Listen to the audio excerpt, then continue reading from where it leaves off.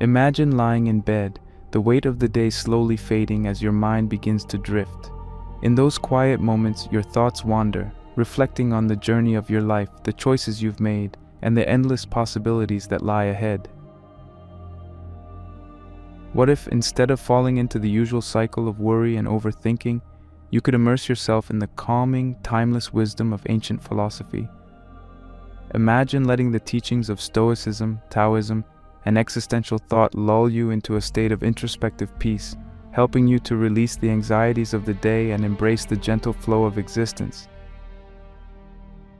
Philosophy isn't just for academic halls or intellectual debates. It's a guide for navigating the human experience, and it offers a profound balm for a restless mind. The wisdom of Marcus Aurelius teaches us resilience and the art of inner peace. His reflections remind us that much of our suffering is born from our own perceptions, our attachment to outcomes, and our resistance to the natural course of events. As you listen to his words, imagine releasing the burdens you carry, letting go of the need to control what lies beyond your grasp. In this way, Stoicism becomes a comfort, encouraging you to accept each moment as it is and to let go of what you cannot change. Then we turn to Taoism, with its emphasis on flow and harmony with the universe. The Tao teaches us to let go, not in a passive way, but as an act of trust in the unfolding of life. The Taoist approach encourages us to loosen our grip, to find ease in every breath, and to allow ourselves to be carried by life's currents rather than struggling against them. As you lie there, listening to the principles of the Tao, imagine the weight of expectations, judgments, and self-criticism melting away, leaving you free to simply be. The art of letting go isn't about abandoning purpose, it's about finding purpose within the flow, a path that's naturally aligned with who you truly are. In the stillness of the night, we also explore the beauty of imperfection, the art of embracing the flaws and messiness that make life real. Perfection is an illusion, a fragile mask that we're taught to wear, but it's our cracks and scars that tell our true story. By embracing imperfection, you learn to let go of the relentless pressure to be flawless. In this embrace, you may find a sense of peace that is grounding and real, a peace that allows you to rest fully and authentically. We end with the existential pursuit of meaning, the task of crafting purpose in a world that doesn't hand it to us. Through the words of Seneca, you're invited to reflect on what it means to live a life of meaning, to create purpose that resonates with your soul. It's not about a grand mission or lofty goal. It's about finding the small, intentional acts that bring fulfillment to your everyday life. The existential journey isn't about certainty, it's about the courage to live with open eyes, to embrace the unknown, and to find beauty even in the simplest moments. As you drift off, let the teachings of these great philosophers sink into your mind, gently shaping your thoughts and bringing a sense of calm and clarity. Let their wisdom carry you to a place of serenity, where the concerns of tomorrow fade, and all that remains is the present moment. A quiet sanctuary, rich with possibility. In this stillness, may you find rest, renewal, and the seeds of wisdom that will guide you forward when morning comes.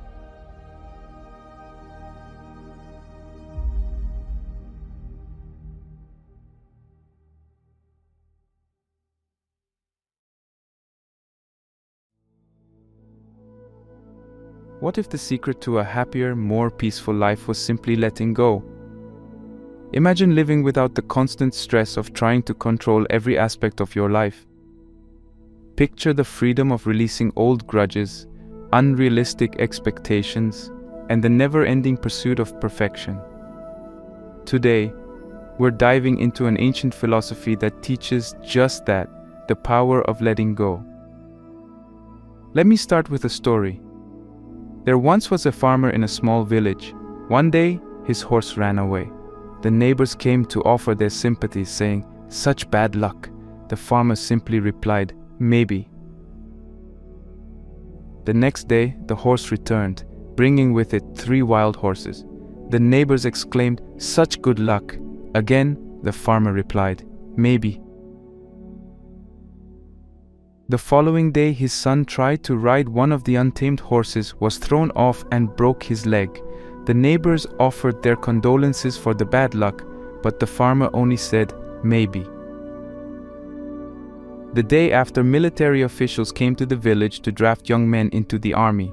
Seeing the son's broken leg, they passed him by. The neighbors congratulated the farmer on his good luck. He replied, "Maybe." This story captures the essence of letting go, of not clinging to events or outcomes, and of accepting the flow of life. We'll explore the wisdom of Taoism, an ancient Chinese philosophy that emphasizes harmony with the natural world and the art of letting go. By the end of this video, you will have a deeper understanding of how to incorporate these principles into your daily life, leading to greater personal growth, inner peace, and freedom. What is Taoism? Taoism, also spelled Taoism, is a philosophical and spiritual tradition that originated in China over 2,000 years ago. Its foundational text, the Tao Te Ching, is attributed to Lao Tzu, a semi-mythical figure who is believed to have lived during the 6th century BCE. Taoism teaches that the Tao, or the Way, is the fundamental principle that underlies and unifies the universe. The Tao is indescribable and beyond human comprehension, yet it is the source of all existence. Central to Taoist philosophy are 3 core principles: the Tao, Wu Wei, and Yin Yang. The Tao is the ultimate reality, the source, and the principle that governs the universe. It is a force that flows through all life, and living in harmony with the Tao means aligning oneself with this natural flow. Often translated as non-action or effortless action, Wu Wei is the practice of taking action that is in perfect harmony with the flow of life. It means not forcing things, but rather allowing things to unfold naturally. This principle represents the interdependence of opposites. Yin and Yang are complementary forces that create balance and harmony in the universe. Understanding and embracing this balance is key to living a harmonious life. The Tao Te Ching, a collection of 81 short chapters, is the most important text in Taoism. It offers profound wisdom on how to live a life of simplicity, humility, and compassion. The teachings of the Tao Te Ching guide us to live in harmony with the Tao and to embrace the natural flow of life.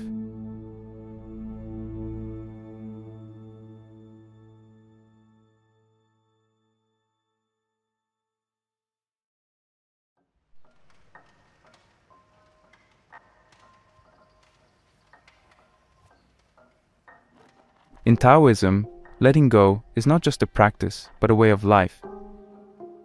It is about aligning oneself with the natural flow of the universe and finding peace and balance in every moment. This philosophy is rooted in several key concepts, including Wu Wei, simplicity and patience, and non-attachment. Each of these principles offers valuable insights into how we can live more harmoniously and peacefully by letting go of our need to control everything around us. Wu Wei, the art of effortless action. Wu Wei, often translated as non-action or effortless action, is a central concept in Taoism that teaches us to act in accordance with the natural flow of life. It does not mean doing nothing or being passive, but rather taking action that is in harmony with the Tao, the fundamental nature of the universe. Imagine a river flowing smoothly around rocks and obstacles. The water does not struggle or resist, it simply flows around whatever is in its path. This is the essence of Wu Wei, taking the path of least resistance and allowing things to unfold naturally. In our daily lives, Wu Wei can be applied by not forcing things to happen. For example, if you are working on a project and encounter a problem, instead of stressing and forcing a solution, you might take a step back, relax, and allow a natural solution to present itself. Often when we stop trying so hard to control every detail, things work out more smoothly and effectively. Wu-Wei teaches us to trust the process and have faith that things will happen as they are meant to, without excessive effort or force. Simplicity and patience, the beauty of a simple life. Simplicity and patience are two virtues highly valued in Taoist philosophy. Taoism teaches that life should be simple and free from unnecessary complications. This simplicity is not just about having fewer possessions, but also about having fewer desires and ambitions. When we simplify our lives, we free ourselves from the constant pursuit of more money, more status, more stuff. This allows us to focus on what truly matters and find contentment in the present moment. Patience goes hand in hand with simplicity. In a world that is always in a hurry, patience is a rare and valuable quality. Taoism teaches that good things take time, and that we should not rush through life trying to achieve our goals as quickly as possible. Instead, we should cultivate patience and trust that everything will happen at the right time. By being patient, we can enjoy the journey rather than being fixated on the destination. This helps us to live more fully and appreciate each moment as it comes. Living a simple and patient life can greatly reduce stress and anxiety. When we let go of the need to have everything right now, we can relax and enjoy the process of life. We become more present, more mindful, and more connected to the world around us. This simplicity and patience allow us to find peace and contentment in the here and now, rather than constantly striving for something in the future.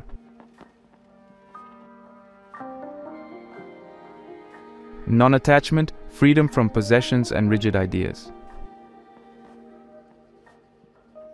Non-attachment is another crucial aspect of Taoist philosophy. It involves letting go of our attachments to material possessions, rigid ideas, and even our own egos.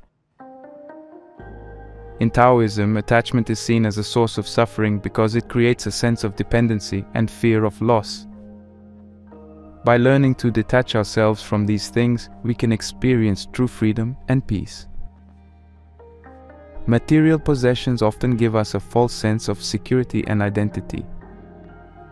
We might believe that having the latest gadgets, the nicest clothes, or the biggest house will make us happy. However, these things can never provide lasting satisfaction because they are impermanent and constantly changing. Taoism teaches us to find joy and fulfillment within ourselves, rather than relying on external objects. This does not mean we should not enjoy nice things, but rather that we should not become attached to them or let them define our happiness. Non-attachment also applies to our ideas and beliefs. We often hold on to certain ways of thinking or behaving because they make us feel safe and in control. However, rigidly clinging to these ideas can limit our growth and prevent us from seeing new possibilities. Taoism encourages us to be open-minded and flexible, to let go of our fixed beliefs and be willing to change. This openness allows us to learn and grow, to adapt to new situations, and to see the world in a new light. Finally, non-attachment involves letting go of our egos, the sense of self that separates us from others and the world. The ego is often driven by fear and desire, constantly seeking validation and control. By letting go of our ego, we can connect more deeply with the Tao and experience a sense of oneness with all of life. This does not mean losing our individuality, but rather transcending the ego's limitations and embracing our true nature.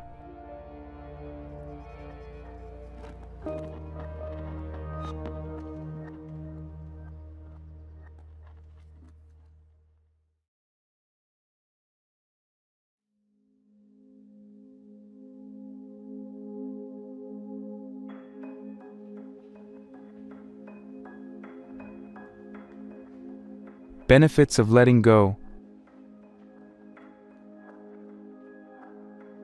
mental peace. One of the most significant benefits of letting go is the profound sense of mental peace it brings.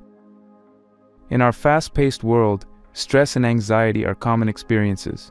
We often feel pressured to meet deadlines, achieve goals, and live up to expectations. This constant striving can leave us feeling overwhelmed and exhausted. However, by adopting the Taoist practice of letting go, we can significantly reduce these feelings of stress and anxiety. When we stop trying to control every aspect of our lives and accept things as they are, we create space for calmness and clarity. Letting go means trusting that things will work out as they are meant to, without our constant intervention. This trust in the natural flow of life can alleviate the pressure we place on ourselves, allowing us to relax and experience a greater sense of well-being. Instead of being caught in a cycle of worry and tension, we can embrace a state of ease and serenity. Furthermore, letting go helps us to break free from negative thought patterns that contribute to stress and anxiety. When we hold on to grudges, regrets, or fears, we are constantly reliving past hurts and anticipating future problems. This keeps us trapped in a state of mental turmoil. By letting go of these negative emotions, we can live more fully in the present moment.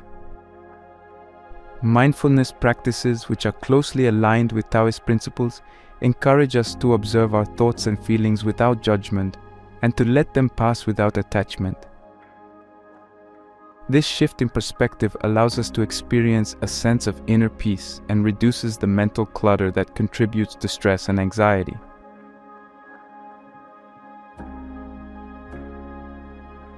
Improved relationships. Another significant benefit of letting go is the positive impact it has on our relationships. Relationships can be a source of joy and fulfillment, but they can also be a source of tension and conflict. Often, the issues that arise in relationships stem from our expectations, judgments, and desires to control others. By learning to let go of these tendencies, we can foster healthier and more harmonious relationships. Letting go of expectations means accepting people as they are, without trying to change them. It means recognizing that everyone has their own path and their own way of being. When we let go of the need for others to meet our expectations, we create space for genuine connection and understanding. We become more empathetic and compassionate, which strengthens our relationships.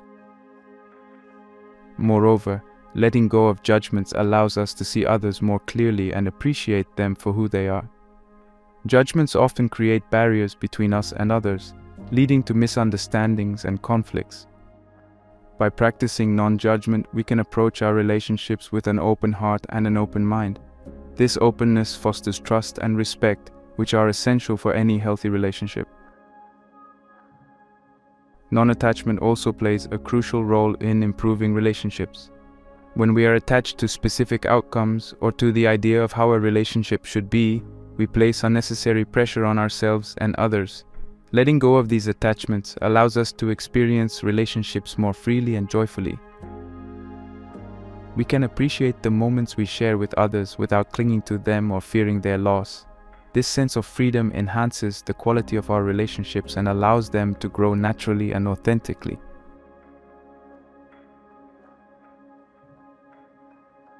Increase creativity. Letting go and practicing non-attachment can also lead to increased creativity and innovation. Creativity thrives in an environment of openness and freedom. When we are attached to rigid ideas or specific outcomes, we limit our ability to think creatively and explore new possibilities. By letting go of these attachments, we open ourselves up to a world of creative potential. Non-attachment allows us to approach problems and challenges with a fresh perspective. Instead of being confined by preconceived notions or fixed ideas, we can think outside the box and come up with innovative solutions. This openness to new ideas and possibilities is a key driver of creativity. When we are not afraid to let go of old ways of thinking, we can experiment, take risks, and explore uncharted territories. Furthermore, letting go of the need for perfection can enhance our creative expression. The fear of making mistakes or not being good enough can stifle our creativity and prevent us from sharing our ideas with the world. By embracing the Taoist principle of letting go, we can release these fears and allow ourselves to create freely and authentically. Creativity is not about achieving perfection, but about expressing our unique vision and perspective. When we let go of the pressure to be perfect, we can enjoy the creative process and produce work that is more genuine and impactful.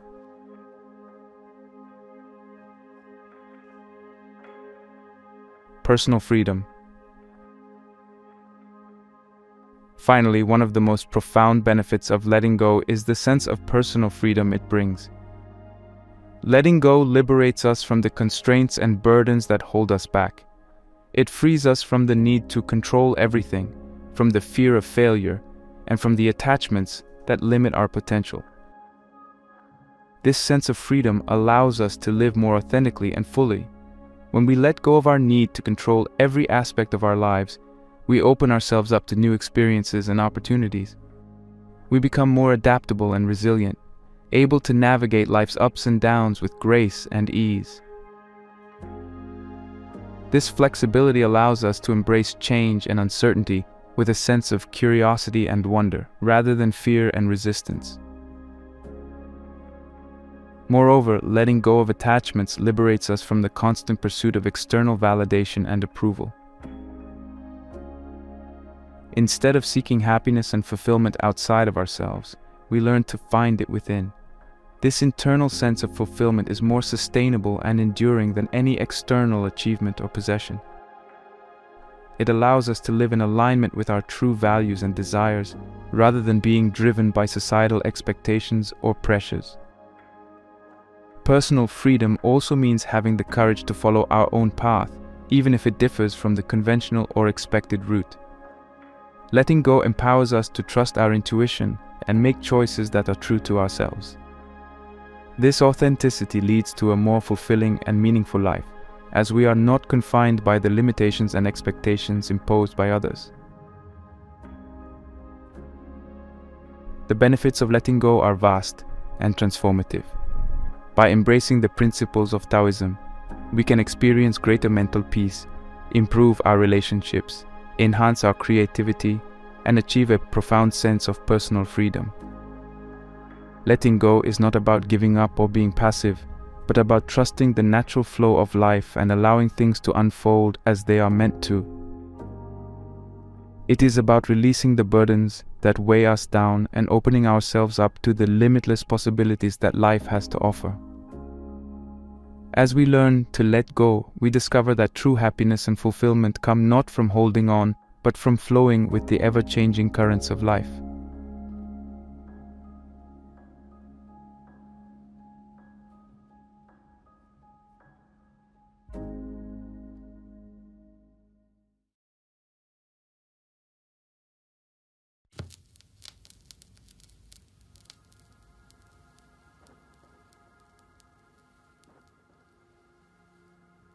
Practice letting go.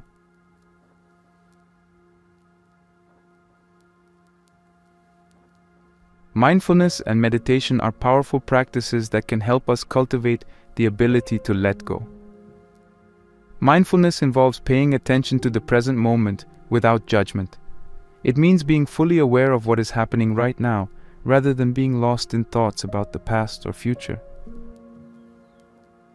By practicing mindfulness, we can develop a deeper awareness of our thoughts, emotions, and sensations, allowing us to recognize when we are holding on to things unnecessarily.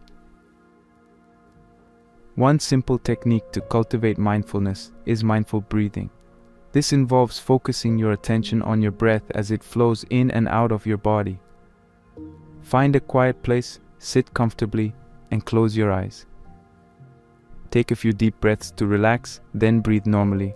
Pay attention to the sensation of your breath as it enters and leaves your nostrils, the rise and fall of your chest, and the movement of your abdomen. Whenever your mind wanders, gently bring your focus back to your breath. This practice helps to anchor you in the present moment and can be done anywhere, at any time. Meditation is another effective practice for letting go. Meditation involves sitting quietly and focusing your mind, often on your breath, a mantra, or a visualization. One popular meditation technique is the body scan, where you bring your attention to different parts of your body, noticing any sensations without trying to change them. This practice helps you to become more aware of where you might be holding tension or stress and allows you to release it. Regular meditation can help calm your mind, reduce stress, and increase your ability to let go of negative thoughts and emotions.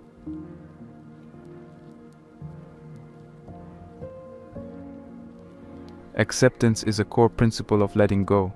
It means acknowledging and embracing reality as it is, without trying to change or resist it. This doesn't mean passivity or giving up. Rather, it is about recognizing that some things are beyond our control and choosing to focus our energy on what we can influence. One way to practice acceptance is through self-compassion. Often we are our own harshest critics, holding on to unrealistic expectations and self-judgment. By practicing self-compassion, we learn to be kinder to ourselves, accepting our flaws and mistakes as part of the human experience. When you make a mistake, instead of berating yourself, acknowledge that it is okay to be imperfect. Treat yourself with the same kindness and understanding that you would offer a friend. Another aspect of acceptance is letting go of the need for approval from others. We often seek validation from others to feel good about ourselves, but this can lead to constant striving and dissatisfaction. By accepting ourselves as we are, we free ourselves from this need for external validation. This involves recognizing our intrinsic worth and believing that we are enough, just as we are. Acceptance also means embracing change and uncertainty. Life is constantly changing, and trying to resist this natural flow can create stress and frustration. By accepting that change is inevitable and that we cannot predict or control everything, we can approach life with a more open and flexible mindset. This allows us to adapt to new circumstances and find peace in the midst of uncertainty.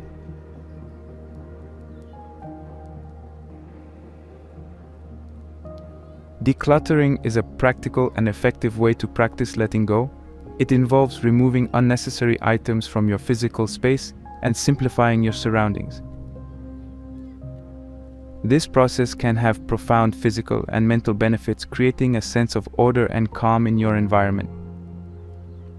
Start by assessing your living space and identifying items that no longer serve a purpose or bring you joy. This could include clothes you no longer wear, books you have already read, or gadgets that you no longer use. As you go through your belongings, ask yourself if each item adds value to your life. If not, consider donating, recycling, or discarding it. Decluttering can be done gradually, one area at a time, to avoid feeling overwhelmed. The physical act of decluttering can lead to a greater sense of control and clarity. A cluttered space can create a feeling of chaos and stress, while a tidy and organized environment promotes a sense of calm and focus. When your physical space is free of unnecessary items, it can be easier to relax and concentrate on what truly matters. Decluttering also has mental benefits. Just as physical clutter can create stress, mental clutter can weigh us down. This includes holding on to old grudges, regrets, and negative thoughts. By letting go of these mental burdens, we can create more space for positive and productive thoughts. Practices like journaling can help with mental decluttering. Write down your thoughts and feelings, then let go of what no longer serves you. This can provide a sense of release and help you gain perspective.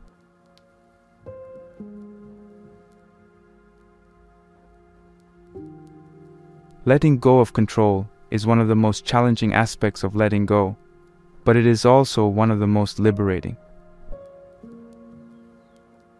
Our desire to control outcomes, situations, and even other people often stems from fear and insecurity.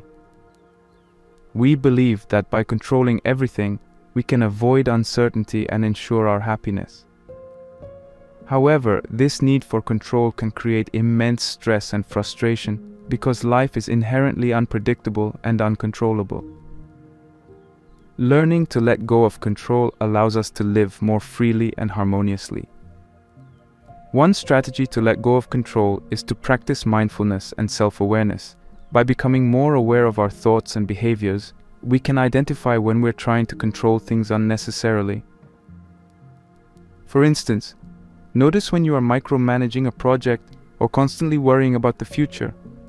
Acknowledge these tendencies without judgment and remind yourself that it is okay to not have everything figured out.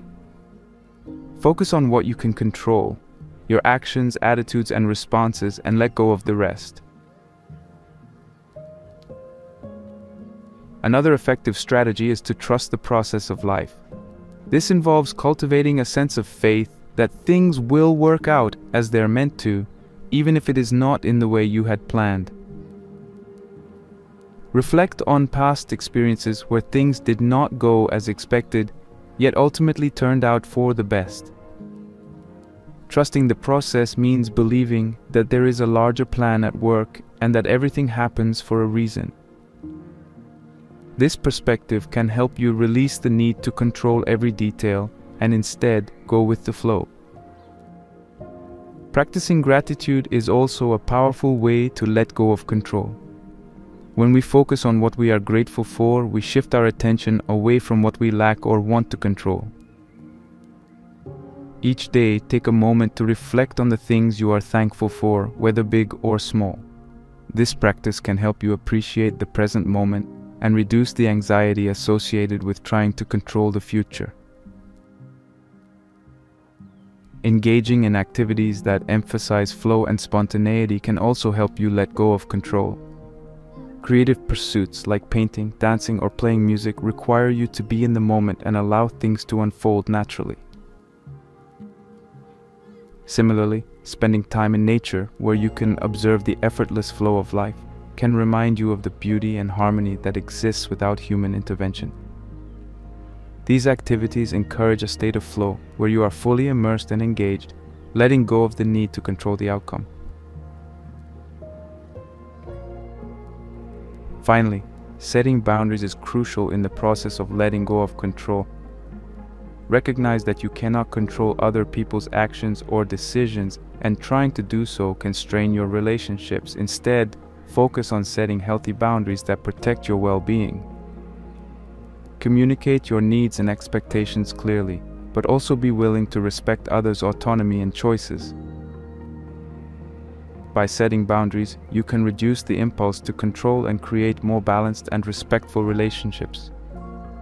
Letting go of control involves cultivating mindfulness, trusting the natural flow of life, practicing gratitude, engaging in flow activities, and setting healthy boundaries.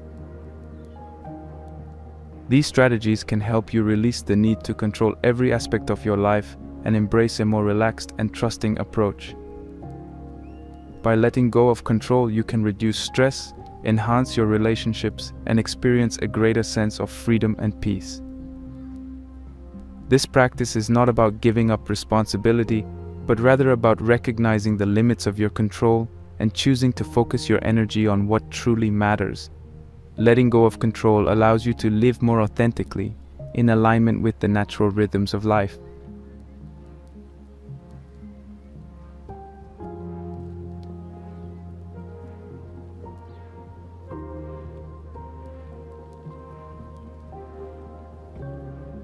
To understand how the principles of Taoism and the art of letting go can be applied in real life, let's look at some personal stories. These anecdotes illustrate how individuals have used these principles to find greater peace, happiness, and success. One such story is about Sarah, a successful businesswoman who found herself constantly stressed and overwhelmed. Despite her accomplishments, she felt a persistent sense of dissatisfaction and anxiety. Sarah's turning point came when she was introduced to the concept of Wu Wei, or effortless action.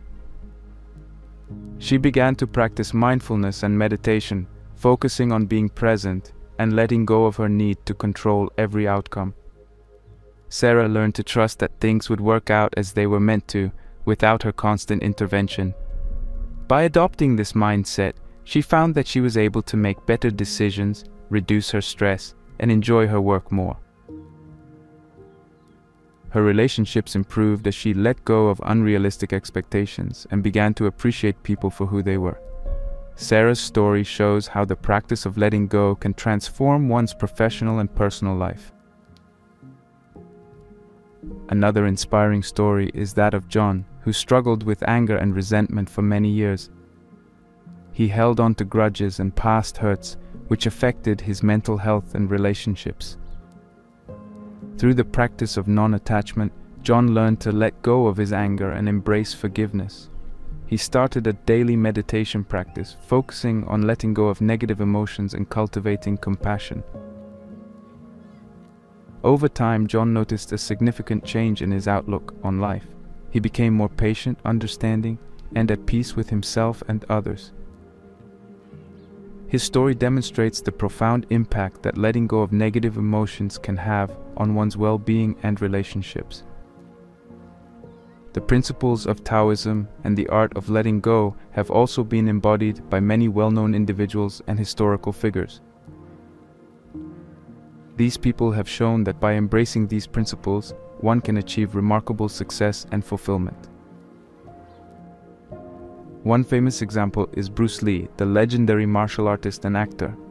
Bruce Lee was deeply influenced by Taoist philosophy, particularly the concept of Wu Wei.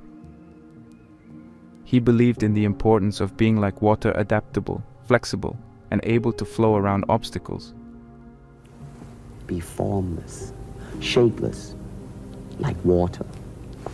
Now you put water into a cup, it becomes the cup. You put water into a bottle, it becomes the bottle. You put it in a teapot, it becomes the teapot. Now water can flow, or it can crash. Be water, my friend. This approach not only shaped his martial arts style, but also his outlook on life. Lee's ability to let go of rigid techniques and embrace fluidity allowed him to innovate and excel in his field. Bruce Lee's success and enduring legacy are testaments to the power of these Taoist principles.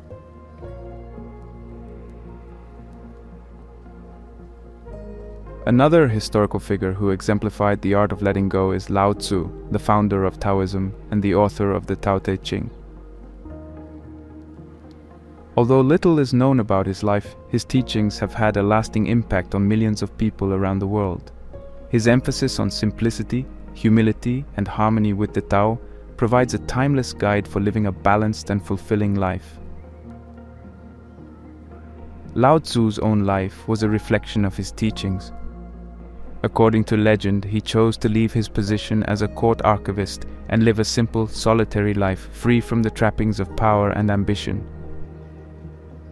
His ability to let go of worldly desires and live in harmony with nature continues to inspire people to this day. Steve Jobs, the co-founder of Apple Inc., is another prominent figure who practiced the art of letting go. Jobs was known for his innovative thinking and ability to embrace change. He understood that failure and setbacks were part of the journey, and that holding on to rigid plans or ideas could hinder progress. Jobs once said, "Remembering that you are going to die is the best way I know to avoid the trap of thinking you have something to lose. You are already naked. There is no reason not to follow your heart." This philosophy of letting go of fear and attachment allowed him to take bold risks and drive innovation, leading to the creation of some of the most groundbreaking products in technology. These examples show that the principles of Taoism and the art of letting go are not just theoretical concepts, but practical tools that can lead to profound personal transformation. Whether through the adaptability of Bruce Lee, the simplicity of Lao Tzu, or the innovation of Steve Jobs. These individuals demonstrate that letting go can open the door to a more fulfilling and meaningful life. By embracing these principles, we can navigate the challenges of life with greater ease and grace, finding peace and contentment in the ever-changing flow of existence.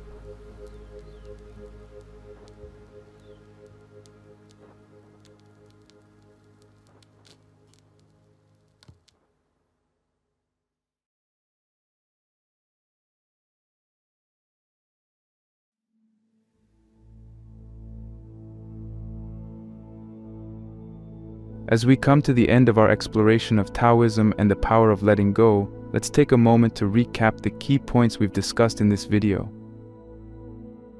We began by understanding the foundational concepts of Taoism, including the Tao, Wu Wei, and Yin Yang. These principles teach us about the natural flow of life and the importance of living in harmony with it. We learned that letting go is not about giving up, but about trusting the process of life and allowing things to unfold naturally. We delved into the concept of Wu Wei, or effortless action, which encourages us to act in harmony with the natural flow rather than forcing outcomes. We also discussed the importance of simplicity and patience, emphasizing that a simpler life with fewer desires can lead to greater peace and contentment. Non-attachment was another crucial aspect we covered, highlighting the benefits of detaching from material possessions, rigid ideas, and the ego. The benefits of letting go were illustrated through its impact on mental peace, improved relationships, increased creativity, and a profound sense of personal freedom. By letting go of control, we reduce stress and anxiety, foster healthier relationships, open ourselves to new ideas, and live more authentically. We also shared practical steps to practice letting go, including mindfulness and meditation techniques, the practice of acceptance, the physical and mental benefits of decluttering, and strategies to relinquish control. These steps provide a roadmap for integrating the principles of Taoism into our daily lives. Throughout the video, we highlighted real-life examples and stories of individuals who have successfully applied Taoist principles, showing us that these ideas are not just theoretical, but can lead to profound personal transformation. These examples inspire us to embrace the power of letting go in our own lives. Embracing the power of letting go is a journey towards greater peace, freedom, and fulfillment. It's about trusting the natural flow of life and releasing the burdens that weigh us down. As Lao Tzu, the founder of Taoism, wisely said, "When I let go of what I am, I become what I might be." This quote beautifully captures the essence of letting go. It's about allowing ourselves to evolve and grow unencumbered by the constraints of our fears and attachments. Remember, letting go does not mean giving up on your goals or dreams. Instead, it means pursuing them with a sense of openness and flexibility, trusting that the right opportunities and outcomes will come your way.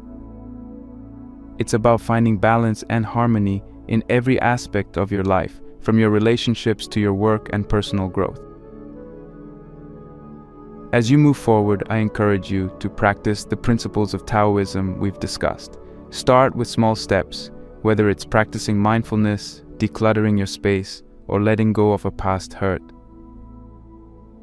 Notice the changes these practices bring to your life, and let them inspire you to continue on this path.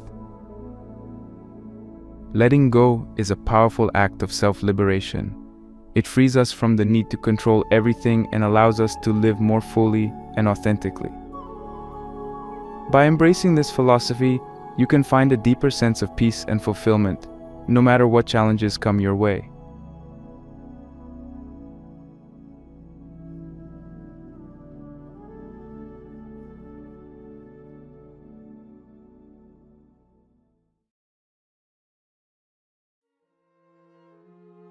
Do you ever find yourself grappling with life's complexities, seeking guidance amidst the chaos, or perhaps pondering the very essence of existence? In the vast labyrinth of philosophical thought, one voice emerges with timeless resonance, offering solace and wisdom to those navigating the intricacies of human experience.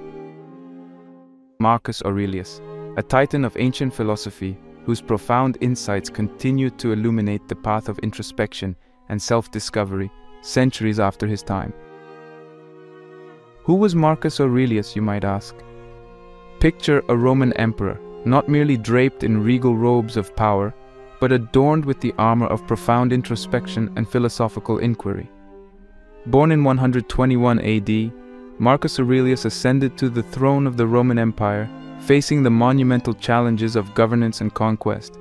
Yet amidst the tumult of imperial responsibilities, he devoted himself to a lifelong pursuit, the cultivation of wisdom and virtue. But why, in the 21st century, do we still turn to the musings of a Roman emperor for guidance? The answer lies in the enduring relevance of his insights. Aurelius grappled with the very same existential dilemmas that plague our modern minds: the pursuit of happiness, the nature of virtue, and the art of living well. His Meditations, a collection of personal reflections, serve as a timeless wellspring of wisdom, offering profound insights into the human condition. Now here's the crux of it all. What will you gain from delving into Marcus Aurelius's Meditations? Imagine this: a roadmap for navigating the complexities of life with grace and resilience. Each lesson distilled from the depths of ancient wisdom, resonating with profound relevance in our contemporary world. Through the lens of his timeless philosophy, you'll uncover insights that transcend the boundaries of time and culture, guiding you towards a deeper understanding of yourself and the world around you. But let me pose a question to you. Amidst the ceaseless chatter of life, how often do you pause to ponder life's deeper truths? In a world inundated with distractions and noise, finding moments of clarity and introspection can feel like an elusive pursuit. Yet, within the pages of Marcus Aurelius's Meditations lies a sanctuary of serenity, a refuge from the cacophony of everyday existence. So here's the challenge I present to you. Join me on a journey of discovery as we uncover 21 profound lessons from Marcus Aurelius's Meditations. Together we'll explore the timeless wisdom distilled within these ancient pages, each insight serving as a beacon of light amidst the darkness of uncertainty. But be forewarned, once you embark on this journey of self-discovery, there's no turning back. Prepare to confront the depths of your own soul as we traverse the landscapes of virtue, resilience, and existential inquiry. But fear not, for within the pages of this timeless masterpiece, you'll find not only answers, but also solace, a guiding light to illuminate the path ahead. So, brace yourself, dear viewer, for an odyssey of the mind and spirit, a voyage into the heart of ancient wisdom, where the echoes of Marcus Aurelius's voice still resonate with clarity and conviction.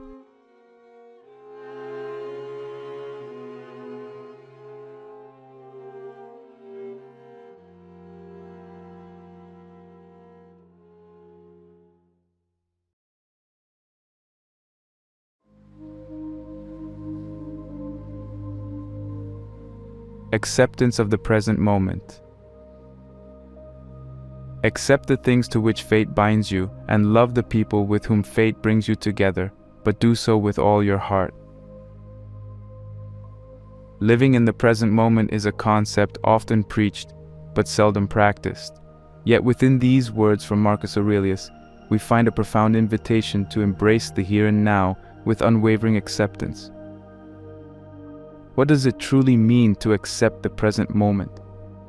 It's about surrendering to the reality of what is, relinquishing our resistance to the unfolding of life's circumstances, and finding peace amidst the chaos.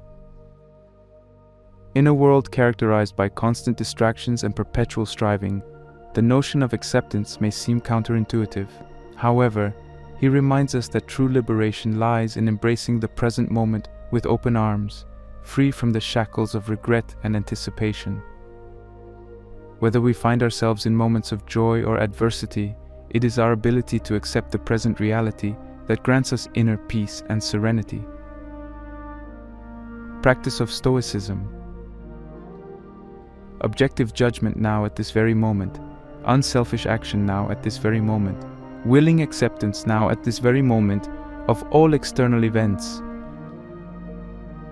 Stoicism, a philosophy founded on the principles of reason, virtue, and self-discipline, finds its embodiment in the life and teachings of Marcus Aurelius. At its core, Stoicism teaches us to cultivate an unwavering sense of inner tranquility amidst the turbulence of life's uncertainties. Rather than being swept away by the tides of emotion or circumstance, Stoicism empowers us to maintain a steadfast resolve, rooted in reason and virtue. For him, the practice of Stoicism was not merely a philosophical abstraction, but a guiding principle that permeated every aspect of his life. In the face of adversity, he exemplified the Stoic virtues of courage, resilience, and equanimity, demonstrating a steadfast commitment to living in accordance with nature's dictates. Through his actions and writings, he serves as a timeless exemplar of Stoic philosophy, inspiring countless individuals to embrace a life of virtue and inner strength. Virtue as the highest good. The happiness of your life depends upon the quality of your thoughts. Therefore, guard accordingly and take care that you entertain no notions unsuitable to virtue and reasonable nature. In a world obsessed with the pursuit of pleasure and material wealth, he offers a radical redefinition of what constitutes the highest good in life: virtue. Unlike fleeting pleasures or external accolades, virtue is an enduring quality that transcends the vagaries of fortune, enriching the soul with a sense of purpose and meaning. For Marcus Aurelius, the cultivation of virtue was not merely a means to an end, but the very essence of a life well lived. Whether it be the virtues of courage, temperance, or justice, he reminds us that true happiness arises from aligning our thoughts and actions with the noble principles of virtue. In a world fraught with moral ambiguity and ethical dilemmas, the pursuit of virtue serves as a guiding light, illuminating the path towards a life of integrity and moral excellence. Understanding impermanence. All is ephemeral, fame and the famous as well. In the grand tapestry of existence, one undeniable truth prevails: the impermanence of all things. From the fleeting beauty of a sunrise to the transient glory of empires, Marcus Aurelius invites us to confront the ephemeral nature of life with courage and equanimity. Rather than clinging to the illusion of permanence, he exhorts us to embrace the ever-changing flux of existence with open arms, recognizing that all things are subject to the inexorable march of time. Embracing impermanence is not an act of resignation, but a testament to the resilience of the human spirit. It is through the acceptance of life's transience that we find liberation from the shackles of attachment and desire, embracing each moment as a precious gift to be savored and cherished. In his timeless words, waste no more time arguing about what a good man should be one.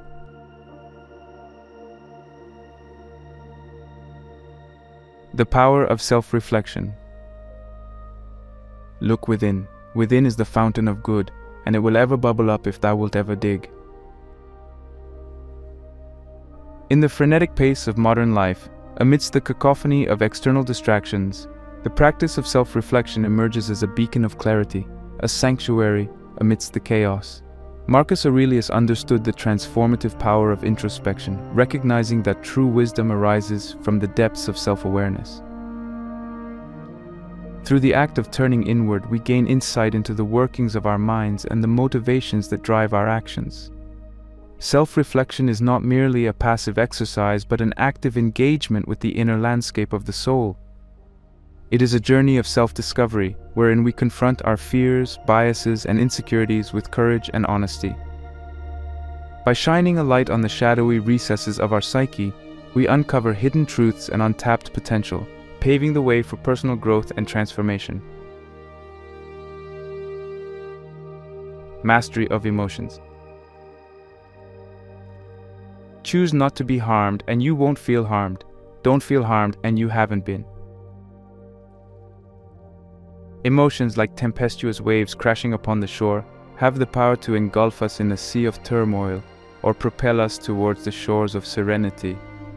For Marcus Aurelius, mastering one's emotions was not a lofty ideal, but a practical necessity for navigating the vicissitudes of life with equanimity. In the face of adversity, he teaches us to cultivate an inner fortress of emotional resilience, shielding ourselves from the onslaught of negative thoughts and feelings. Central to his teachings on emotional mastery is the principle of cognitive reframing, the art of reinterpreting adversity through a lens of Stoic detachment. Rather than succumbing to the tyranny of our emotions, we have the power to choose our response to external events, thereby reclaiming agency over our inner state. Through the practice of mindfulness and self-awareness, we learn to observe our emotions with detached curiosity, recognizing that they are fleeting phenomena devoid of inherent power. In his words, the soul becomes dyed with the color of its thoughts. These words serve as a poignant reminder that our thoughts shape our reality, influencing our emotions and actions in profound ways. By cultivating a mindset of Stoic resilience, we transcend the limitations of circumstance, finding solace amidst the storm of life's trials and tribulations. The practice of gratitude.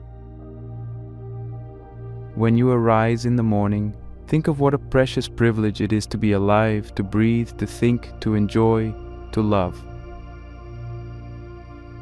In a world characterized by rampant consumerism and insatiable desire, the practice of gratitude emerges as a radical act of defiance, a rebellion against the tyranny of scarcity and lack.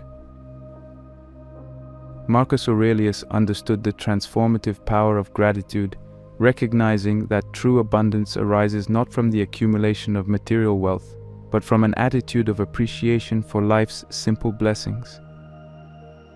Gratitude is not merely a fleeting emotion, but a way of life, a daily practice that imbues each moment with a sense of wonder and awe.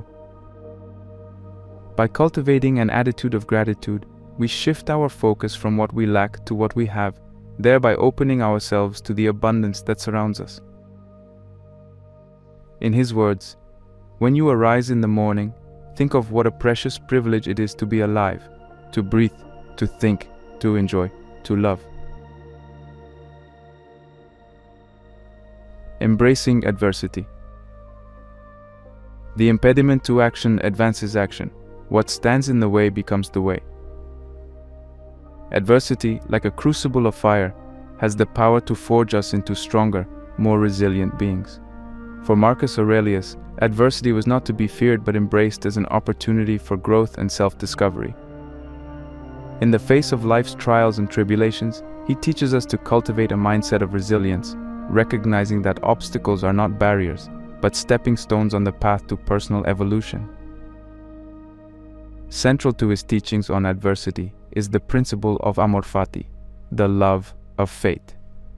Rather than lamenting the hand we've been dealt, we learn to embrace our circumstances with courage and equanimity, recognizing that each challenge is an opportunity for growth and self-transformation. The impediment to action advances action. What stands in the way becomes the way.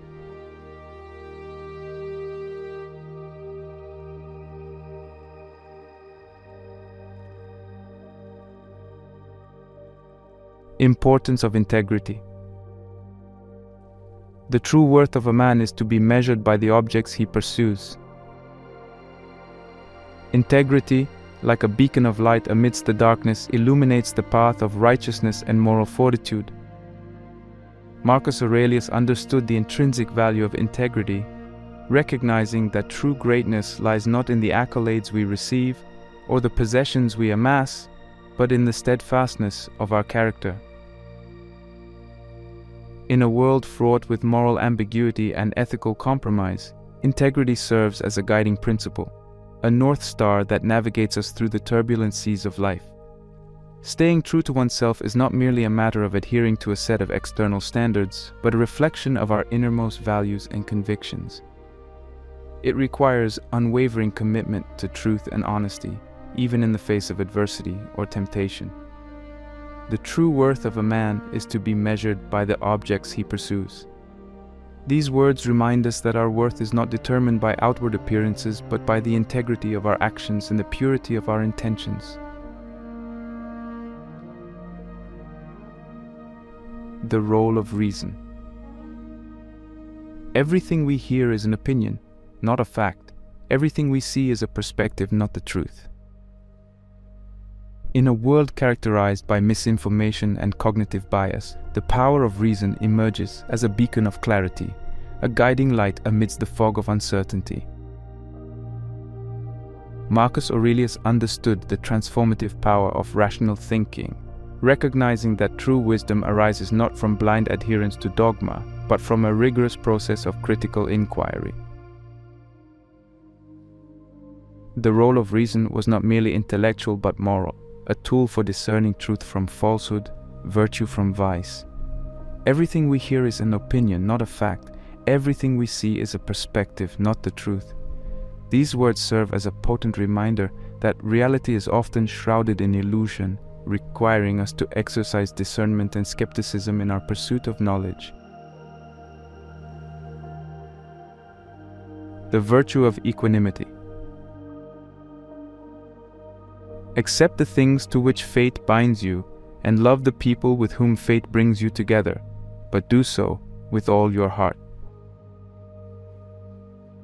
In a world of constant flux and uncertainty, the virtue of equanimity emerges as a steadfast anchor, a beacon of stability amidst the stormy seas of life. Marcus Aurelius understood the transformative power of maintaining inner balance, recognizing that true peace arises not from resisting the ebb and flow of existence, but from embracing it with open arms. The virtue of equanimity invites us to cultivate a sense of acceptance and resilience in the face of life's inevitable ups and downs.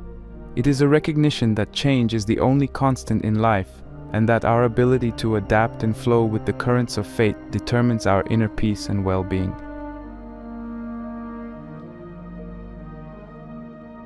Seeking inner peace. Your mind will be like its habitual thoughts, for the soul becomes dyed with the color of its thoughts.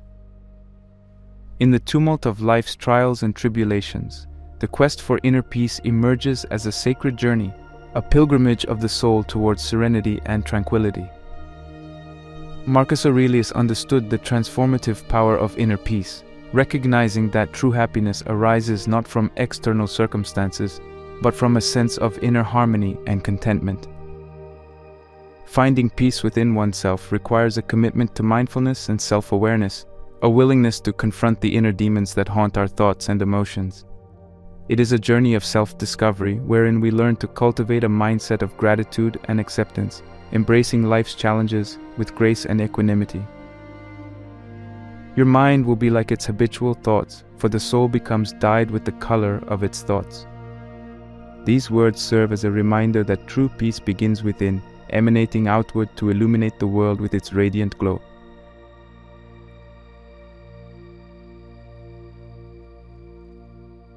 Cultivating resilience. The obstacle is the way. In the crucible of life's trials and tribulations, resilience emerges as a beacon of strength, a testament to the indomitable spirit of the human soul. Marcus Aurelius understood the transformative power of resilience, recognizing that adversity is not a barrier, but a crucible for personal growth and self-discovery.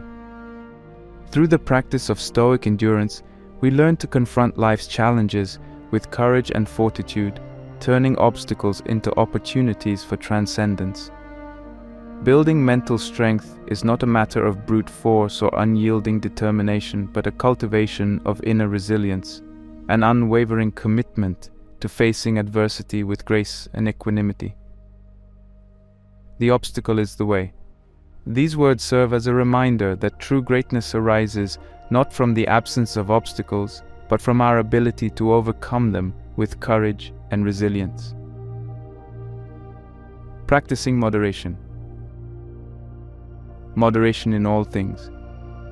In a world characterized by excess and indulgence, the virtue of moderation emerges as a guiding principle, a beacon of balance amidst the chaos of modern life. Marcus Aurelius understood the importance of moderation, recognizing that true happiness arises not from the pursuit of pleasure, but from a life lived in harmony with the natural order. Practicing moderation is not a matter of deprivation or asceticism, but a celebration of life's simple pleasures, a recognition that true fulfillment lies not in the accumulation of wealth or possessions, but in the cultivation of inner contentment. Moderation in all things. These words serve as a reminder that balance is the key to a life well lived, guiding us towards a path of sustainable happiness and lasting fulfillment. Embracing change. Time is a river, a violent current of events, glimpsed once and already carried past us, and another follows and is gone. In the ever-changing tapestry of existence, change emerges as an immutable truth, a constant companion on the journey of life. Marcus Aurelius understood the inevitability of change, recognizing that resistance is futile in the face of the relentless march of time. Instead of clinging to the past or yearning for an uncertain future, he teaches us to embrace the fleeting moment with open arms, recognizing that each moment is a precious gift to be savored and cherished. Embracing change is not a matter of resignation or defeat, but a celebration of the inherent impermanence of existence, a recognition that all things must pass, giving way to new beginnings and endless possibilities. Time is a river, a violent current of events, glimpsed once and already carried past us, and another follows and is gone. These words serve as a reminder that life is but a fleeting moment, urging us to seize the present with courage and gratitude. Letting go of ego. It never ceases to amaze me. We all love ourselves more than other people, but care more about their opinion than our own. In the labyrinth of the human psyche, ego emerges as a formidable adversary, a shadowy specter that clouds our judgment and distorts our perception of reality. Marcus Aurelius understood the detrimental effects of ego, recognizing that self-absorption is the root cause of much suffering and discontent. Instead of seeking validation from external sources or clinging to a false sense of identity, he teaches us to let go of ego, to transcend the narrow confines of the self and embrace the interconnectedness of all living beings. Letting go of ego is not a matter of self-denial or self-effacement, but a liberation from the shackles of narcissism and self-interest. It is a recognition that true happiness arises not from the pursuit of fame or fortune, but from a sense of inner peace and contentment. It never ceases to amaze me. We all love ourselves more than other people, but care more about their opinion than our own. These words serve as a poignant reminder that true freedom lies in transcending the ego, embracing humility, and cultivating compassion for all beings.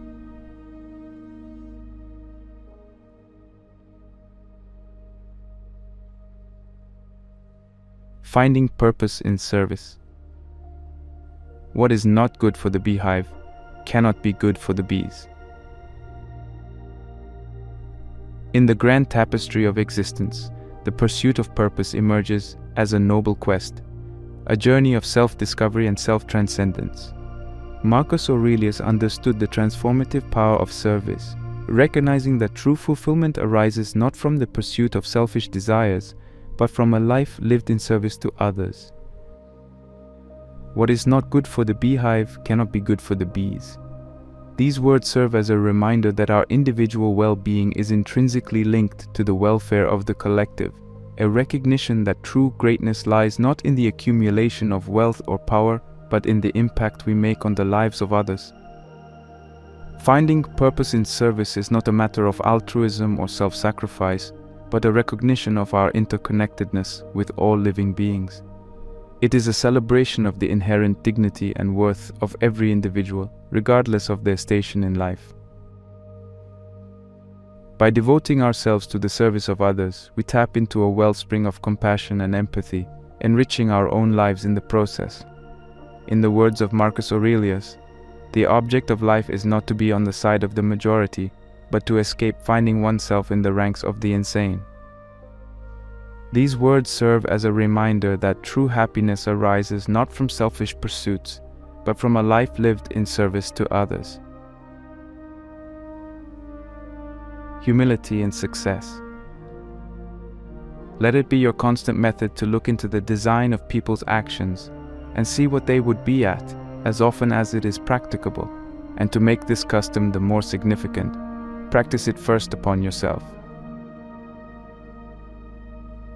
In the dizzying heights of success, humility emerges as a rare virtue, a beacon of light amidst the darkness of ego and self-aggrandizement. True greatness lies not in the adulation of others, but in the quiet dignity of self-awareness.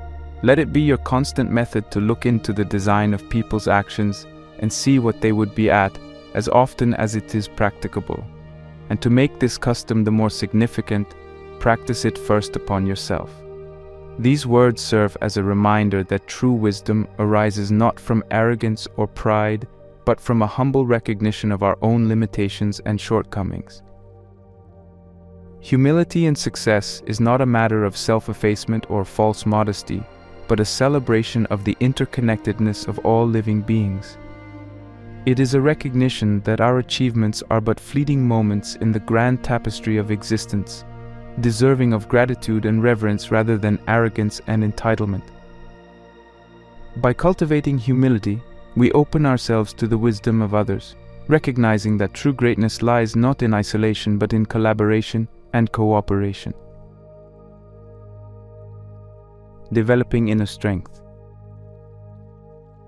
The universe is change, our life is what our thoughts make it. In the crucible of life's trials and tribulations, inner strength emerges as a beacon of resilience, a testament to the indomitable spirit of the human soul. Marcus Aurelius understood the transformative power of inner strength, recognizing that true greatness lies not in the absence of adversity, but in our ability to overcome it with courage and fortitude. These words serve as a reminder that our thoughts shape our reality, influencing our emotions and actions in profound ways. Developing inner strength is not a matter of brute force or unyielding determination, but a cultivation of resilience and self-awareness. It requires us to confront our fears and insecurities with courage and honesty, recognizing that true growth arises not from comfort but from adversity. By embracing life's challenges with grace and equanimity, we tap into a wellspring of inner strength, empowering us to navigate the vicissitudes of existence with courage and grace. Embracing mortality. You could leave life right now. Let that determine what you do and say and think. In the shadow of mortality, the inevitability of death emerges as a sobering truth, reminder of the fragility and impermanence of human existence. The awareness of our own mortality serves as a catalyst for living a life of purpose and meaning. You could leave life right now. Let that determine what you do and say and think. These words serve as a reminder that our time on this earth is finite, urging us to seize the present moment with courage and gratitude. Embracing mortality is not a matter of morbid fixation or nihilistic despair, but a celebration of the preciousness of life. It is a recognition that each moment is a gift to be savored and cherished, an opportunity to make a meaningful impact on the world around us.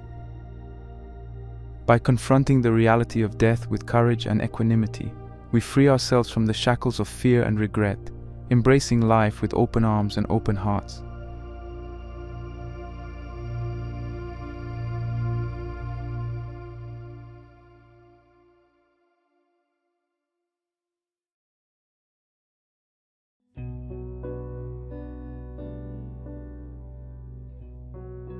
The Meditations of Marcus Aurelius serves as a timeless reservoir of wisdom, offering profound insights into the nature of existence and the art of living well.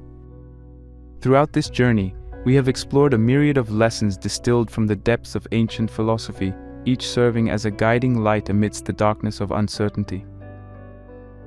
From the acceptance of the present moment to the cultivation of resilience, he teaches us to navigate life's complexities with grace and equanimity.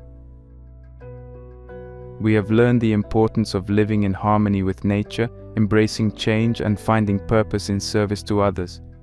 We have explored the transformative power of humility, the cultivation of inner strength, and the necessity of embracing mortality as a catalyst for living a life of purpose and meaning. As we reflect on these timeless principles, let us remember that wisdom is not merely intellectual but practical, a guide for navigating the complexities of existence with courage and grace. Let us heed his call to action, applying these principles in our own lives with diligence and intention. In a world fraught with uncertainty and turmoil, the teachings of Marcus Aurelius offer a beacon of hope, a reminder that true greatness lies not in the pursuit of external accolades or material wealth, but in the cultivation of inner virtue and moral excellence. Let us embrace these principles with open hearts and open minds, recognizing that true happiness arises not from external circumstances, but from a life lived in alignment with truth, virtue, and reason.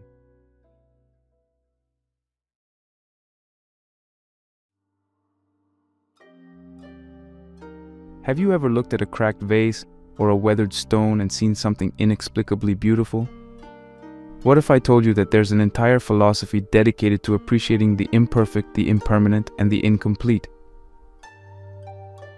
This is the heart of a uniquely Japanese outlook known as wabi-sabi, and today we're going to explore how this ancient wisdom can dramatically change how you perceive the world and your own life.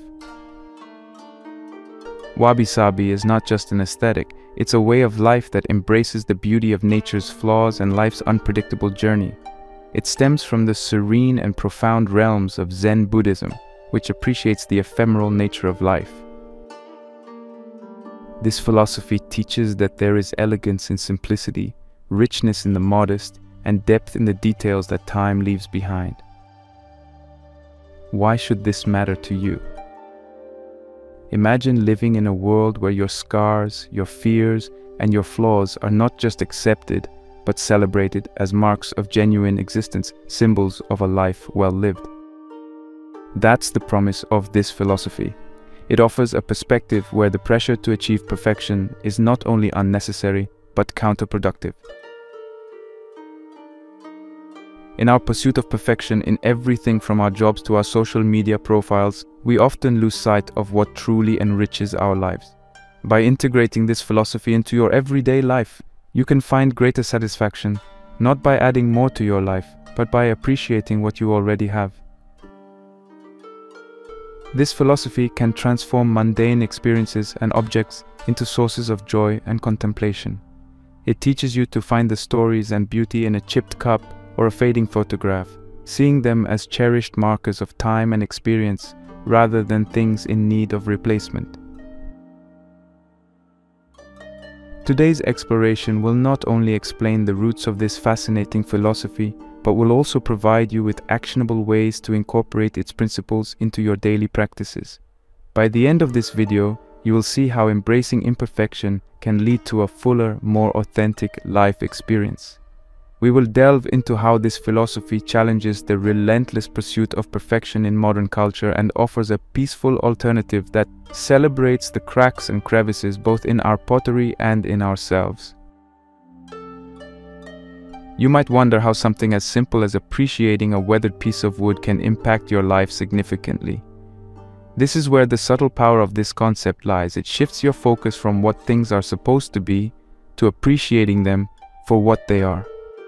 This shift in perception can reduce stress and increase your emotional well-being. Moreover, wabi-sabi is deeply intertwined with the Japanese tea ceremony, a practice that epitomizes this philosophy through its rituals and focus on the present moment.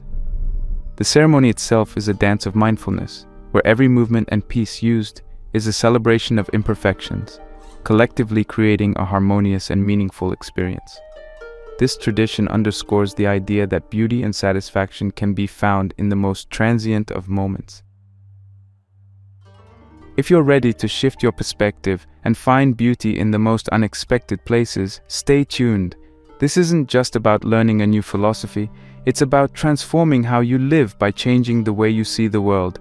and it starts with embracing the art of perfect imperfection.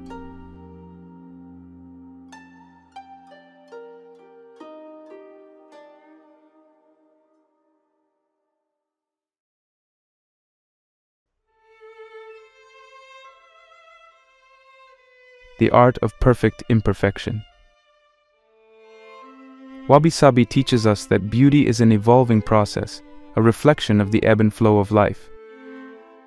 This philosophy originates from a worldview deeply rooted in Zen Buddhism, which emphasizes simplicity, authenticity, and the transient nature of all things. The principles of Zen teach that enlightenment can be achieved through meditation, insight, and an understanding of the impermanence of the world. This Japanese tradition also significantly influences the traditional tea ceremony, a practice that encapsulates the essence of mindfulness and acceptance. The tea ceremony, known as chanoyu, involves a ritual preparation and presentation of matcha, powdered green tea. It is an art form that prioritizes process over outcome, where every step and every tool used is an embodiment of appreciation for the fleeting moments that define our existence. In the context of this philosophy, beauty is not found in the flawless or the eternal. Instead, it is seen in the cracks, the wear, and the natural cycle of growth and decay. This perspective teaches us to look beyond conventional beauty standards, to see the allure in a withered leaf, the elegance in an aged woods grain, and the story in a chipped ceramic bowl. Each of these imperfections is a testament to a history, to a life lived, and to the natural forces that shape and influence everything in the universe. Moreover, the concept of this philosophy was never meant to stand still but to flow and change with life itself. It suggests that beauty is dynamic and ever-changing, and our understanding of beauty must evolve with it. By embracing this philosophy, we learn to appreciate the richness of life as it is now, without clinging to past ideals or future expectations. This notion of finding beauty in the here and now is an integral part of Zen teachings, which assert that the present moment is all we truly have. Thus, this philosophy and its integration into the Japanese tea ceremony serve as profound reminders of the transient nature of our existence. They encourage us to live more fully, to appreciate the temporary beauty that surrounds us, and to cultivate a sense of peace about the world's inherent imperfections. By learning to appreciate these elements, we open ourselves to experiences and aesthetics that defy the conventional, broadening our perspectives and deepening our engagement with the world. This philosophy is more than just an aesthetic criterion. It is a pathway to a deeper understanding of life and our place within it. It challenges us to reconsider our relationship with nature, objects, and each other in a way that promotes authenticity and harmony. This philosophy not only enhances our appreciation for art and design, but also deepens our respect for the natural world and its capacity to teach us about beauty, resilience, and the inevitability of change.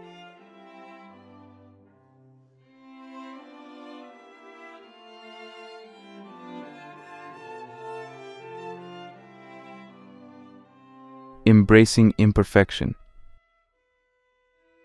Perfection is not attainable, but if we chase perfection, we can catch excellence.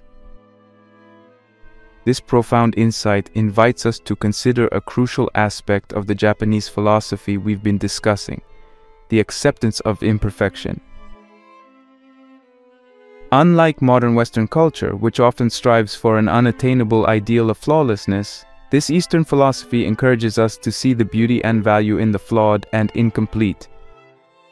This approach does not just apply to physical objects, but extends to our self-perception and interactions with others.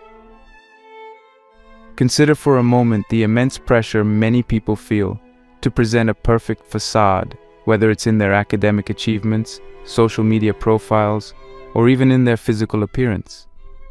This pursuit of perfection can lead to significant stress, anxiety, and a never-ending feeling of inadequacy.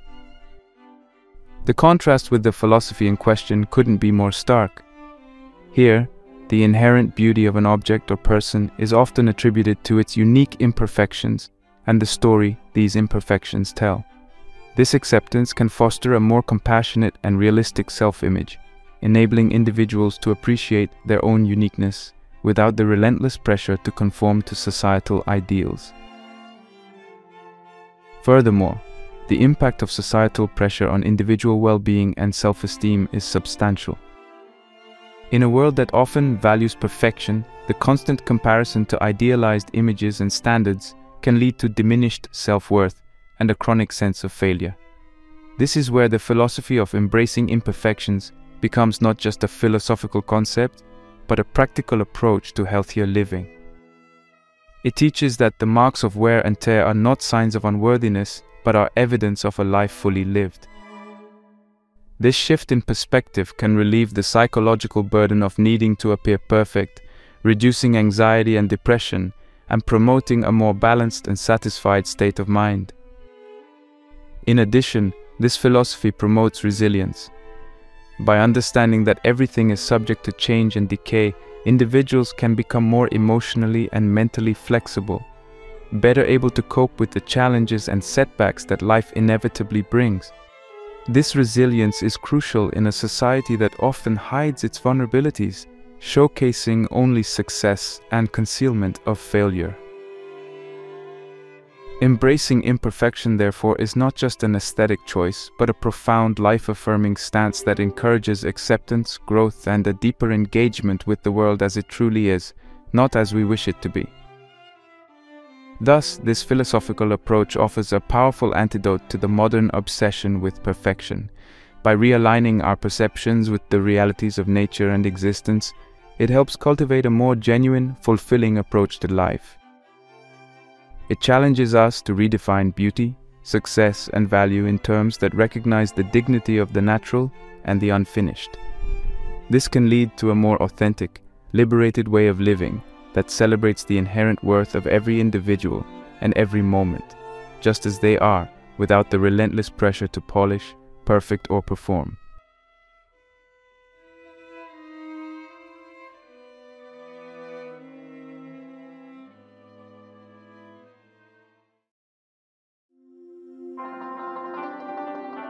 Finding beauty in the imperfect. There is a crack in everything. That's how the light gets in. This evocative statement perfectly captures the essence of finding beauty in the imperfect and understanding how the philosophy we've been discussing nurtures this perception. This perspective encourages us to see the marks of time and use not as blemishes or defects, but as features that tell a story and add character. Let's consider how nature itself is the master of this kind of beauty. When we look at the natural world, we see that it is full of imperfections. Trees are gnarled, rocks are asymmetrical, and coastlines are irregular. Yet it is precisely these imperfections that make the landscape breathtaking and unique. The appreciation of natural aging, or the patina of time, is evident in how we perceive old trees with twisted branches, whose rugged forms speak of resilience and survival. Similarly, weathered stones smoothed by rivers or the sea tell of the relentless force of nature and the passage of time. These elements do not detract from their beauty, rather they enhance it, providing a texture to our visual and tactile experiences that polished new surfaces cannot. In the realm of art and aesthetics, this philosophy is vividly illustrated in practices such as kintsugi, the Japanese art of repairing broken pottery with lacquer mixed with precious metals like gold or silver. Instead of hiding the damage, kintsugi emphasizes it, creating a new form of beauty that acknowledges and respects the object's history.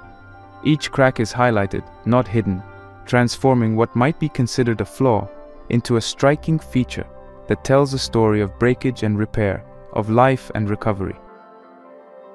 Similarly, the asymmetry in traditional Japanese gardens is a deliberate effort to mimic the sporadic, unplanned beauty of nature. These gardens are designed to lead the eye on an unstructured journey through contrasting textures and uneven landscapes that mimic the natural world, promoting meditation and mindfulness. They are a reflection of the world as it is, not a manicured version of how we might want it to be. This design philosophy can teach us to appreciate the beauty in the uncontrolled and unplanned, encouraging a more accepting and open view of our own lives. Understanding and embracing this view can significantly affect how we perceive the world and ourselves. It teaches us to value the present moment and find beauty in the now, despite its imperfections, rather than constantly striving for a more perfect future that may never come. This philosophy helps cultivate a sense of inner peace and satisfaction, recognizing that beauty is everywhere, in every crack and imperfection, if only we learn to recognize and cherish it. By embracing the idea that flaws can contribute to beauty, we become more accepting of our own imperfections and those of others.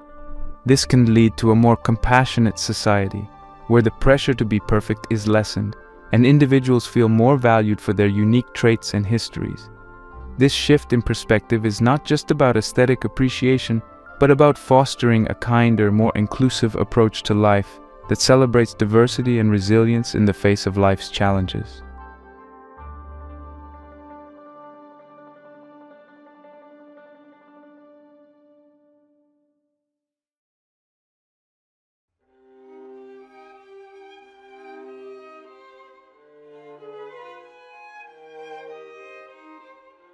Embracing transience.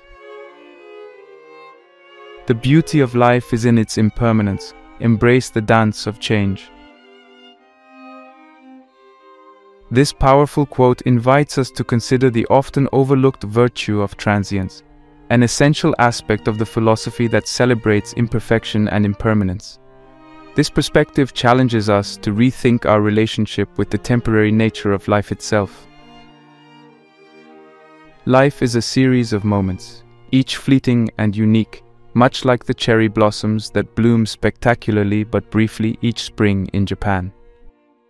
These blossoms are revered not despite, but because of their short-lived beauty, which symbolizes the transient nature of life. Impermanence in this philosophical context teaches us that everything in life, our joys, sorrows, challenges, and triumphs, is temporary. This can be a comforting thought, especially during difficult times, as it reassures us that pain and hardship are not permanent.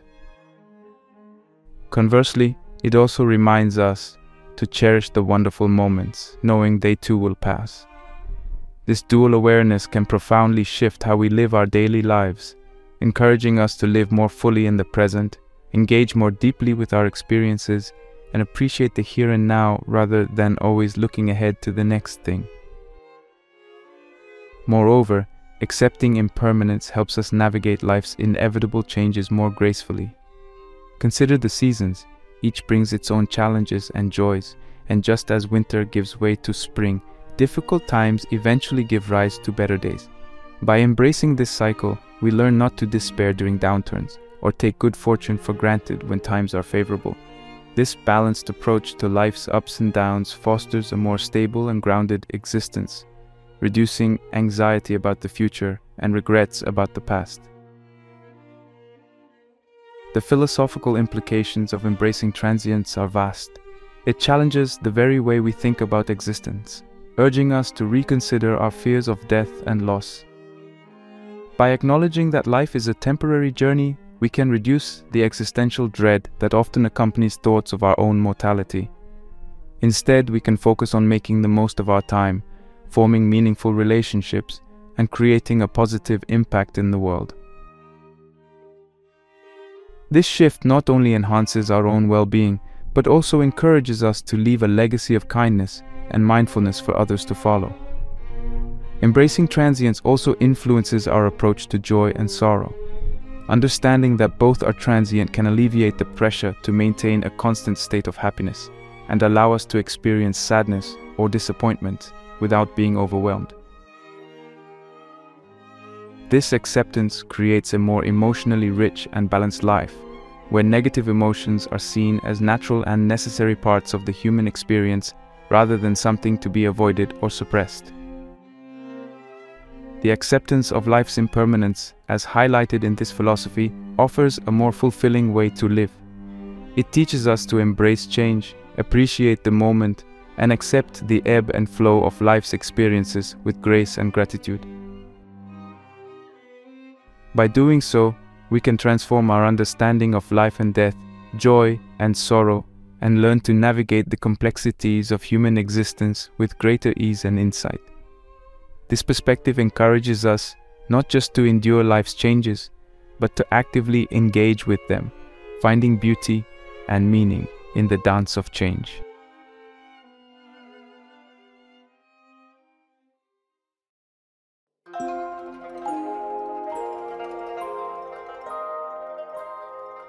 Power of simplicity. In simplicity, there is truth.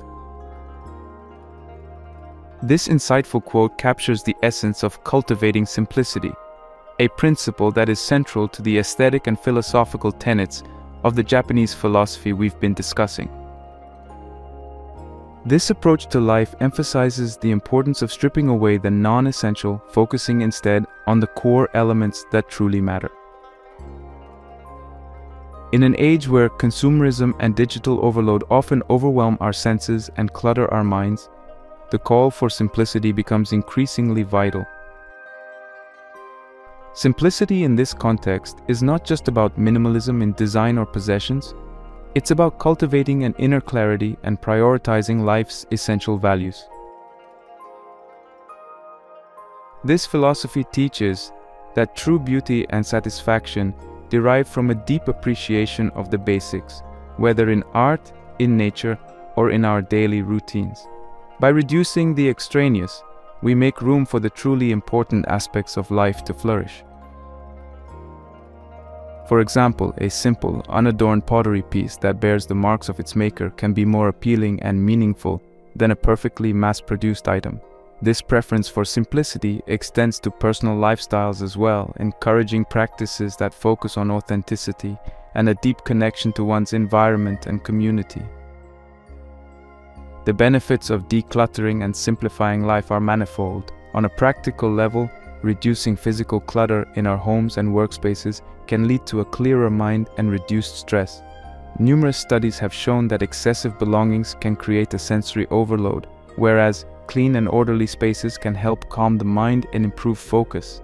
But decluttering isn't just about tidying up physical spaces. It's also about simplifying our schedules, commitments, and even our digital lives.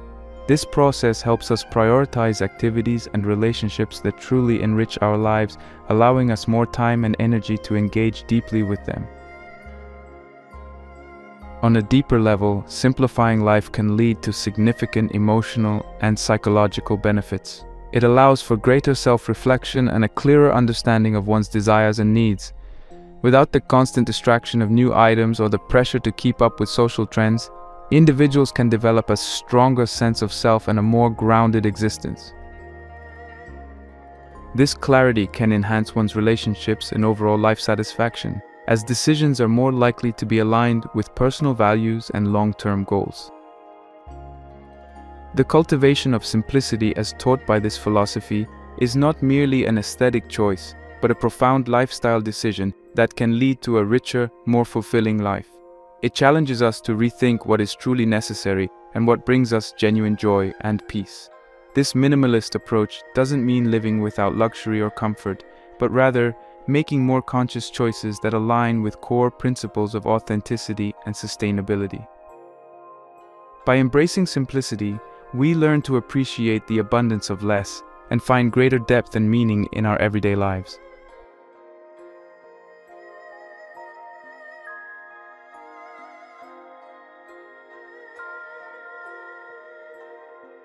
Wabi-sabi in daily life.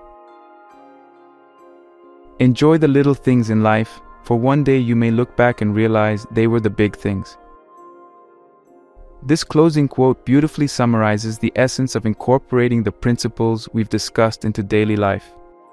It's about recognizing and savoring the beauty in the mundane, the imperfection, and the transient moments that often go unnoticed but cumulatively define our existence.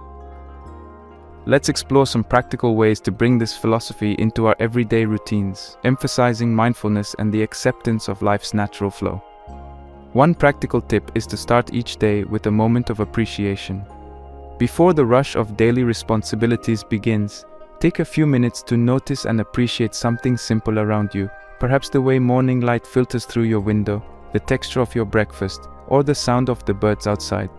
This practice helps cultivate a habit of mindfulness which can extend throughout the day, enhancing your awareness and appreciation of your surroundings. Another way to embrace these principles is through the art of journaling. Keep a gratitude journal where you regularly record things you're thankful for, especially those small imperfect details that might typically go unnoticed. This could be a note about a pleasant conversation, the unique way your coffee spilled and created a pattern, or how you felt reading a book. Journaling not only serves as a reminder of these moments, but also encourages a positive mindset that focuses on beauty and appreciation. Additionally, simplifying your living space can be a transformative step. Declutter your environment to keep only those items that have meaning or serve a purpose. This doesn't mean your space should be sparse or devoid of decoration. Rather, let each item around you be something that resonates with personal significance, tells a story, or brings joy. This might mean repairing and keeping an old, comfortable chair that's seen better days because it holds numerous memories, rather than replacing it with something new but impersonal. In terms of accepting the natural flow of life, practice letting go of the need for control. This can be applied in small, everyday contexts, like not fretting over a change in plans or a project that didn't go perfectly at work or school. Recognize that these deviations are part of life's impermanence and can lead to unexpected joys or learning experiences. Moreover, encourage yourself and others to find beauty in small, everyday moments and objects. This could be practicing photography with your phone or a camera, focusing on capturing images of everyday life in unusual, insightful ways. Photograph the way shadows play on a busy street, the smile of a friend, or a meal before it is eaten. Photography can be a powerful tool to observe the world in a more detailed and appreciative way. Lastly, engage in activities that slow down your pace and allow you to enjoy the process of creation. This could be anything from gardening, where you witness the slow but rewarding process of growth and decay, to cooking, where you can appreciate the colors, textures, and flavors of ingredients. Each activity offers unique imperfections and challenges, providing opportunities to embrace and celebrate the unexpected and the transient. By integrating these practices into your life, you gradually shift your focus from seeking perfection to appreciating the beauty in imperfection. This not only makes your daily life more fulfilling, but also aligns your actions with a deeper philosophical appreciation for life as it is, enhancing your overall well-being and contentment.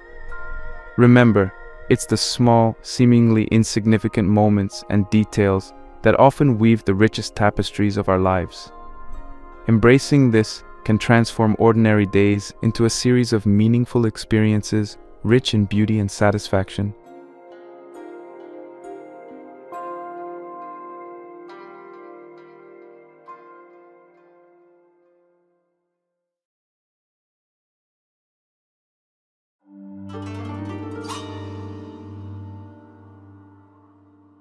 In today's journey through the philosophical landscape of embracing imperfection, we've explored the rich tapestry of a philosophy that finds profound beauty in the flawed, the impermanent, and the incomplete. We began by introducing the idea, deeply rooted in Japanese culture, that there is elegance and depth in the naturally occurring imperfections around us. This principle, derived from Zen Buddhism and embodied in practices like the Japanese tea ceremony, teaches us to appreciate the beauty in the now and the authenticity of weathered objects and transient moments.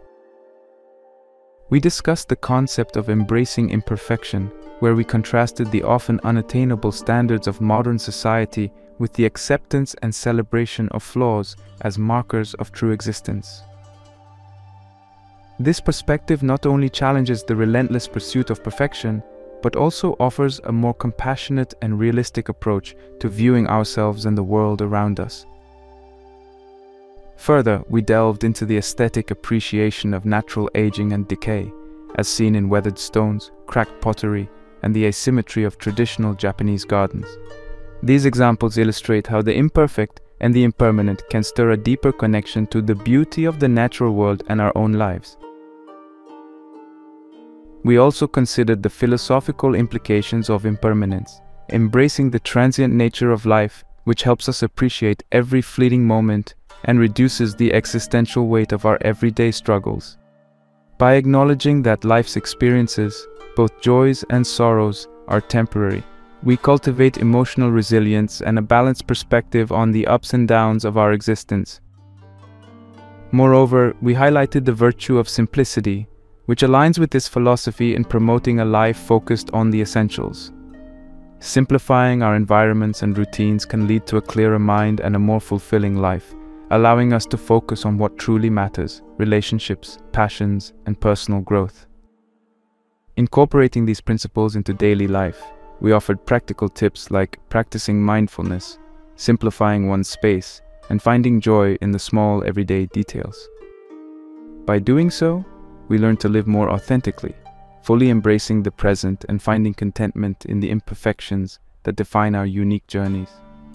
Remember that the journey to appreciating imperfection doesn't require us to abandon our aspirations or stop striving for improvement. Rather, it invites us to redefine what it means to live a successful, beautiful life. It encourages us to find balance and beauty in the natural flow of life, accepting imperfections not just as a part of life, but as a fundamental component of its inherent beauty. As you step forward from this video, take a moment to reflect on the imperfections in your own life. Whether it's in your relationships, your achievements, or your everyday surroundings, consider how these imperfections might not be shortcomings but stories and symbols of a life richly lived. Embrace these as not just inevitable but as valuable. And remember, in the dance of change, in the ephemeral and the imperfect, there lies a profound beauty and a reminder of our shared human experience. Let this philosophy not just be a topic of fascination, but a lived, breathing part of your everyday life. Cherish the cracks, for they are where the light enters, revealing the true beauty of our imperfect world.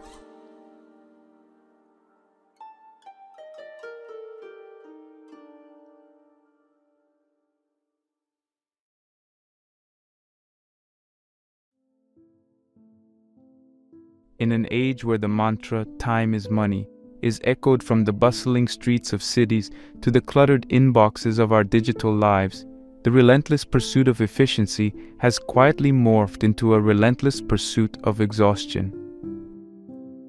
Did you know that the average person makes over 35,000 decisions daily?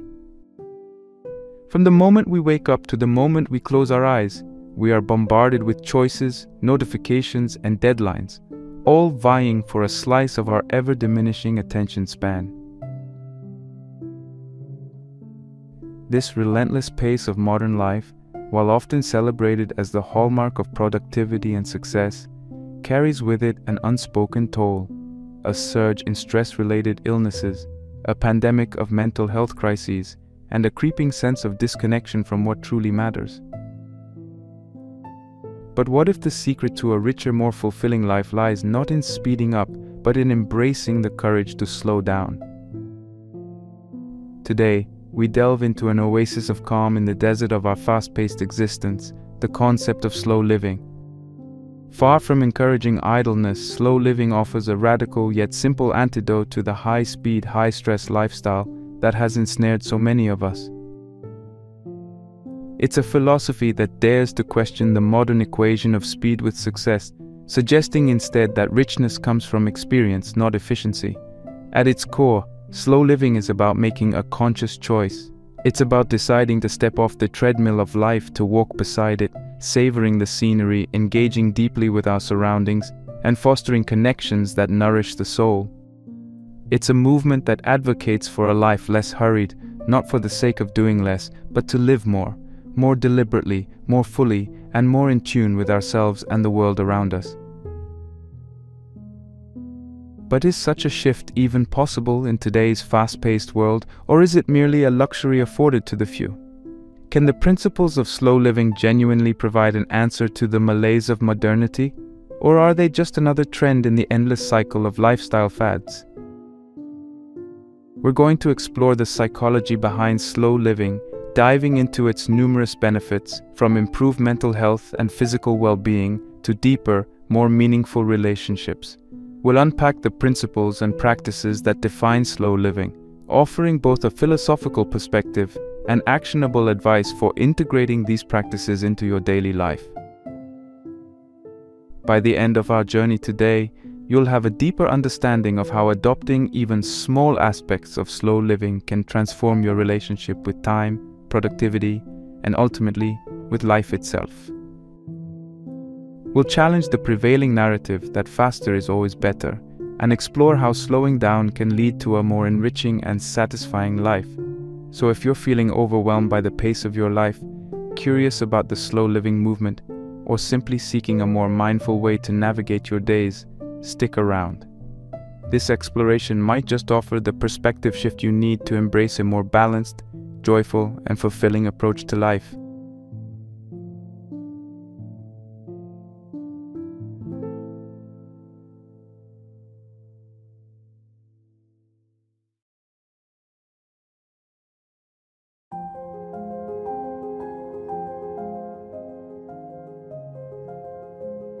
In the swirl of our day-to-day existence, modern life seems to spin faster with each passing moment. This whirlwind is not just a feeling, but a reality that shapes our lifestyles, pushing us toward a horizon that seems perpetually out of reach. Imagine waking up to an alarm, jolting you out of sleep with a reminder that the race against time has begun. From the instant our feet touch the floor, we're on a treadmill set at an ever-increasing speed. This isn't just about physical motion, it's the relentless pursuit of productivity, efficiency, and connectivity that defines the essence of contemporary life. Our lifestyles have morphed into a high-definition, fast-forward version of life that prioritizes speed above all else. We live in an era where technology has blurred the lines between work and home, where emails, notifications, and digital tasks infiltrate every moment of our existence. The notion of being always on has become a badge of honor, rather than a warning sign, with the digital world offering us infinite streams of information and entertainment at the tap of a screen. This constant connectivity, while revolutionary in how we communicate and access information, also means our minds are perpetually engaged, never truly resting, always processing. But at what cost does this speed come?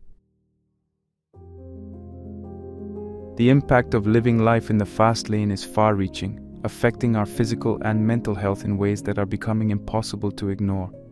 Studies and findings from across the globe paint a concerning picture. The relentless pace of modern life is leading to elevated levels of stress, anxiety, and burnout. It's as though the human body and mind, in their current evolutionary state, are not designed to handle the incessant demands placed upon them by a world that never sleeps. Stress, in particular, has become a ubiquitous companion for many. It's the body's natural response to challenges or demands, but in excessive amounts, it's anything but beneficial. Chronic stress can wreak havoc on our bodies, leading to high blood pressure, heart disease, diabetes, obesity, and a weakened immune system. Mentally, the toll is equally heavy, with increased risk of depression, anxiety, and insomnia. The irony is palpable. In our quest to live fuller, more productive lives, we've inadvertently tipped the scales, compromising our health and well-being. The concept of burnout, once reserved for the high-strung professionals of high-stakes industries, has now become a common plight across various sectors of the workforce. Characterized by extreme exhaustion, feelings of detachment, and a sense of ineffectiveness, burnout is the body and mind's cry for a halt, a desperate signal that the pace of life has exceeded our capacity to cope. And yet, amidst this dizzying pace, a counter-movement is emerging, one that champions the art of slowing down as a revolutionary act of self-care and rebellion against the societal norms that glorify speed. This movement, known as slow living, is not a call to abandon ambition or technology, but rather an invitation to reassess our relationship with time and productivity. It asks us to ponder a critical question: In our relentless pursuit of efficiency, what are we truly gaining and at what cost? As we delve deeper into the principles of slow living, we uncover a pathway not just to a more sustainable lifestyle, but to a more meaningful, fulfilling existence. It's a journey that requires us to confront the very foundations upon which we've built our lives, to question the metrics by which we measure success, and to dare to imagine a life where time is not an enemy, but a friend. This exploration is not just about slowing down for the sake of it. It's about discovering a rhythm of life that resonates with the core of our being, offering us a chance to live deeply rather than merely exist on the surface.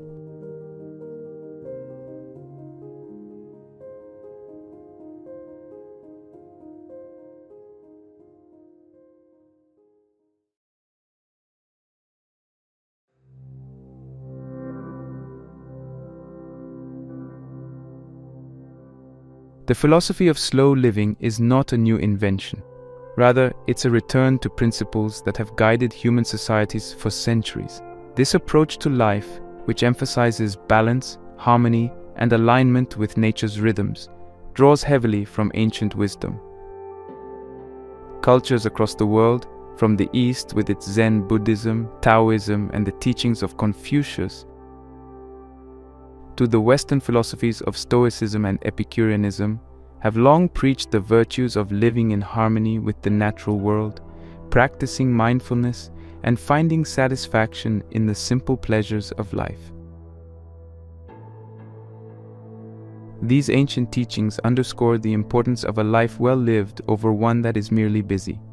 They tell us that true fulfillment arises not from the accumulation of material wealth or the relentless pursuit of success, but from a deep engagement with the world around us, a celebration of the present moment, and an appreciation for the simple joys that life offers.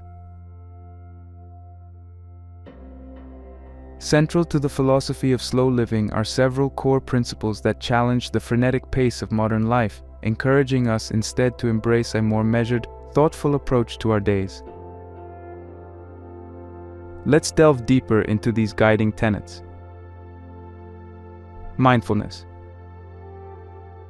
At the heart of slow living lies the principle of mindfulness, which is essentially about living in the moment and paying acute attention to the here and now.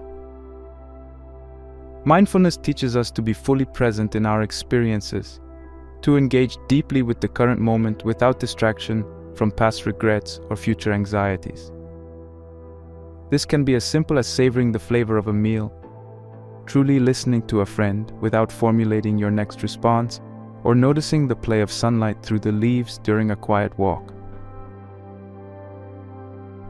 Mindfulness, cultivated through practices such as meditation, deep breathing, and mindful observation, allows us to slow down the pace of our minds even when the world around us continues to rush by. It's about finding stillness within, a quiet center from which we can experience life more fully. Simplicity. Another cornerstone of slow living is simplicity, which involves reducing clutter, not just physical clutter in our homes, but also the noise and distractions that fill our minds and lives. It's about identifying what's truly important and letting go of the rest. This principle is not about deprivation, but about discernment, recognizing that more stuff, more commitments, and more stimuli do not necessarily lead to more happiness. On the contrary, simplicity can lead to a richer, more vibrant life by clearing space for what really matters. In practice, simplicity might mean decluttering our living spaces, limiting our engagements to those that truly add value to our lives, or reducing our consumption to focus on quality rather than quantity. Quality over quantity. This principle encourages us to value the quality of our experiences and possessions over sheer quantity.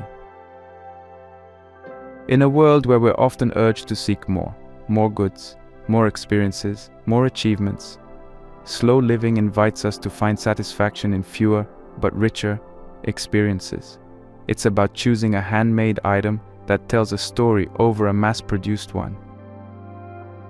preferring a leisurely meal with loved ones over a hurried fast food bite, or opting for one meaningful project at a time rather than multitasking between many. By focusing on quality, we engage more deeply with our choices, leading to greater fulfillment and appreciation for the craftsmanship, time, and effort behind the things we choose to bring into our lives. Connection. Finally, slow living emphasizes the importance of connection, deep, meaningful connections with people, with nature, and with ourselves. It recognizes that relationships are not sustained through likes and comments on social media, but through time spent together in conversation, shared experiences, and mutual support. Similarly, our connection to nature is rekindled not through screensavers and documentaries, but through direct, immersive experiences in the natural world. And our connection to ourselves is deepened not by constant busyness and distraction, but by quiet reflection, creative pursuits, and self-care. These connections are essential for a fulfilling life, providing us with a sense of belonging, peace, and joy. In embracing the principles of slow living, we're invited to step off the fast track and rediscover the rhythms that resonate with our deepest selves. It's a journey back to the basics, to the timeless truths that our ancestors understood well, that life's richest moments come not from the rush but from the pause, not from the quantity but from the quality, and not from noise but from silence. As we explore the philosophy of slow living further, we find it's not merely about slowing down for its own sake, but about making room for a more intentional, meaningful, and joyful life.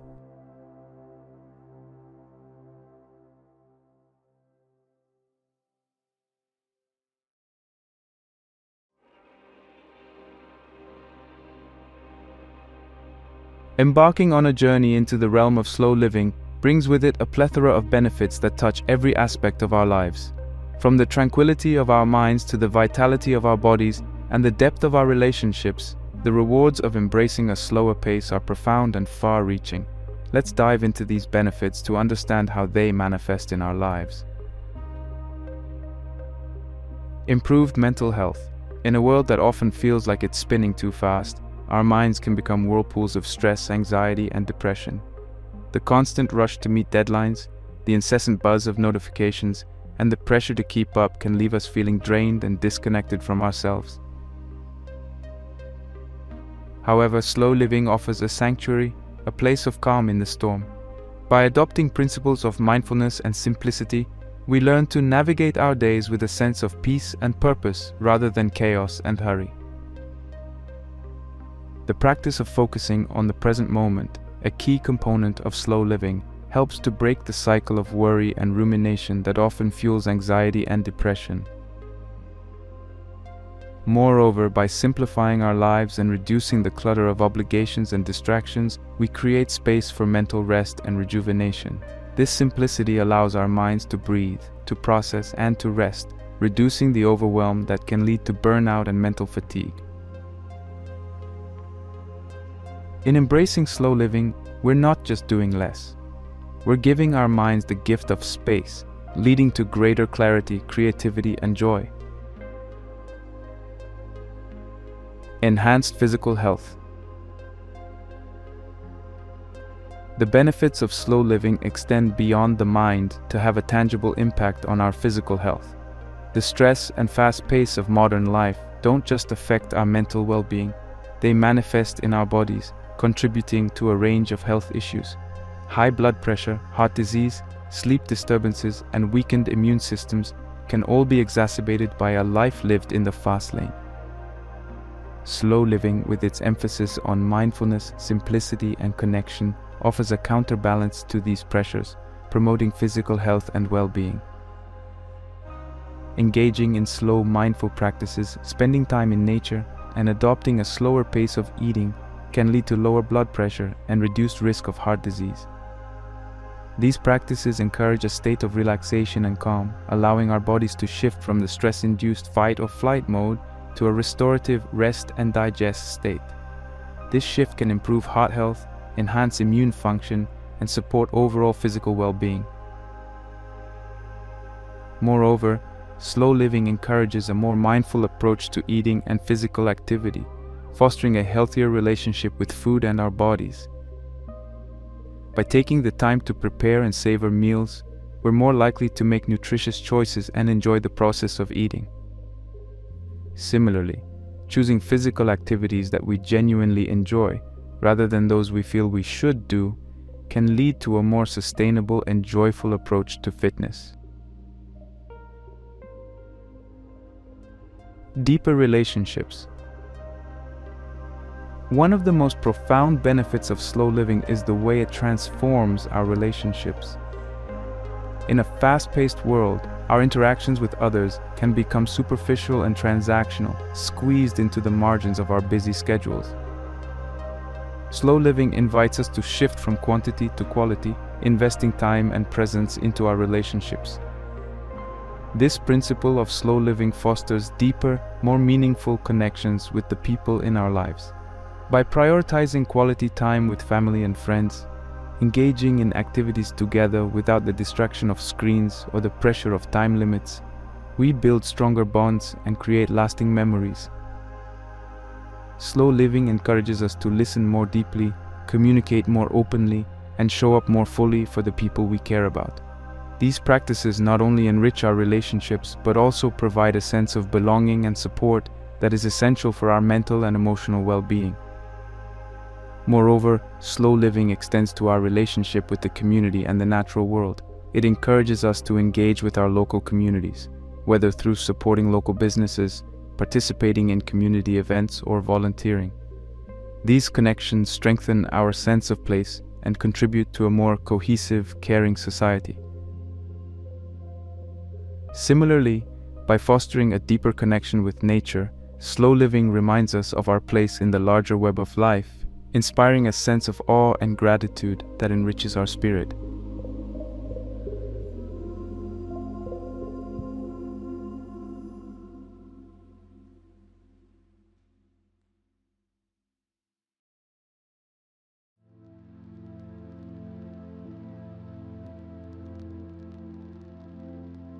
While the slow living movement offers a compelling blueprint for a more meaningful and balanced life, embracing its principles in a society that often prizes speed, efficiency, and constant connectivity presents its own set of challenges. Moreover, criticisms regarding the movement's practicality and accessibility highlight important conversations about privilege and the universal applicability of slow living ideals. Practicality. The first hurdle many encounter when considering slow living is the perceived impracticality of adopting such a lifestyle in a fast-paced, productivity-driven society.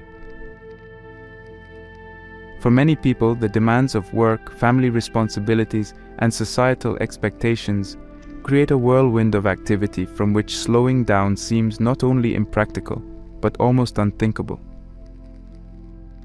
The modern economic model, with its focus on growth and efficiency, often leaves little room for the slower pace of life advocated by slow living proponents. Individuals may worry about falling behind in their careers, feeling judged for not keeping up, or simply finding it logistically challenging to carve out moments of slowness in a schedule brimming with obligations. Moreover, the digital age has brought about a culture of instant gratification and constant connectivity, making it difficult for many to disconnect, even briefly. The expectation to be always available, coupled with the fear of missing out, can make the idea of unplugging a source of anxiety rather than relief. In this context, the slow living movement's emphasis on disengagement from digital overload and prioritization of in-person interactions can seem like a lofty ideal rather than a practical reality. Criticism. Criticism of the slow living movement often centers around issues of privilege and accessibility. Critics argue that the ability to choose a slower pace of life, to work less, to consume mindfully, or to engage in time-consuming practices like slow food, is a luxury not available to everyone.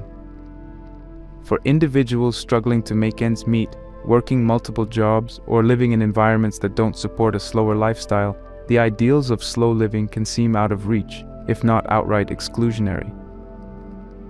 The critique extends to the movement's emphasis on simplicity and minimalism, which for some can imply a level of financial security and choice not afforded to everyone.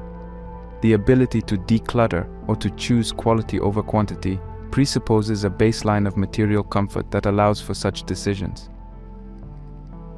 As such, critics of slow living argue that the movement risks being out of touch with the realities of many people's lives, offering solutions that may work well for the privileged few, but fail to address the systemic issues that drive the relentless pace of modern life for the majority. Furthermore, the slow living movement's focus on connecting with nature, engaging in leisurely hobbies, and cultivating in-person relationships assumes access to green spaces, free time, and a supportive community. For individuals living in urban environments, under financial strain, or dealing with social isolation, these aspects of slow living may not only be challenging, but can also highlight inequalities and disparities in access to a fulfilling lifestyle. Despite these challenges and criticisms, the slow living movement continues to inspire those seeking an alternative to the fast-paced demands of modern life. It calls for a broader conversation about how we can collectively create a society that values well-being, sustainability, and connectedness over speed and productivity. Addressing the criticisms head-on, proponents of slow living are increasingly looking for ways to make the principles of the movement more inclusive and accessible, recognizing that a truly fulfilling life should not be a privilege but a possibility for all. By engaging with these critiques, the slow living movement evolves, becoming not just a personal lifestyle choice, but a catalyst for broader societal change.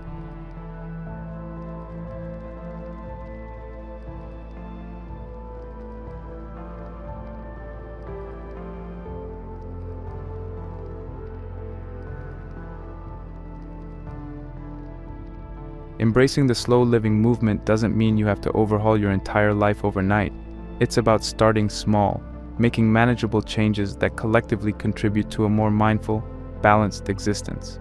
This gradual approach helps ensure that the transition is sustainable and enjoyable, rather than feeling like another overwhelming task on your to-do list. Let's explore practical ways to weave slow living principles into your daily life, focusing on achievable steps that make a significant impact. The beauty of slow living is that even the smallest changes can lead to a profound shift in how we experience our days. One easy way to begin is by identifying moments in your routine that feel particularly rushed or stressful and consciously deciding to approach them differently. For instance, if mornings are a frantic race against the clock, try waking up just 15 minutes earlier to enjoy a quiet cup of tea or coffee before the day begins. This small adjustment can set a more peaceful tone for the entire day. Another approach is to single out one activity each day to perform slowly and with full attention. This could be eating a meal without the distraction of screens, taking a leisurely walk, or simply sitting quietly for a few minutes to breathe and reflect. The key is to be fully present during this time, allowing yourself to fully engage with the activity and the sensations it brings. These moments of slowness serve as daily reminders of the value of pacing ourselves and savoring life's simple pleasures. Mindfulness practices are at the heart of slow living, helping us to stay anchored in the present moment and reducing the pace of our internal dialogue. A great starting point for cultivating mindfulness is through regular meditation. Meditation doesn't have to be intimidating or time-consuming. Even a few minutes a day can make a difference. There are many free apps and online resources available to guide beginners through short, simple meditation sessions that can fit into even the busiest schedules. Another mindfulness practice is to conduct a daily mindfulness check-in at different points throughout the day. This involves pausing whatever you're doing to take a few deep breaths and notice your surroundings, your thoughts, and your feelings without judgment. These check-ins can help break the cycle of constant mental chatter and bring a sense of calm to your day. Gratitude journaling is another effective mindfulness practice. Each night, write down 3 things you're grateful for.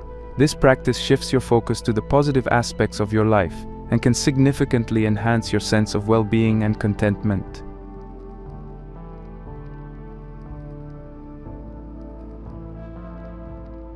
Digital detox. In our hyper-connected world, technology plays a significant role in accelerating the pace of life. While digital devices offer incredible benefits, their constant presence can also contribute to stress, distraction, and a feeling of being perpetually on. Implementing a digital detox, even in small doses, can help mitigate these effects and foster a slower, more intentional lifestyle. One simple strategy is to designate certain times of the day as screen-free moments. Meal times, for example, offer a perfect opportunity to disconnect from devices and connect with others or simply enjoy your food. Another approach is to establish screen-free zones in your home, such as the bedroom, to encourage better sleep and more tranquil spaces. A more structured approach to reducing digital consumption is to schedule regular digital detox days or periods. This could be 1 day a week, a weekend each month, or an hour each day where you commit to turning off your digital devices and engaging in non-digital activities that you enjoy. During these times, you might explore hobbies, spend time outdoors, read, or simply relax and do nothing. The idea is to give your mind a break from the constant influx of information and stimuli that digital devices provide, allowing you to reconnect with yourself and the world around you in a more meaningful way. By starting small, engaging in mindfulness practices, and thoughtfully managing our use of technology, we can gradually incorporate slow living principles into our daily lives. These practices help us to reclaim our time, focus our attention on what truly matters, and live more fully and joyfully. Slow living isn't about rejecting the modern world, but about finding ways to navigate it more mindfully and intentionally, creating space for peace, connection, and well-being.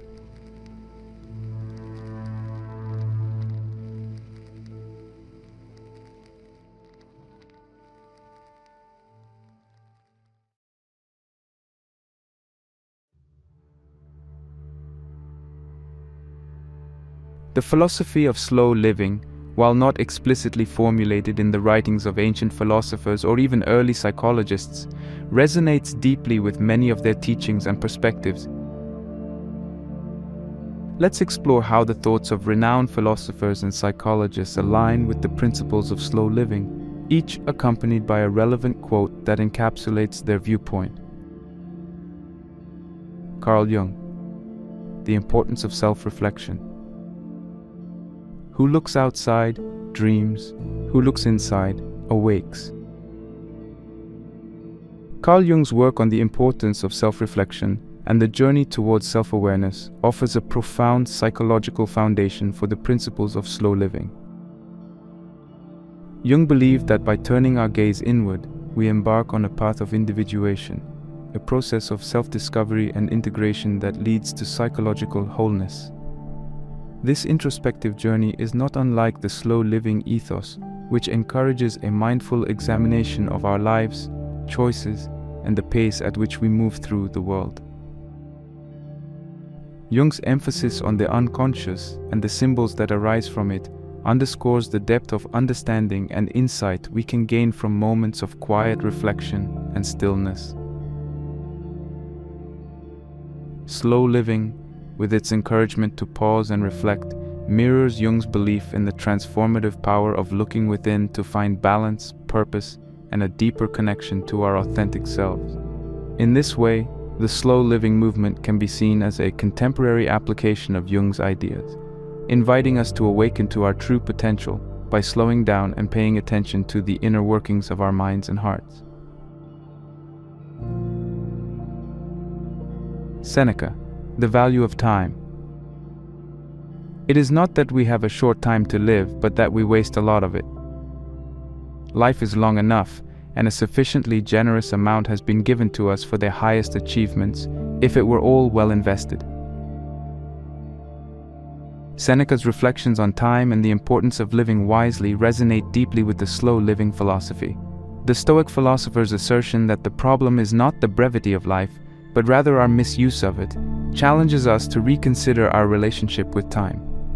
Slow living responds to this challenge by advocating for a more intentional and considered approach to how we spend our days. By choosing to slow down, prioritize depth over speed, and cultivate mindfulness in our daily activities, we align with Seneca's wisdom. The slow living movement encourages us to invest our time in what truly matters, to savor life's experiences, and to live in accordance with our values. Seneca's perspective reminds us that the richness of life is not diminished by its length, but by our failure to live it fully and consciously. Slow living, then, can be seen as a practical application of Stoic principles, a way to ensure that our time is well spent and our lives well lived. Henry David Thoreau, Simplifying Life. I went to the woods because I wished to live deliberately, to front only the essential facts of life and see if I could not learn what it had to teach, and not, when I came to die, discover that I had not lived. Henry David Thoreau's experiment in simple living at Walden Pond is a seminal example of the principles that underpin slow living. Thoreau sought to strip away the non-essentials, to live in harmony with nature, and to discover the essence of a life well lived.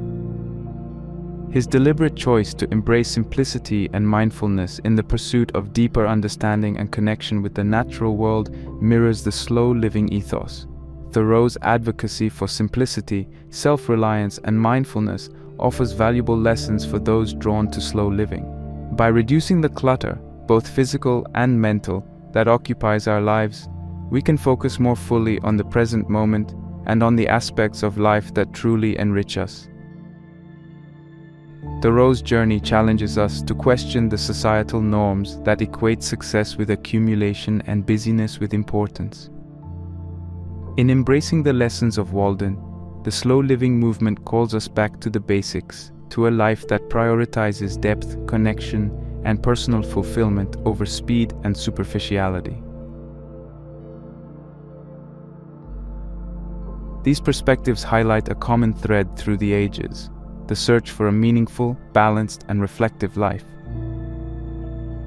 While the term slow living might not have been used, the essence of this philosophy permeates the teachings of many great thinkers, suggesting that the yearning for depth, connection, and mindfulness in life is a timeless pursuit.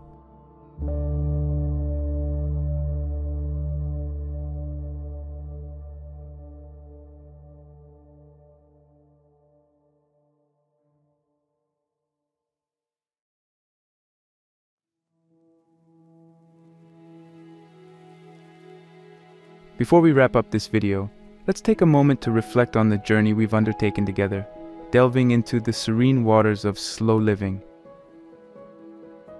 We began by painting a picture of the modern lifestyle marked by its relentless pace, constant connectivity, and the toll it takes on our mental and physical health. The cacophony of our daily existence, with its myriad demands and distractions, has led many of us to yearn for a different way of being, one that is more intentional, balanced, and fulfilling. Into this fray stepped the philosophy of slow living, a gentle yet powerful countercurrent to the speed and noise of contemporary life. We explored its historical and philosophical roots, finding resonance with the teachings of great thinkers like Carl Jung, who invited us to look inward for awakening, Seneca, who reminded us of the true value of time, and Henry David Thoreau, who sought simplicity and deliberate living as the essence of existence. These perspectives, though centuries apart, converge on the profound realization that the quality of our lives is not determined by the speed at which we move through them, but by the depth of our engagement with the present moment. The benefits of embracing slow living are as varied as they are significant. From improved mental health, fostering a calm and resilient mind, to enhanced physical well-being and the deepening of our relationships, the rewards of decelerating our lives are both profound and pervasive. Yet, as we acknowledge, this path is not without its challenges and criticisms.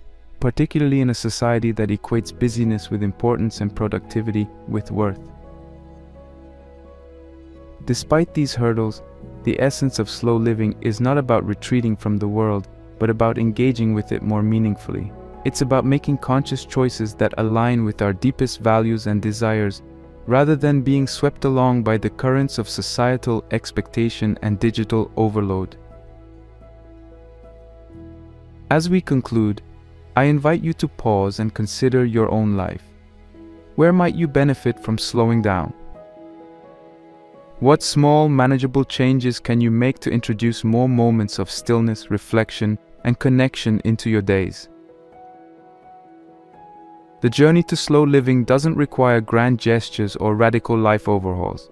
It begins with a single step, a moment of pause, a deep breath. Let this exploration be a catalyst for your own exploration into slow living. Embrace the power of pause, the richness of reflection, and the beauty of connection that lies at the heart of this philosophy. As you venture forth, carry with you the wisdom of those who have walked this path before. The knowledge that slowing down is not about doing less, but about living more deeply, more fully, more truly. In the words of Mary Oliver, to pay attention, this is our endless and proper work. Let slow living be your invitation to pay attention to the life that unfolds around you and within you, every moment of every day. It's the path to a more vibrant, joyous, and meaningful existence. So take that step, embrace the slow, and awaken to the wonder of your own life.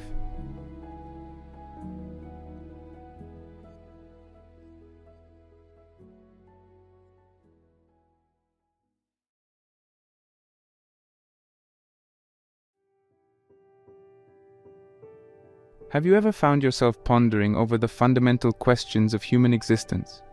Who am I? Why am I here? What's the purpose of life? If you have, you've unknowingly delved into the realm of existentialism, a philosophy that places human individual existence, freedom, and choice at its center. Imagine you're floating in the endless cosmos, gazing down at the world, a tiny sphere amidst an infinite expanse. All the successes, all the failures, the entire human experience condensed into this one small dot. It's overwhelming, right? It might even seem absurd, but don't despair, because that sense of insignificance is precisely where existentialism begins.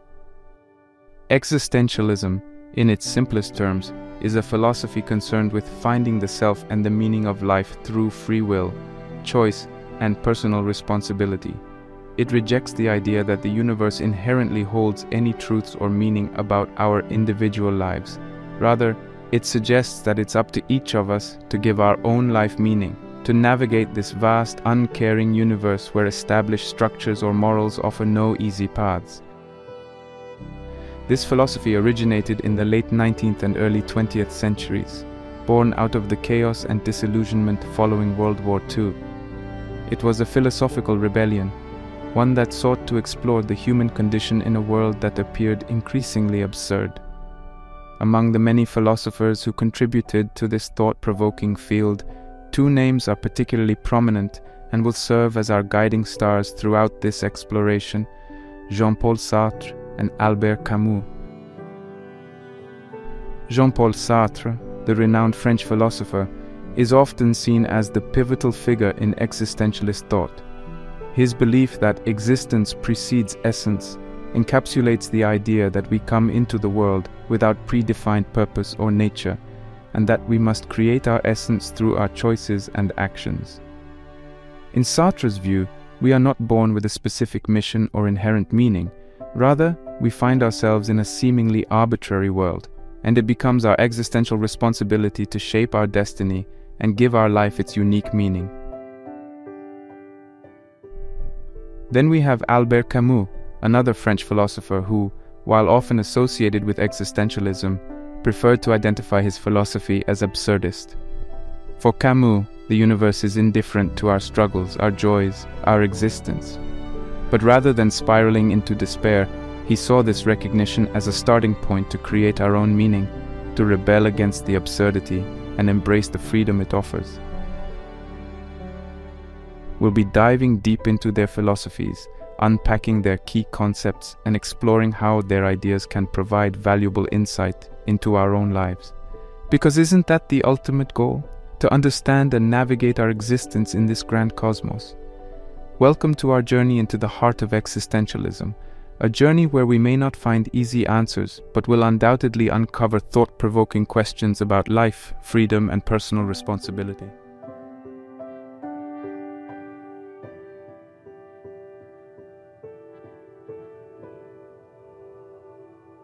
The roots of existentialism, while firmly planted in the 19th and 20th centuries, stretch back much further, drawing nourishment from the rich philosophical soil of the past.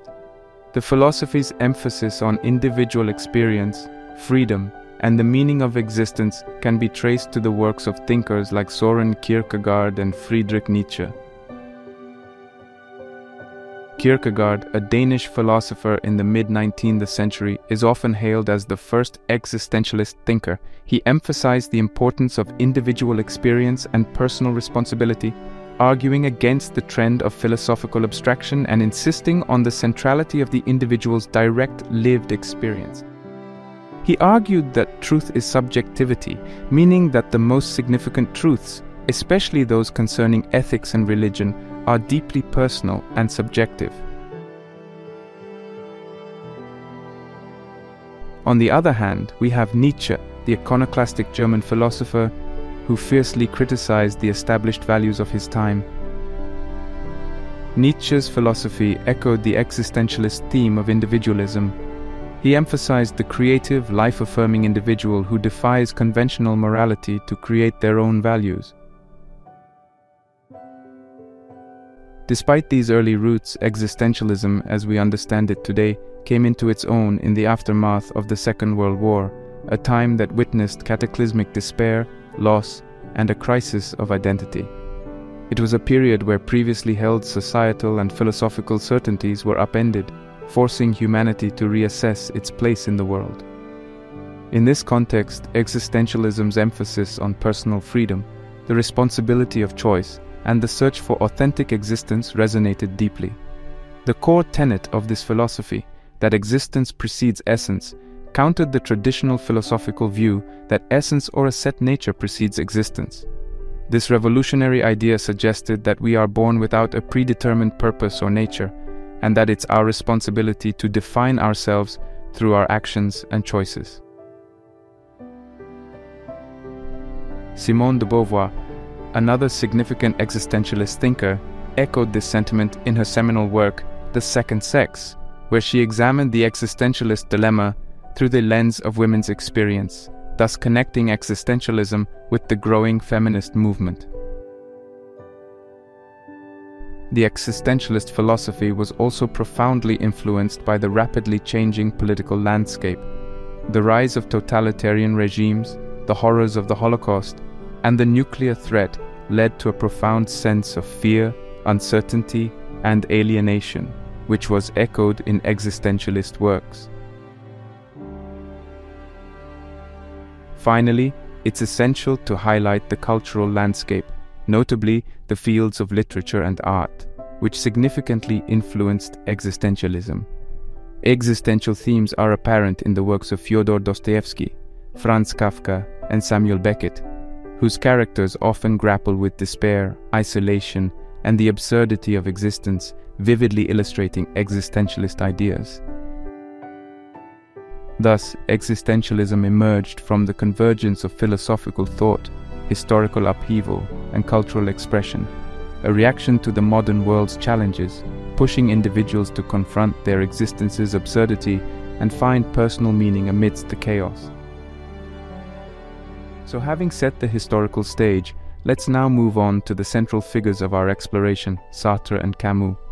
Their philosophies, born out of this tumultuous period, continue to challenge and inspire us as we navigate the complexities of our own lives.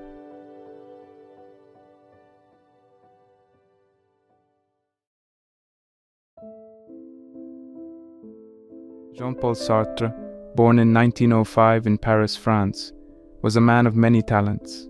He was a philosopher, novelist, playwright, and critic, with an influence that extended far beyond the confines of academic philosophy. He is widely recognized as the leading figure of the existentialist movement. Orphaned at a young age, Sartre was raised by his grandparents. He excelled academically and attended a prestigious university in Paris. There he met lifelong companion Simone de Beauvoir, a formidable intellectual in her own right, and formed a radical, open relationship that would challenge societal norms. Sartre served as a meteorologist in the French army during World War II and was captured by German forces in 1940. His experiences of war and imprisonment profoundly shaped his philosophical outlook, fueling his deep engagement with questions of freedom, responsibility, and the meaning of life. One of Sartre's most significant contributions to existentialist philosophy is his assertion that existence precedes essence. This idea counters traditional philosophy, which generally posits that things have a defined essence or nature, which determines their purpose. In contrast, Sartre argues that human beings first exist, encounter themselves, and only then define their essence or nature. This idea is closely tied to Sartre's notion of radical freedom. For Sartre, each individual is radically free and responsible for their actions. Since there is no predetermined human nature or external source of value, every action a person takes helps define what it means to be human. This freedom is both exhilarating and terrifying. It allows limitless potential for self-definition but also demands total responsibility for one's life and choices. Yet, as Sartre notes, humans often seek to avoid the anxiety of this freedom by pretending they are not free, a behavior he termed bad faith. By blaming our circumstances, genetics, or societal expectations, we deny our freedom and responsibility. For Sartre, acknowledging our freedom is the first step toward authentic existence. Sartre's philosophy also engages deeply with the concept of nothingness. In his seminal work, Being and Nothingness, he grapples with the idea of consciousness as a form of nothingness, separating us from the world and allowing us the freedom to transcend our situation. This perspective frames the human condition as a paradoxical tension between being and nothingness, a struggle that defines our existence. Furthermore, Sartre discusses the concept of the look or the gaze of the other. He believed that our awareness of other people's perception of us can lead to a feeling of objectification, encapsulated in his famous phrase, "Hell is other people." For Sartre, this is not a dismissal of all interpersonal relationships, but rather a commentary on how the awareness of others' perspectives can confine our freedom. Sartre's philosophy is deeply intertwined with his commitment to political activism and social justice. He saw philosophy not merely as an academic exercise, but as a tool for critiquing and transforming society. His existentialism was a philosophy of action, urging individuals to recognize their freedom and use it to challenge injustice and create a more authentic existence.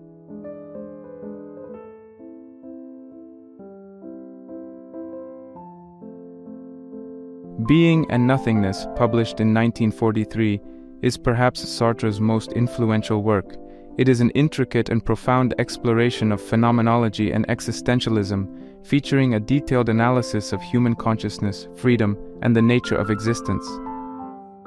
In Being and Nothingness, Sartre differentiates between two types of being. First, the being in itself, akin to the objective existence of inanimate objects, devoid of consciousness, and second, the being in itself, which refers to the subjective existence of conscious beings, our state of being. It's within the being in itself where Sartre identifies the essence of human existence, freedom. Sartre suggests that we as human beings are fundamentally free because we are not fixed beings, but rather becomings. Our consciousness, our nothingness, separates us from the world, thus allowing the capacity to question, to negate, and to imagine realities other than what is. This freedom to transcend the is, to envisage the what could be, is the heart of Sartre's existentialism. To illustrate, consider this quote from Being and Nothingness. "Man is not the sum of what he has, but the totality of what he does not yet have, of what he could have." This profound statement underscores Sartre's view of man as a perpetually incomplete project, his existence defined not by his past or present state, but by his future possibilities, his potential to change, create, and redefine his essence. Shifting to Nausea, Sartre's first novel and another cornerstone of his philosophical thought. Published in 1938, Nausea introduces us to Antoine Roquentin, a man gripped by a profound existential crisis, a feeling of nausea as he confronts the absurdity and meaninglessness of existence. Through Roquentin's existential anguish, Sartre explores themes of alienation, freedom, and the absence of objective meaning. Roquentin's realization that the world is indifferent to his existence, that his life carries no inherent purpose, initially leaves him in despair, a feeling Sartre describes as nausea. This term encapsulates the profound discomfort that can come with recognizing the fundamental absurdity of existence. Consider this excerpt from Nausea. Every existing thing is born without reason, prolongs itself out of weakness, and dies by chance. This unsettling realization encapsulates the angst of Roquentin's, and by extension, our existential predicament. In a world devoid of intrinsic meaning, how do we cope? How do we live? The answer for Sartre lies in the freedom that this absurdity affords us. The absence of inherent meaning doesn't necessitate despair, rather it opens a realm of possibilities. It allows us, compels us even, to create our own purpose, to define our essence through our actions and choices. This theme is echoed in another quote from Nausea. "I am free. There is absolutely no more reason for living. All the ones I've tried have given way and I can't imagine more of them. I have to build them myself." It is a clear call to action, a recognition of the overwhelming yet liberating responsibility we bear to construct our meaning in a world that refuses to offer it readily. Sartre's works, such as Being and Nothingness and Nausea, present a bold and nuanced exploration of human existence. They challenge us to face the disquieting reality of our freedom and the absence of objective meaning, while empowering us to embrace our role as the creators of our essence.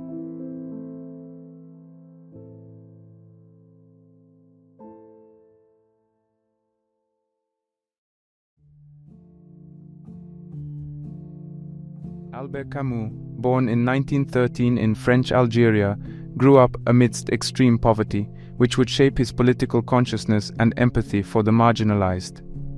He was a brilliant student, earning a scholarship to the University of Algiers, where he studied philosophy and developed a passion for theater, journalism, and political activism. Camus moved to France just before the outbreak of World War II and became active in the French resistance, using his position as editor of the underground newspaper Combat to voice his opposition to fascism. It was this blending of philosophy, literature, and political activism that characterized Camus' career and informed his distinctive philosophical outlook. Though Camus is often associated with existentialism, he famously rejected the label, instead preferring to describe his philosophy as a philosophy of the absurd. Camus argued that life's inherent absurdity comes from the conflict between our human desire for meaning, order, and clarity, and the silent, indifferent universe that offers none. At the heart of Camus' philosophy lies his concept of the absurd, which he explores in depth in his essay The Myth of Sisyphus. Drawing from the ancient Greek myth, Camus likens the human condition to the fate of Sisyphus, doomed to eternally roll a boulder up a hill only for it to roll back down again. Like Sisyphus, we must confront the absurdity of our existence, the seemingly futile cycle of life and death in an indifferent universe. Yet Camus does not see this absurdity as a cause for despair. On the contrary, he believed that acknowledging the absurd liberates us to live fully and authentically. In his words, the struggle itself towards the heights is enough to fill a man's heart. One must imagine Sisyphus happy.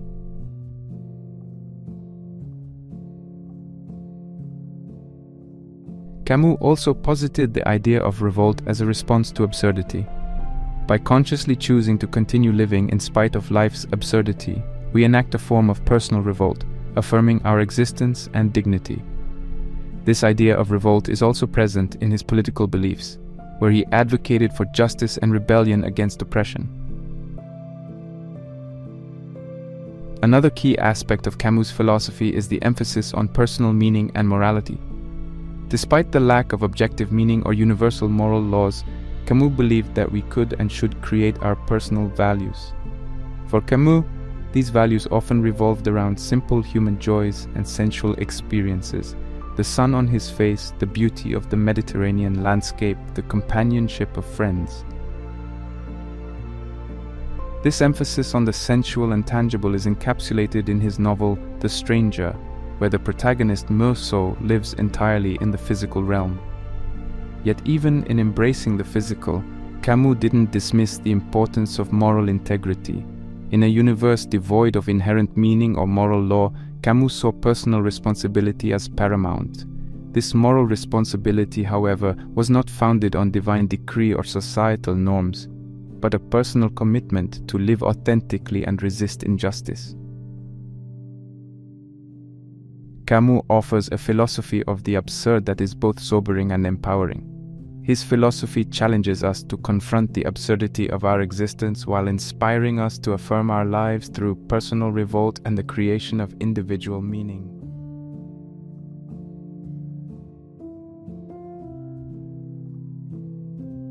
The Stranger, published in 1942, is Camus' first novel and arguably his best-known work. Told through the lens of the protagonist Meursault, the novel explores the themes of absurdity, indifference, and rebellion, key pillars of Camus' philosophy. In the novel, Meursault, a French Algerian, leads an emotionally detached life, responding to the world around him with an almost apathetic indifference. When his mother dies, he displays no grief, and when he commits an act of senseless violence, he shows no remorse. His emotional disconnection from the world is reflected in his indifference to societal expectations and norms, embodying Camus' notion of the absurd man. An essential excerpt to understand Camus' thoughts can be found in the courtroom scene where Meursault states, "I had lived my life one way and I could just as well have lived it another. I had done this and I hadn't done that. I hadn't done this thing, but I had done another. And so?"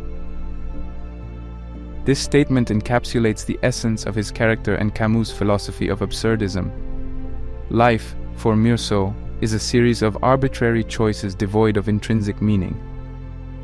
While this view might seem nihilistic, for Camus, the acknowledgement of life's absurdity doesn't lead to despair or inaction. Rather, it opens up the possibility of a liberated existence, unshackled from the constraints of societal norms and expectations. Camus drives this point home when Meursault is condemned to death. At this juncture, he experiences a radical shift in perspective, declaring, "I opened myself to the gentle indifference of the world, finding it so much like myself, so like a brother really. I felt that I had been happy, and that I was happy again." In the face of death, he chooses to embrace life's absurdity and experiences a sense of kinship with the indifferent universe, echoing Camus' call to revolt against the absurd and to affirm life. However, The Stranger isn't simply a narrative of existential angst and rebellion. It also provides a nuanced exploration of morality. Meursault's actions and the societal responses they provoke force us to question the nature of morality, particularly in a universe that offers no inherent moral code. Can there be a sense of right and wrong in an absurd world? If so, how is it defined? Camus doesn't provide easy answers, but prompts us to wrestle with these questions ourselves, urging us to take responsibility for creating our personal moral compass. This theme is reflected in the book's final lines, as Meursault muses, "For everything to be consummated, for me to feel less alone, I had only to wish that there be a large crowd of spectators the day of my execution, and that they greet me with cries of hate." The Stranger offers a vivid portrayal of Camus' philosophy of the absurd. Through the main character, we confront the indifference of the universe and the arbitrary nature of existence, yet are also challenged to affirm our lives, establish our morality, and embrace the freedom that the absurd offers.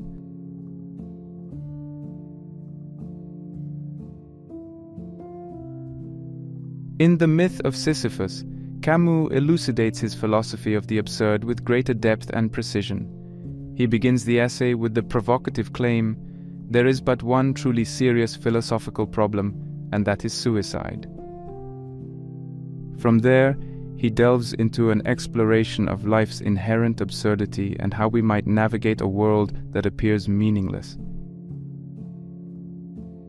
The title itself is a reference to a figure from Greek mythology, Sisyphus, who was punished by the gods to endlessly roll a boulder up a hill, only to watch it roll back down, repeating this task for all eternity. For Camus, Sisyphus embodies the human condition. We strive and labor in life, yet ultimately we face death and the potential meaninglessness of our efforts. However, he argues that acknowledging the absurdity of life does not lead to despair, but rather to a sense of freedom and even happiness. He encourages us to live without hope for a future life or any form of ultimate salvation, stating, "The struggle itself towards the heights is enough to fill a man's heart. One must imagine Sisyphus happy." This passage is central to understanding Camus' perspective. Despite life's inherent absurdity, despite the endless labor and inevitable death, Sisyphus can find happiness. How? By embracing the struggle, by acknowledging the absurdity of his task and yet choosing to continue, by living fully in the present and deriving satisfaction from the work itself, not some distant, promised reward. Just like Sisyphus, we are tasked with pushing our own boulders, be it work, relationships, dreams, or goals. We too face the uncertainty of our efforts' ultimate significance, the reality of death, and the indifference of the universe. And yet we also possess the ability to affirm life, to find joy in the struggle, and to carve out our personal meaning in the face of the absurd. In the end, The Myth of Sisyphus is more than a philosophical essay. It's a call to arms. It urges us to revolt against the absurdity of life by affirming our existence, by choosing to continue despite the lack of inherent meaning, and by finding joy in the struggle itself. This theme of revolt is echoed in another key excerpt, where Camus states, "I draw from the absurd three consequences: my revolt, my freedom, and my passion." By accepting and confronting the absurd, we liberate ourselves from illusions of objective meaning and societal expectations. This leads to authentic living, in which we freely define our values and pursue our passions. The Myth of Sisyphus encapsulates the philosophy of the absurd, asserting that life's meaning is not given but made. It is up to us to grapple with the absurd, embrace the struggle of existence, and craft our unique path, much like Sisyphus, with his ceaseless and solitary labor. Camus offers a philosophy of the absurd that is both sobering and empowering. His philosophy challenges us to confront the absurdity of our existence, while inspiring us to affirm our lives through personal revolt and the creation of individual meaning. In our next segment, we'll explore how these existential philosophies of Sartre and Camus can apply to our daily lives, guiding us in our quest for authenticity, freedom, and personal meaning.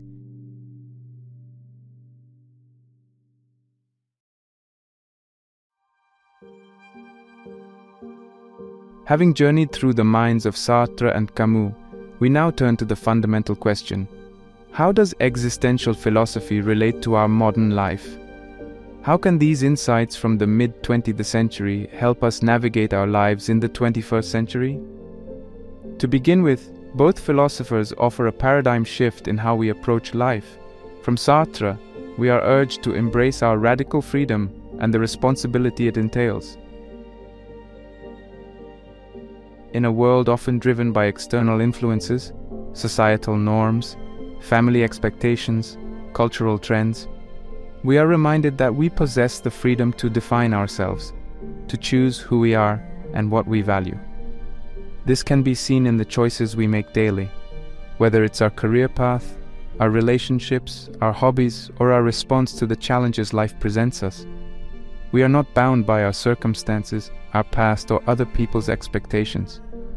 We are free to shape our existence and to bear the responsibility for our actions. This perspective can lead to an empowering sense of agency and authenticity. Consider a practical example. You may find yourself working a job that doesn't fulfill you, perhaps chosen due to societal pressure or familial expectations. Sartre's philosophy would encourage you to embrace your freedom, to evaluate your options, and to make a conscious choice about your career path based on your authentic desires and values rather than external pressures. From Camus, we learn to acknowledge and confront the absurdity of life. Rather than seeking solace in illusions of objective meaning or ultimate salvation, we are encouraged to create our personal meaning and values. This can liberate us from the societal rat race and the unending pursuit of externally defined success. Furthermore, Camus' notion of revolt can inspire us to affirm our lives, even amidst adversity and suffering. Consider a situation where you're confronted with a personal setback, like a failure or loss. Camus' philosophy would urge you to confront this adversity head-on, to recognize its absurdity, and to continue striving regardless, thus revolting against the absurd. Applying this to a practical context, suppose you experience a failure in your personal or professional life. Rather than surrendering to despair or viewing it as a commentary on your self-worth, you could see it as an integral part of life's absurdity and use the experience to grow and reaffirm your commitment to your chosen path. Additionally, the existentialist focus on authenticity encourages us to engage deeply with our passions and interests, enhancing our sense of purpose and fulfillment. In a world often preoccupied with superficial pleasures and distractions, existentialism calls us back to a genuine engagement with life. Existentialism challenges us to take moral responsibility for our actions. In a world devoid of absolute moral laws, we are urged to create our moral compass. This requires introspection, dialogue, and conscious decision-making, promoting a more mindful and engaged approach to ethics.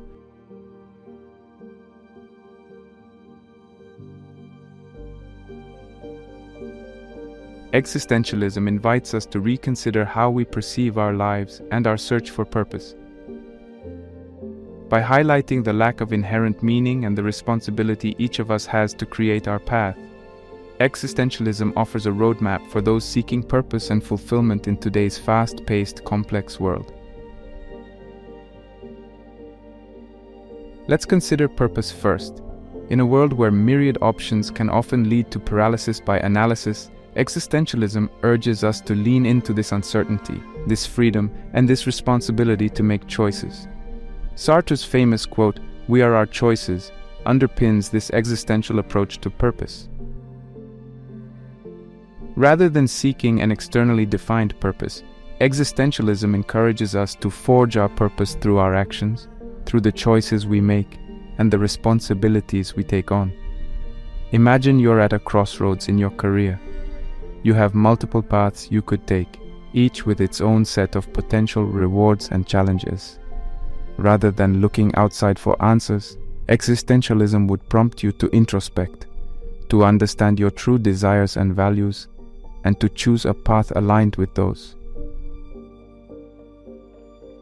Your purpose, then, is not something you find but something you create through your decisions and actions.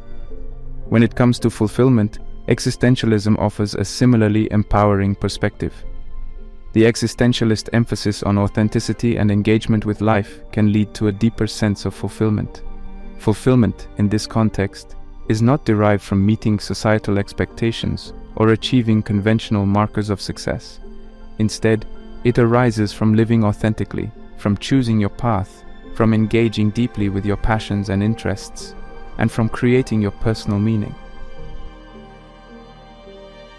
For instance, you might find fulfillment in pursuing a hobby that brings you joy, even if it doesn't align with traditional notions of success or productivity.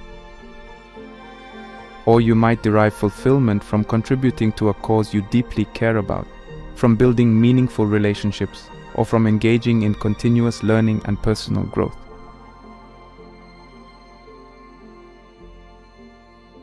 Both Sartre and Camus assert that we create our life's meaning through our actions and attitudes.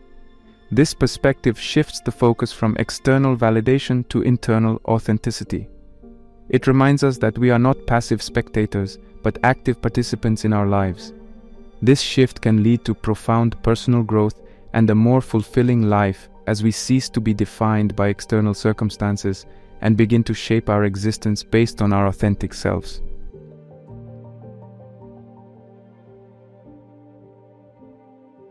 To bring this to life, imagine if you measured success not by how much money you make or how many followers you have on social media, but by how authentically you live, how passionate you are about your work, how deeply you engage with your interests, and how much you grow as an individual.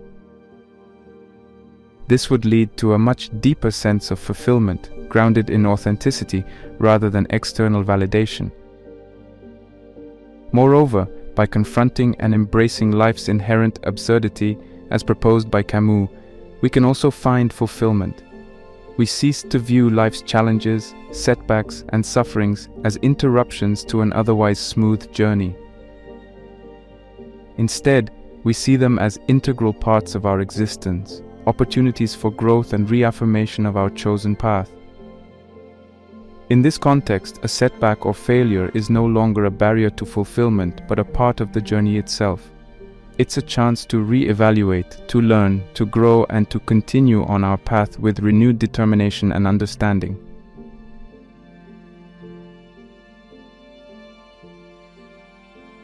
Existentialism provides us with a powerful lens through which to view our quest for purpose and fulfillment. It doesn't provide us with easy answers or predetermined paths. Instead, it arms us with the tools and perspectives needed to navigate the complexity of life, to make conscious choices, and to create our purpose and fulfillment.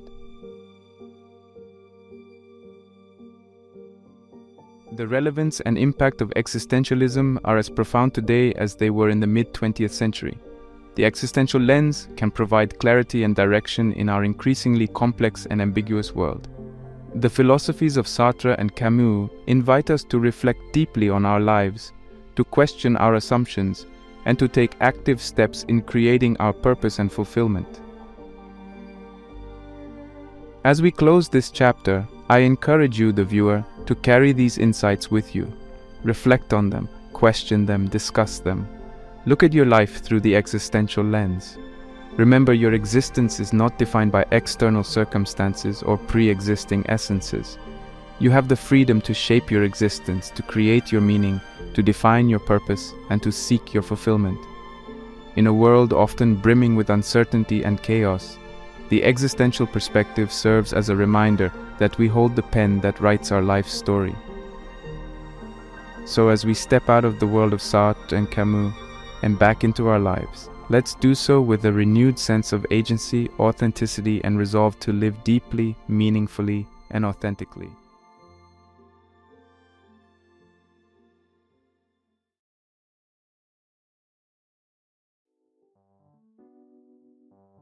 Love is the only sane and satisfactory answer to the problem of human existence. Erich Fromm. In a world brimming with fleeting connections and digital interactions where swipes left and right dictate our romantic encounters, the quest for true love often seems like a labyrinth with no clear exit. This journey, while deeply personal, is a universal human experience, laden with aspirations, doubts, and most importantly, a relentless search for a connection that transcends the ordinary. Today I invite you on an explorative journey through the mind of Erich Fromm, a renowned psychoanalyst and philosopher whose seminal work, The Art of Loving, offers profound insights into the nature of love. Published in 1956, this masterpiece remains a beacon of wisdom in our often tumultuous quest for heartfelt connections. But why turn to a book that's over half a century old for guidance on such a modern dilemma? The answer lies in the timeless nature of Fromm's observations and the universal truths about human nature and relationships that he so eloquently unveils.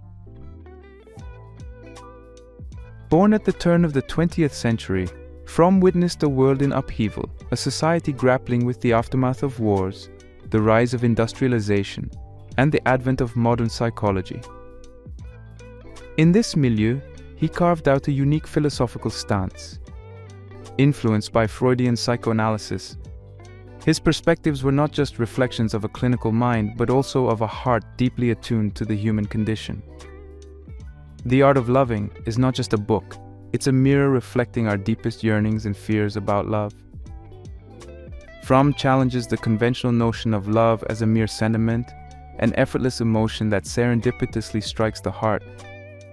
Instead, he posits love as an art, akin to painting or music, requiring knowledge, effort, and practice. This revolutionary idea shifts the paradigm from a passive state of falling in love to an active standing in love, where love is not just felt, but lived and nurtured. But why is this perspective crucial today? In our contemporary world, where relationships often buckle under the weight of unrealistic expectations and the relentless pursuit of perfection, this wisdom is a much-needed antidote. His views prompt us to introspect, to question our understanding of love, and to embark on a journey of cultivating it as a skill. A discipline that enriches not just our relationships, but our entire being. The purpose of this video, therefore, is to delve into the depths of his teachings and extract pearls of wisdom that can guide us in our pursuit of true love. We'll explore his concepts of love, not just as a romantic endeavor, but as a holistic approach encompassing self-love, brotherly love, erotic love, motherly love, and the love of God. Each of these forms interweave into the fabric of our lives, influencing how we connect with others and ourselves. Moreover, in an age where technology often dictates the tempo of our relationships, understanding and applying his principles can be transformative. His insights into the active components of love, care, responsibility, respect, and knowledge, serve as a compass to navigate the complex dynamics of modern relationships. These components are not abstract concepts, but tangible actions that can be incorporated into our daily lives, redefining how we approach love and relationships. As we unfold the layers of this profound philosophy, we'll also critically examine its relevance and applicability in today's context. Do his ideas stand the test of time? How do they resonate with contemporary views on love and relationships? Are there aspects of his theory that are contentious or outdated in the light of modern psychological understanding? These are some of the questions we'll ponder upon. In essence, this journey is not just about understanding Fromm's perspective on love. It's an invitation to introspect, to challenge our preconceptions, and to embark on a more conscious and fulfilling journey towards love. A journey that is as much about finding someone to love as it is about becoming someone capable of deep, meaningful love.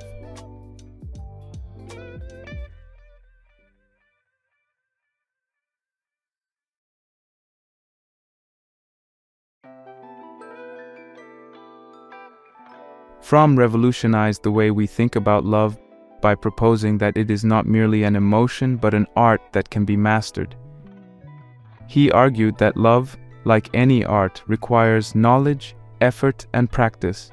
This perspective challenges the popular notion that love is something that happens to us, suggesting instead that it is something we actively cultivate and develop. His idea moves love from the realm of the mystical and unattainable to something concrete and achievable. Central to Fromm's concept of love as an art is the idea that it involves a deep understanding of and connection with another person. This understanding extends beyond the superficial level of everyday interactions, reaching into the essence of another's being. He believed that this deep connection could only be fostered through dedicated effort and practice, just as one would practice a musical instrument or a craft. He categorizes love into several types, each with its unique characteristics and importance. Brotherly love, for instance, is the love that we feel towards humanity in general. It is an altruistic love, free from the desire for something in return. This form of love is foundational for a healthy society, as it promotes empathy and understanding among individuals. Romantic love, another type identified by Fromm, is perhaps the most familiar. It's the intense and passionate connection often depicted in literature and movies. However, cautions against viewing romantic love as a fleeting, passionate emotion that happens by chance.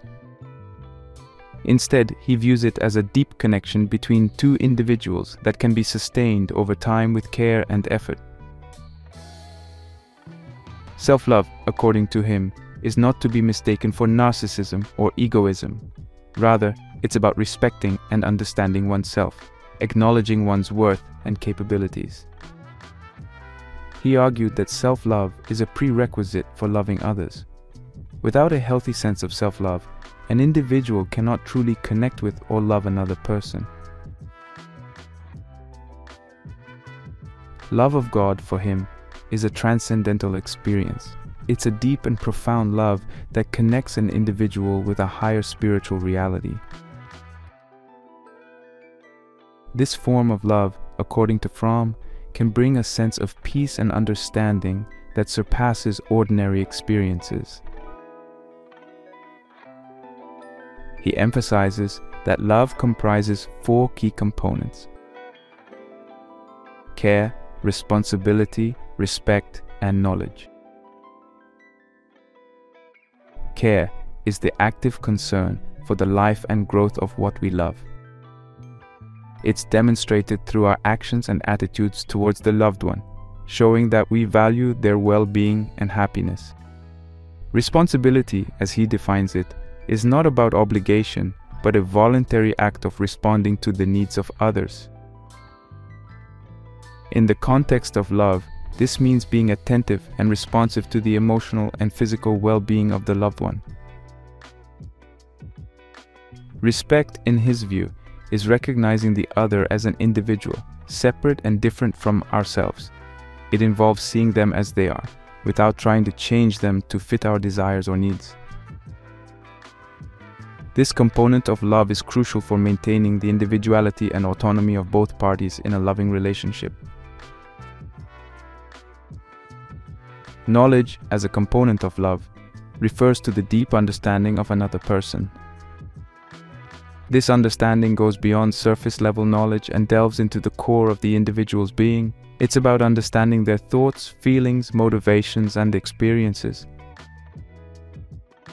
Fromm also talks about the art of loving as a process of growth and development. He emphasizes that love is not a static state, but an ongoing journey.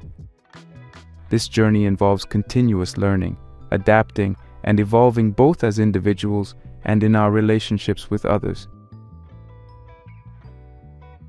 The concept of love as an ongoing process ties back to his belief in love as a skill. Just like any skill, it requires practice and dedication. It's not about achieving a perfect state of love, but about continually striving to deepen and enrich our understanding and connection with others. His exploration of love extends to the societal level as well. He suggests that the principles of love, when applied collectively, can lead to a more empathetic and connected society. This idea is particularly relevant in our modern world, where social connections are often fleeting and superficial. The practice of love also involves overcoming various obstacles. These include societal norms, personal fears, and insecurities that can hinder our ability to love fully and genuinely. He urges us to confront and overcome these barriers to foster deeper and more meaningful relationships. His emphasis on the active nature of love is a call to action. It encourages us to engage in self-reflection, and to actively work on developing the skills necessary for love. This involves not only understanding and practicing care, responsibility, respect and knowledge, but also cultivating empathy and compassion. Fromm's The Art of Loving offers a comprehensive and profound exploration of love. His ideas challenge us to rethink our perceptions of love and to approach it not just as a feeling, but as a skill that can be developed and nurtured. By understanding and applying his principles, we can embark on a fulfilling journey towards deeper, more meaningful connections with ourselves and others.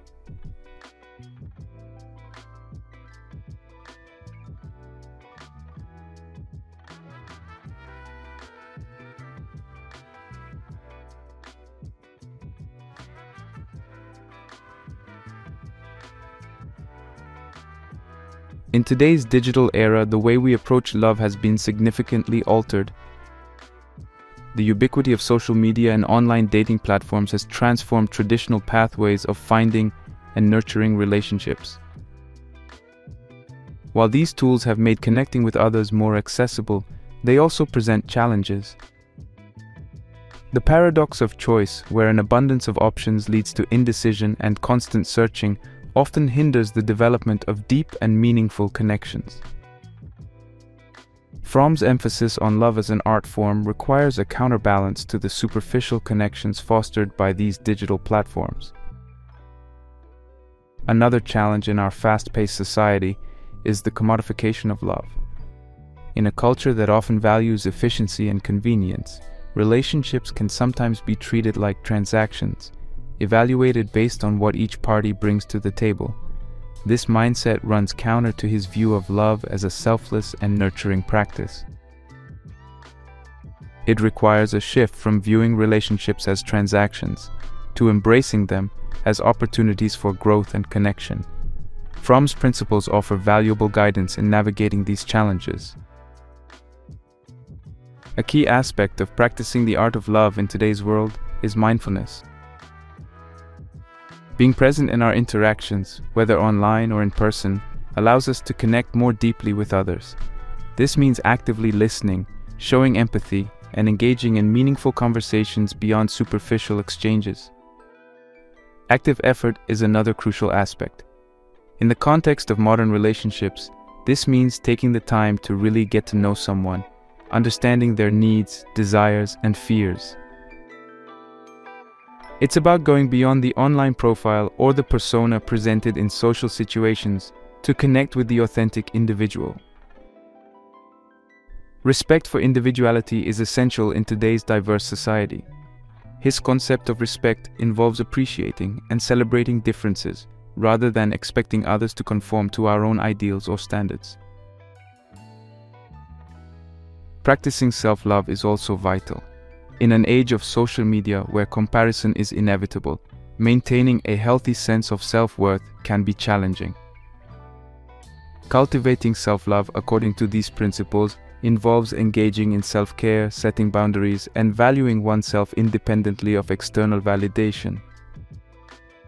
Responsibility in relationships, as he outlines, extends to digital interactions. It means being accountable for our words and actions online, just as we would be in person.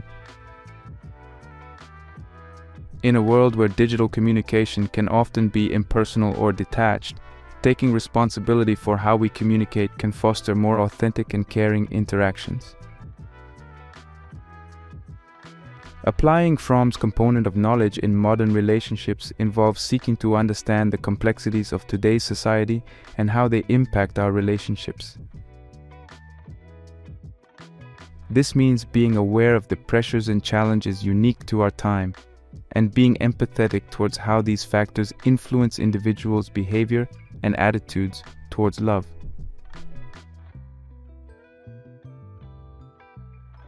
In friendships, the digital era often leads to superficial connections. By applying his principles, friends can strengthen their bonds by engaging in deep and meaningful conversations, showing genuine interest in each other's lives, and providing support during challenging times.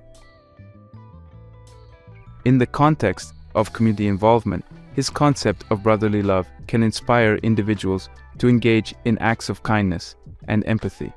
Volunteering, participating in community events, or simply offering help to a neighbor are ways to practice this form of love, contributing to a more caring and connected community. In romantic relationships, the practice of love as an art involves regular communication, understanding, and compromise. Couples can apply Fromm's principles by dedicating time to nurture their relationship, addressing conflicts with empathy and respect, and supporting each other's personal growth.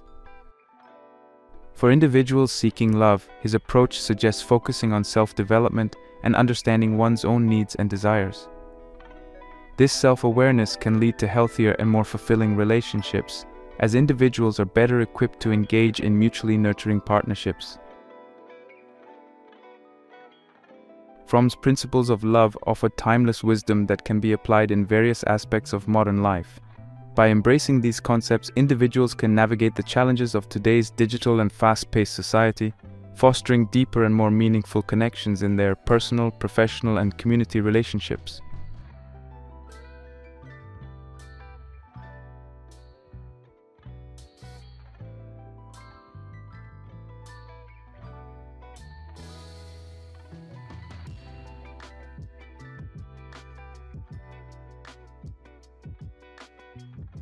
Plato's concept of love.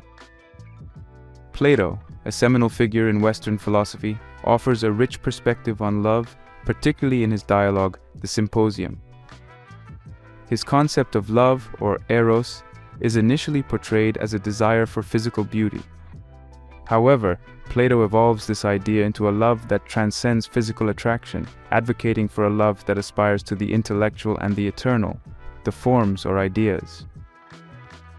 In the Symposium, through the character of Socrates, Plato describes the journey of love as one that starts from the love of a single beautiful body to the love of all beautiful bodies, and from there to the love of beautiful souls, and finally to the love of the beauty itself. This philosophical journey highlights a move from the physical to the metaphysical, suggesting a love that seeks wisdom and truth. Comparing this with Fromm's views, both philosophers see love as more than just an emotional or physical response. They emphasize a deeper, more meaningful connection with the world and with ideas. However, while Fromm focuses on love as an active skill and a social art, Plato elevates love to a metaphysical quest for truth and beauty.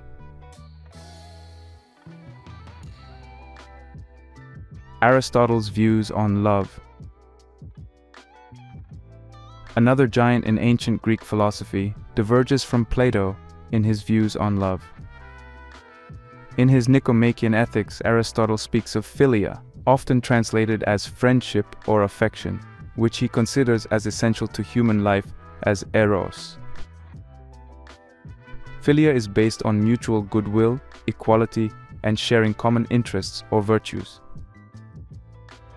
For Aristotle, the highest form of philia is the friendship of virtue. This form of love is not based on utility or pleasure, but on a mutual appreciation of the virtues the other person holds. It's a stable form of love, one that sees and values the other for who they are, not for what they can provide. Comparing Aristotle's philia with Fromm's love, we see a common thread in the emphasis on active participation and a deeper understanding of the other. Both views reject superficial connections and underscore the importance of a more profound, character-based love. John Bowlby's attachment theory. Moving to a modern psychological perspective, John Bowlby's attachment theory provides significant insights into how early relationships with caregivers shape our approach to love and relationships in adulthood. According to Bowlby, the quality of attachment in early life influences one's attachment style, secure, anxious, or avoidant, which then dictates how individuals approach love and intimacy in their adult relationships.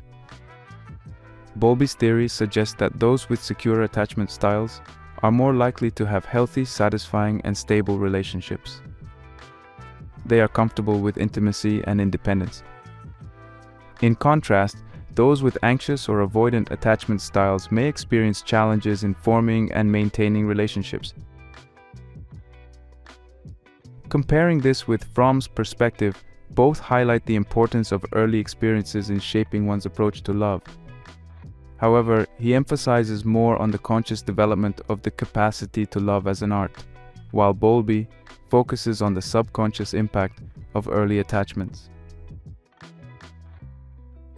Carl Rogers' person-centered theory.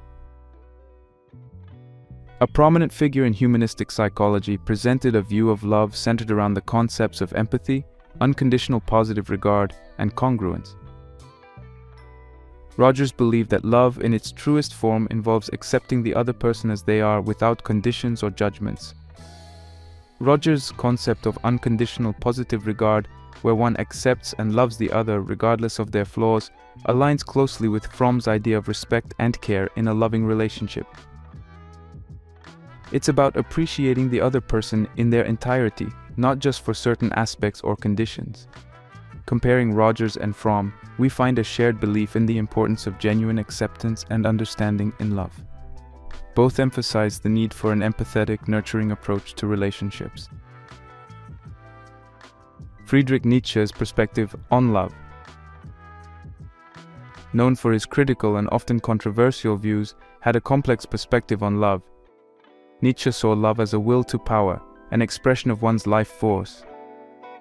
He believed that love should enhance one's life and spirit, rather than being an act of self-sacrifice or loss of strength. Nietzsche's idea of love as a will to power can be seen as a form of self-love that encourages individual growth and self-actualization. This contrasts with Fromm's view, which emphasizes love as an art involving care, responsibility, respect, and knowledge, and is directed towards others as well as oneself.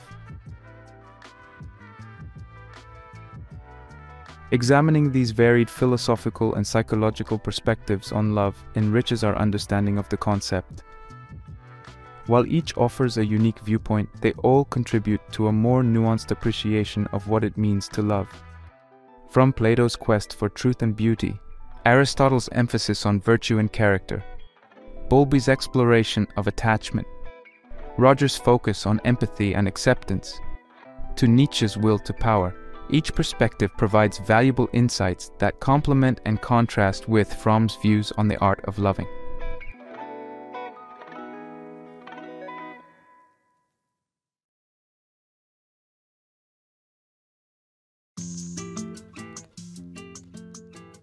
As we draw this exploration to a close, it's time to reflect on the rich tapestry of ideas and philosophies we've traversed regarding the concept of love. We began with Erich Fromm and his revolutionary view in The Art of Loving, where love is not merely an emotion but an art to be cultivated with knowledge, effort, and practice.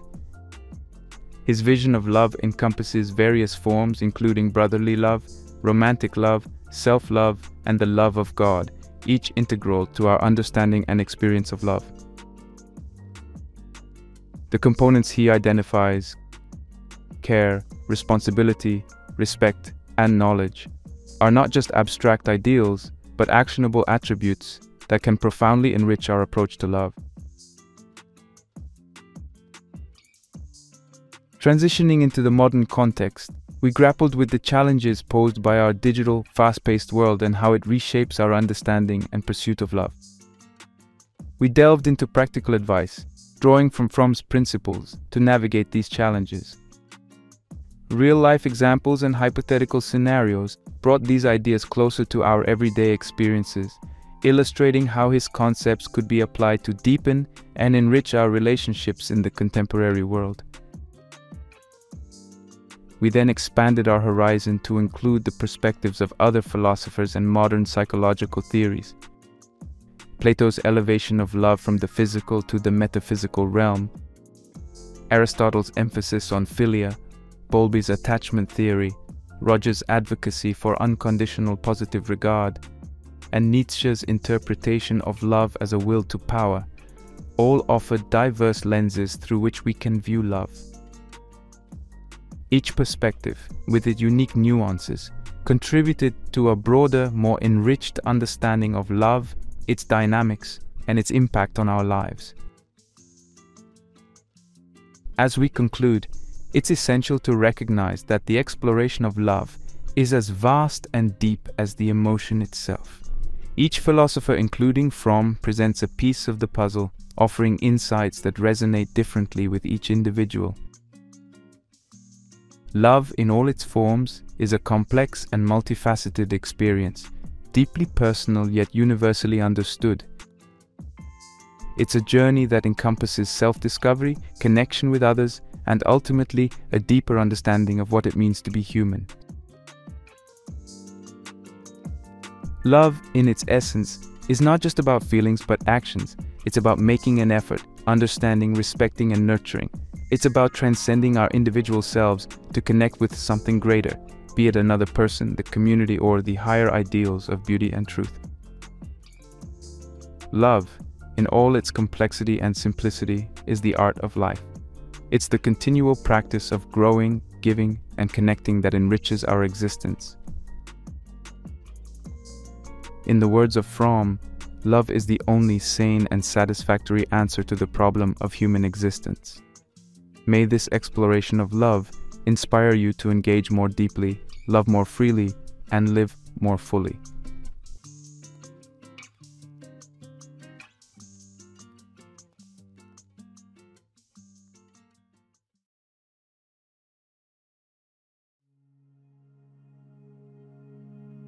Imagine you had a chance to sit down with someone who lived thousands of years ago, a philosopher, statesman, and playwright, someone who walked the halls of power but also tasted the bitterness of exile. Imagine this person could offer you insights so timeless that they could change the way you see the world today, impacting how you think, feel, and act. What would you give for just an hour of wisdom from such a person? Well, the good news is, you don't have to imagine it, because that's precisely what we're doing today as we delve deep into the letters of Seneca, one of the most insightful Stoic philosophers of ancient Rome. The man behind these life-altering letters, Seneca, was not just a philosopher in an ivory tower. He was an individual deeply engaged in the society and politics of his time. From advising emperors to experiencing the ups and downs of political life, his observations about the human condition weren't academic exercises. They were drawn from the crucible of lived experience, making them as relevant today as they were nearly 2 millennia ago. The Letters from a Stoic, a series of moral epistles to his friend Lucilius, represent some of the most poignant philosophical texts ever penned. In them, Seneca provides practical advice on everything from how to deal with grief and adversity to tips on personal development and ethical considerations. In this video, we're about to embark on a transformative journey through 7 of Seneca's most impactful letters. Each of these letters offers timeless advice, actionable tips, and a profound understanding of human nature that can enrich our lives in unimaginable ways. Stay with me as we unlock the secrets to a fulfilling life, one ancient letter at a time.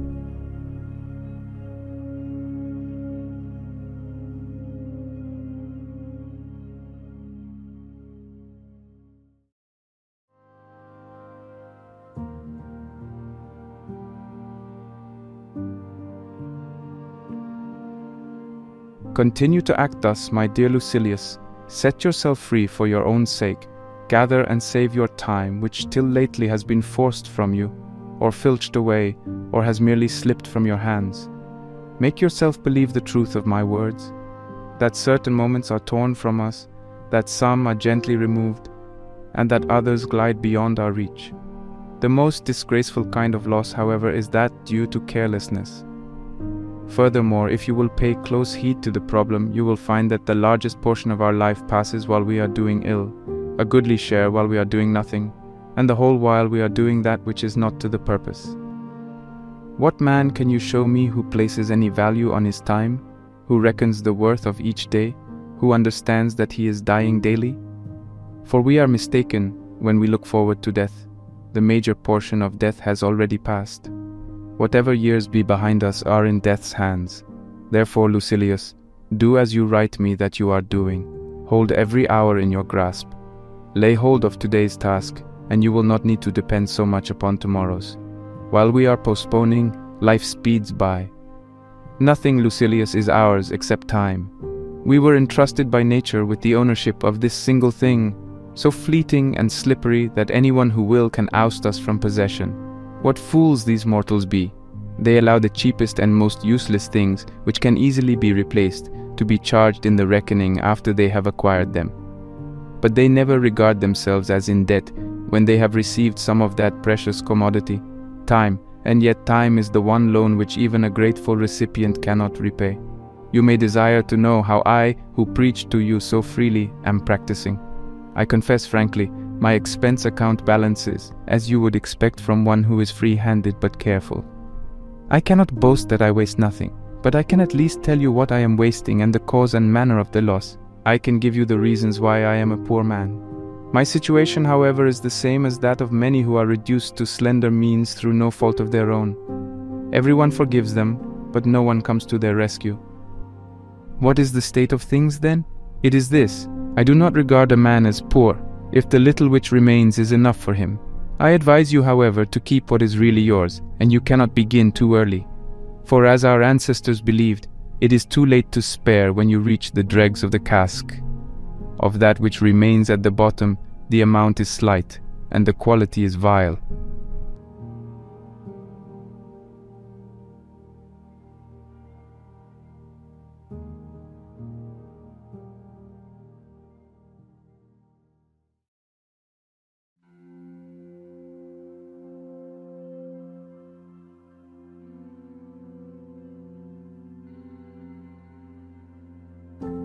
Keep on as you have begun, and make all possible haste, so that you may have longer enjoyment of an improved mind, one that is at peace with itself.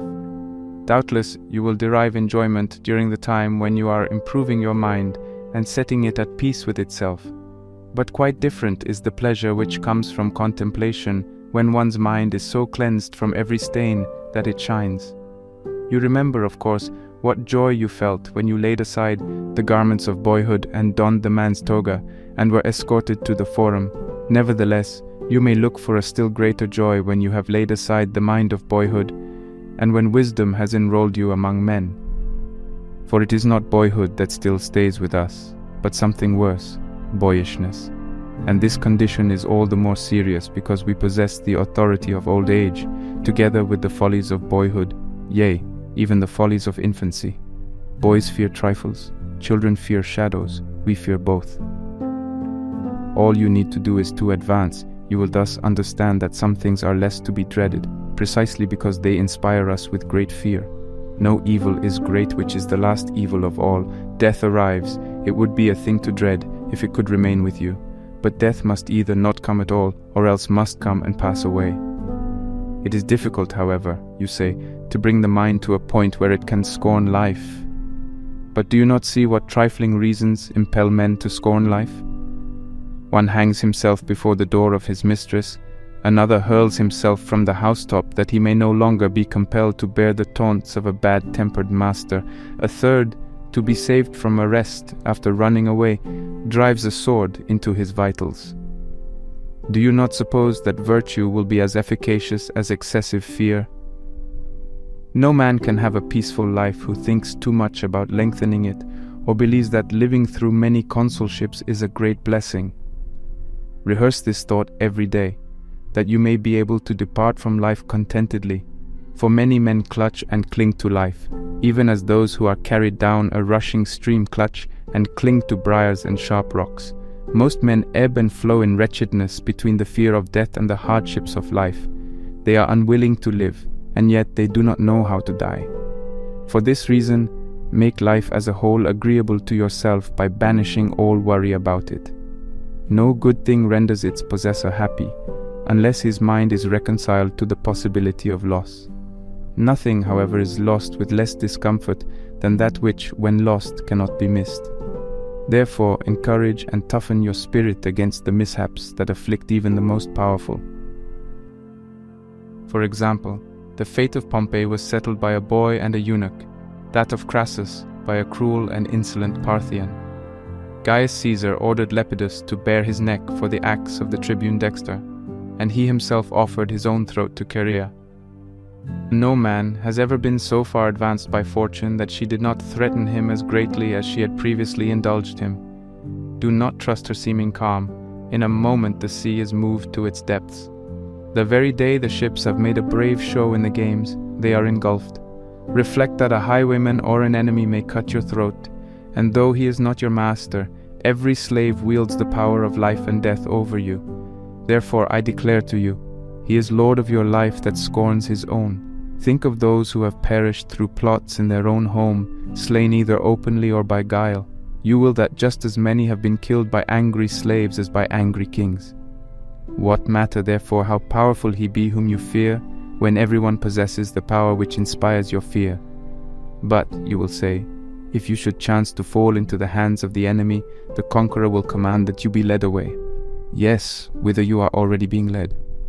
Why do you voluntarily deceive yourself and require to be told now for the first time what fate it is that you have long been laboring under?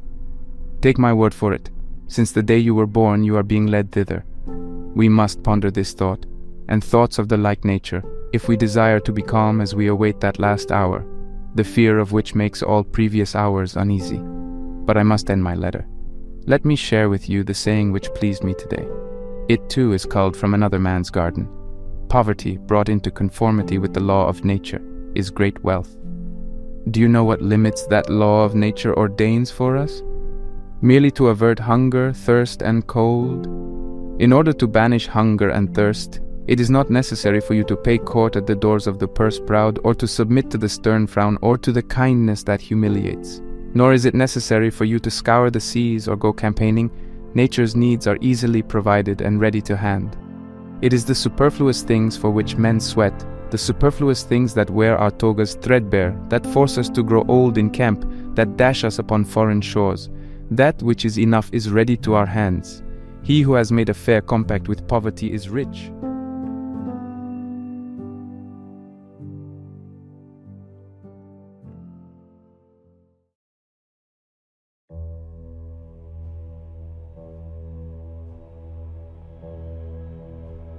I feel, my dear Lucilius, that I am being not only reformed but transformed. I do not yet, however, assure myself or indulge the hope that there are no elements left in me which need to be changed. Of course, there are many that should be made more compact or made thinner or be brought into greater prominence. And indeed, this very fact is proof that my spirit is altered into something better, that it can see its own faults, of which it was previously ignorant. In certain cases, sick men are congratulated because they themselves have perceived that they are sick. I therefore wish to impart to you this sudden change in myself. I should then begin to place a surer trust in our friendship. The true friendship which hope and fear and self-interest cannot sever. The friendship in which, and for the sake of which men meet death. I can show you many who have lacked, not a friend, but a friendship. This, however, cannot possibly happen when souls are drawn together by identical inclinations into an alliance of honorable desires. And why can it not happen? Because in such cases men know that they have all things in common, especially their troubles. You cannot conceive what distinct progress I notice that each day brings to me. And when you say, "Give me also a share in these gifts which you have found so helpful," I reply that I am anxious to heap all these privileges upon you, and that I am glad to learn in order that I may teach. Nothing will ever please me, no matter how excellent or beneficial, if I must retain the knowledge of it to myself. And if wisdom were given me under the express condition that it must be kept hidden and not uttered, I should refuse it. No good thing is pleasant to possess, without friends to share it. I shall therefore send to you the actual books, and in order that you may not waste time in searching here and there for profitable topics, I shall mark certain passages, so that you can turn at once to those which I approve and admire. Of course, however, the living voice and the intimacy of a common life will help you more than the written word. You must go to the scene of action first, because men put more faith in their eyes than in their ears, and second, because the way is long if one follows precepts, but short and helpful if one follows patterns. Cleanthes could not have been the express image of Zeno if he had merely heard his lectures. He shared in his life, saw into his hidden purposes, and watched him to see whether he lived according to his own rules.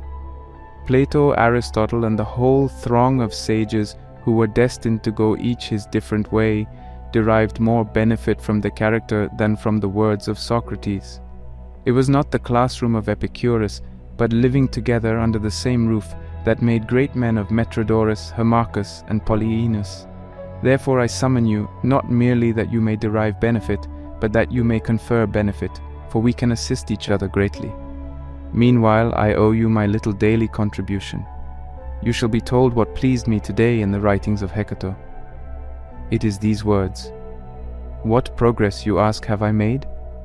I have begun to be a friend to myself." That was indeed a great benefit. Such a person can never be alone. You may be sure that such a man is a friend to all mankind.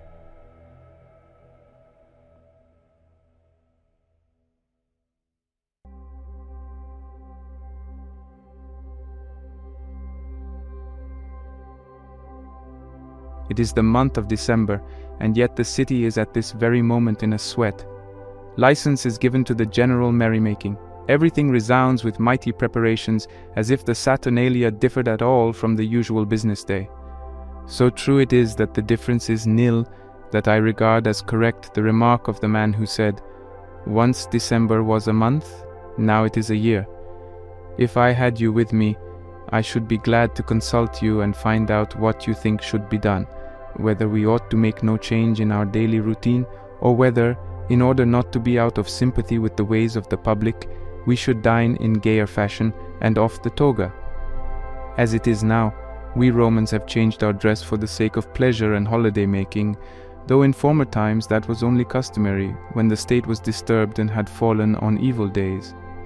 I am sure that, if I know you right, playing the part of an umpire, you would have wished that we should be neither like the liberty-capped sea throng in all ways, nor in all ways unlike them, unless, perhaps, this is just a season when we ought to lay down the law to the soul, and bid it be alone in refraining from pleasures just when the whole mob has let itself go in pleasures. For this is the surest proof which a man can get of his own constancy, if he neither seeks the things which are seductive and allure him to luxury, nor is led into them. It shows much more courage to remain dry and sober when the mob is drunk and vomiting, but it shows greater self-control to refuse to withdraw oneself, and to do what the crowd does, but in a different way, thus neither making oneself conspicuous, nor becoming one of the crowd. For one may keep holiday without extravagance. I am so firmly determined, however, to test the constancy of your mind that, drawing from the teachings of great men, I shall give you also a lesson. Set aside a certain number of days, during which you shall be content with the scantiest and cheapest fare, with coarse and rough dress, saying to yourself the while, "Is this the condition that I feared?" It is precisely in times of immunity from care that the soul should toughen itself beforehand for occasions of greater stress, and it is while fortune is kind that it should fortify itself against her violence. In days of peace the soldier performs maneuvers, throws up earthworks with no enemy in sight, and wearies himself by gratuitous toil, in order that he may be equal to unavoidable toil. If you would not have a man flinch when the crisis comes, train him before it comes. Such is the course which those men have followed who, in their imitation of poverty, have every month come almost to want, that they might never recoil from what they had so often rehearsed. You need not suppose that I mean meals like timons or paupers' huts or any other device which luxurious millionaires use to beguile the tedium of their lives. Let the pallet be a real one, and the coarse cloak. Let the bread be hard and grimy.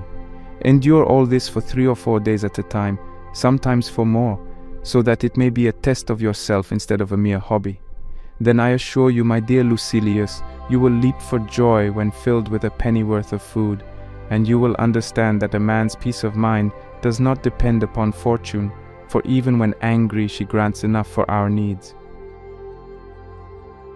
There is no reason, however, why you should think that you are doing anything great, for you will merely be doing what many thousands of slaves and many thousands of poor men are doing every day. But you may credit yourself with this item: that you will not be doing it under compulsion, and that it will be as easy for you to endure it permanently as to make the experiment from time to time. Let us practice our strokes on the dummy. Let us become intimate with poverty so that fortune may not catch us off our guard. We shall be rich with all the more comfort if we once learn how far poverty is from being a burden. Even Epicurus, the teacher of pleasure, used to observe stated intervals, during which he satisfied his hunger in niggardly fashion. He wished to see whether he thereby fell short of full and complete happiness, and if so, by what amount he fell short, and whether this amount was worth purchasing at the price of great effort. At any rate, he makes such a statement in the well-known letter written to Polyaenus in the archonship of Carinus. Indeed, he boasts that he himself lived on less than a penny, but that Metrodorus, whose progress was not yet so great, needed a whole penny. Do you think that there can be fullness on such fare? Yes, and there is pleasure also, not that shifty and fleeting pleasure which needs a fillip now and then, but a pleasure that is steadfast and sure. For though water, barley meal, and crusts of barley bread are not a cheerful diet, yet it is the highest kind of pleasure to be able to derive pleasure from this sort of food, and to have reduced one's needs to that modicum which no unfairness of fortune can snatch away. Even prison fare is more generous, and those who have been set apart for capital punishment are not so meanly fed by the man who is to execute them. Therefore, what a noble soul must one have, to descend of one's own free will to a diet which even those who have been sentenced to death have not to fear. This is indeed forestalling the spear thrusts of fortune. So begin, my dear Lucilius, to follow the custom of these men, and set apart certain days on which you shall withdraw from your business and make yourself at home with the scantiest fare. Establish business relations with poverty. Dare, O my friend, to scorn the sight of wealth, and mold thyself to kinship with thy God. For he alone is in kinship with God who has scorned wealth. Of course, I do not forbid you to possess it, but I would have you reach the point at which you possess it dauntlessly. This can be accomplished only by persuading yourself that you can live happily without it, as well as with it, and by regarding riches always as likely to elude you. But now I must begin to fold up my letter. Settle your debts first, you cry. Here is a draft on Epicurus, he will pay down the sum. Ungoverned anger begets madness. You cannot help knowing the truth of these words, since you have had not only slaves, but also enemies. But indeed this emotion blazes out against all sorts of persons. It springs from love as much as from hate, and shows itself not less in serious matters than in jest and sport. And it makes no difference how important the provocation may be, but into what kind of soul it penetrates. Similarly with fire, it does not matter how great is the flame, but what it falls upon. For solid timbers have repelled a very great fire. Conversely, dry and easily inflammable stuff nourishes the slightest spark into a conflagration. So it is with anger, my dear Lucilius. The outcome of a mighty anger is madness, and hence anger should be avoided, not merely that we may escape excess, but that we may have a healthy mind.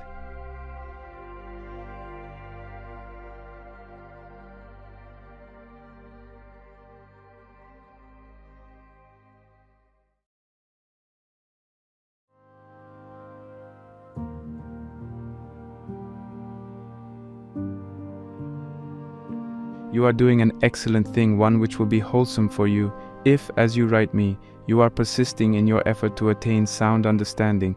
It is foolish to pray for this when you can acquire it from yourself. We do not need to uplift our hands towards heaven, or to beg the keeper of a temple to let us approach his idol's ear, as if in this way our prayers were more likely to be heard. God is near you, he is with you, he is within you.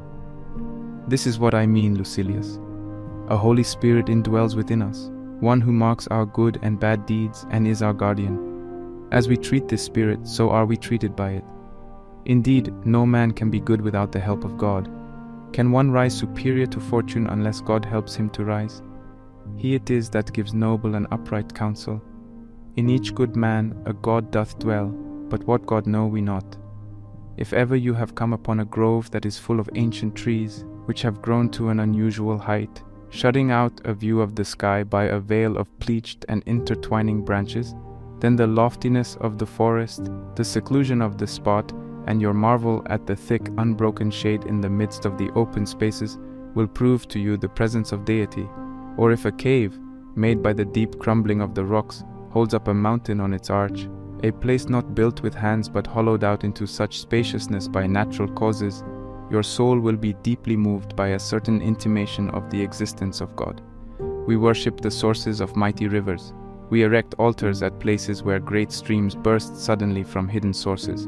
We adore springs of hot water as divine and consecrate certain pools because of their dark waters or their immeasurable depth. If you see a man who is unterrified in the midst of dangers, untouched by desires, happy in adversity, peaceful amid the storm, who looks down upon men from a higher plane and views the gods on a footing of equality, will not a feeling of reverence for him steal over you? Will you not say, "This quality is too great and too lofty to be regarded as resembling this petty body in which it dwells"? A divine power has descended upon that man.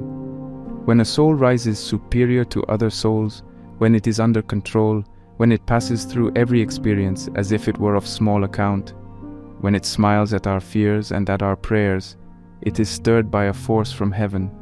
A thing like this cannot stand upright unless it be propped by the divine. Therefore a greater part of it abides in that place from whence it came down to earth. Just as the rays of the sun do indeed touch the earth, but still abide at the source from which they are sent, even so the great and hallowed soul which has come down in order that we may have a nearer knowledge of divinity, does indeed associate with us, but still cleaves to its origin. On that source it depends. Thither it turns its gaze and strives to go, and it concerns itself with our doings only as a being superior to ourselves. What then is such a soul? One which is resplendent with no external good, but only with its own. For what is more foolish than to praise in a man the qualities which come from without? And what is more insane than to marvel at characteristics which may at the next instant be passed on to someone else? A golden bit does not make a better horse. The lion with gilded mane, in process of being trained and forced by weariness to endure the decoration, is sent into the arena in quite a different way from the wild lion whose spirit is unbroken. The latter indeed bold in his attack as nature wished him to be, impressive because of his wild appearance, and it is his glory that none can look upon him without fear, is favored in preference to the other lion, that languid and gilded brute. No man ought to glory except in that which is his own. We praise a vine if it makes the shoots teem with increase, if by its weight it bends to the ground the very poles which hold its fruit. Would any man prefer to this vine one from which golden grapes and golden leaves hang down? In a vine the virtue peculiarly its own is fertility. In man also we should praise that which is his own. Suppose that he has a retinue of comely slaves and a beautiful house, that his farm is large and large his income. None of these things is in the man himself. They are all on the outside. Praise the quality in him which cannot be given or snatched away, that which is the peculiar property of the man. Do you ask what this is? It is soul and reason brought to perfection in the soul. For man is a reasoning animal. Therefore man's highest good is attained if he has fulfilled the good for which nature designed him at birth. And what is it which this reason demands of him? The easiest thing in the world, to live in accordance with his own nature. But this is turned into a hard task by the general madness of mankind. We push one another into vice. And how can a man be recalled to salvation when he has none to restrain him, and all mankind to urge him on?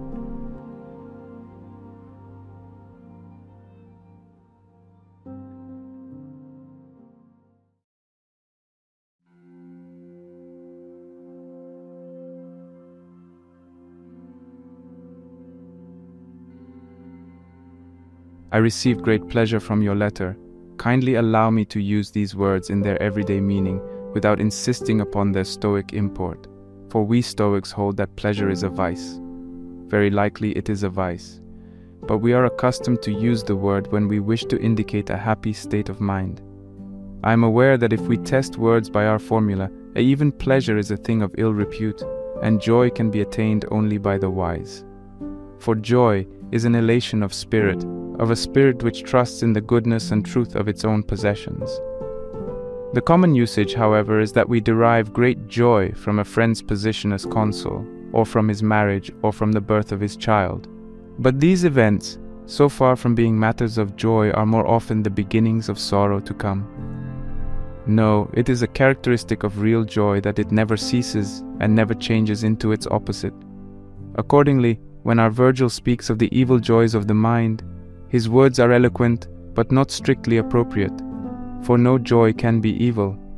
He has given the name joy to pleasures and has thus expressed his meaning, for he has conveyed the idea that men take delight in their own evil. Nevertheless, I was not wrong in saying that I received great pleasure from your letter, for although an ignorant man may derive joy, if the cause be an honorable one, yet since his emotion is wayward and is likely soon to take another direction, I call it pleasure. For it is inspired by an opinion concerning a spurious good. It exceeds control and is carried to excess. But to return to the subject, let me tell you what delighted me in your letter. You have your words under control. You are not carried away by your language, or borne beyond the limits which you have determined upon. Many writers are tempted by the charm of some alluring phrase to some topic other than that which they had set themselves to discuss. But this has not been so in your case. All your words are compact and suited to the subject. You say all that you wish, and you mean still more than you say. This is a proof of the importance of your subject matter, showing that your mind, as well as your words, contains nothing superfluous or bombastic. I do, however, find some metaphors, not indeed daring ones, but the kind which have stood the test of use.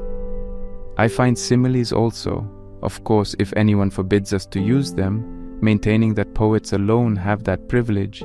He has not apparently read any of our ancient prose writers, who had not yet learned to affect a style that should win applause. For those writers whose eloquence was simple and directed only towards proving their case are full of comparisons, and I think that these are necessary, not for the same reason which makes them necessary for the poets, but in order that they may serve as props to our feebleness, to bring both speaker and listener face to face with the subject under discussion. For example, I am at this very moment reading Sextius. He is a keen man and a philosopher who, though he writes in Greek, has the Roman standards of ethics. One of his similes appealed especially to me, that of an army marching in hollow square in a place where the enemy might be expected to appear from any quarter, ready for battle. This, said he, is just what the wise man ought to do. He should have all his fighting qualities deployed on every side, so that wherever the attack threatens, there his supports may be ready to hand and may obey the captain's command without confusion. This is what we notice in armies which serve under great leaders. We see how all the troops simultaneously understand their general's orders, since they are so arranged that a signal given by one man passes down the ranks of cavalry and infantry at the same moment. This, he declares, is still more necessary for men like ourselves, for soldiers have often feared an enemy without reason, and the march which they thought most dangerous has in fact been most secure. But folly brings no repose. Fear haunts it both in the van and in the rear of the column, and both flanks are in a panic.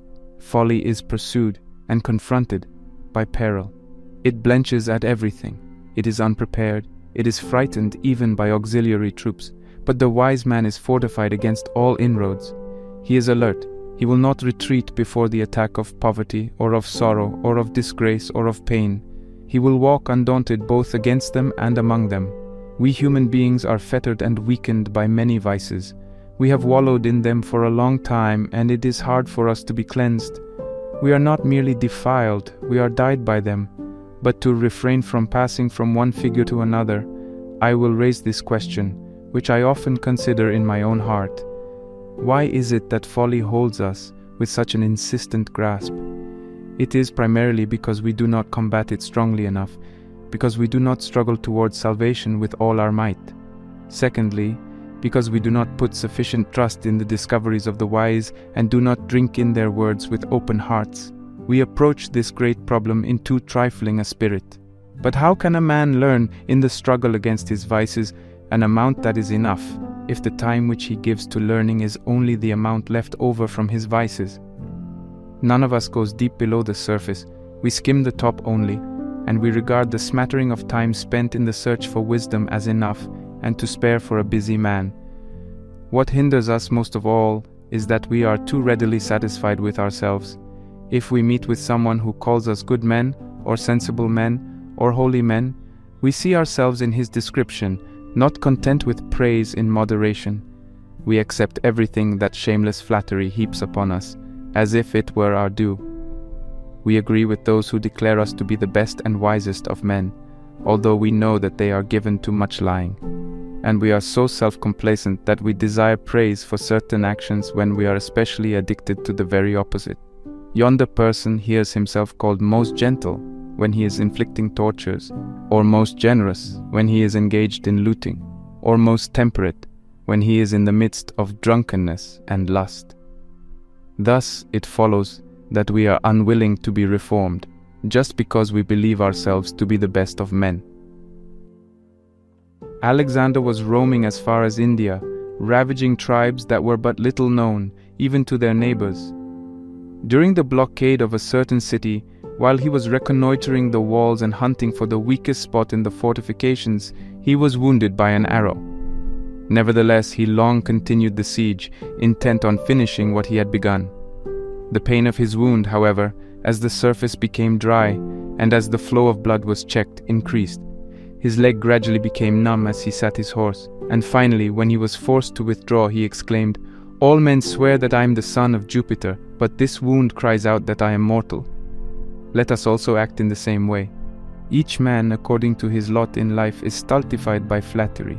We should say to him who flatters us, "You call me a man of sense, but I understand how many of the things which I crave are useless, and how many of the things which I desire will do me harm.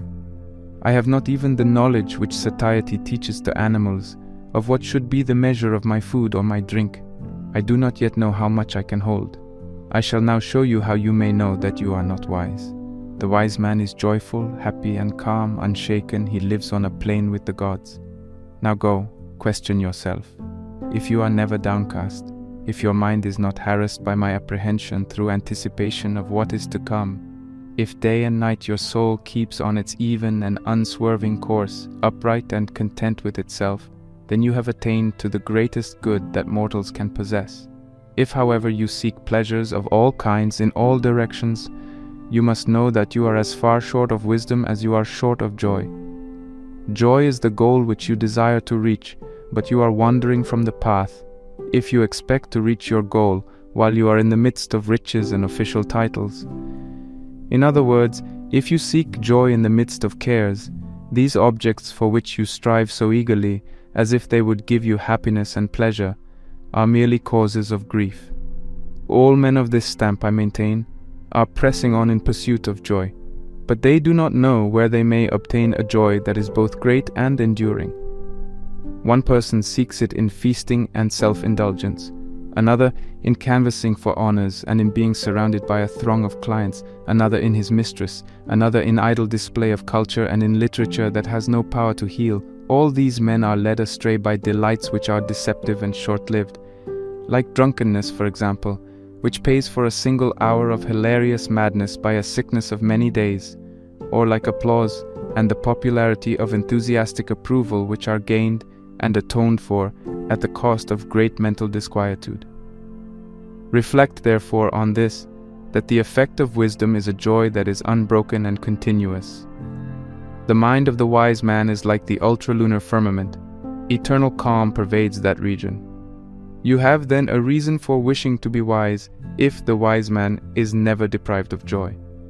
This joy springs only from the knowledge that you possess the virtues.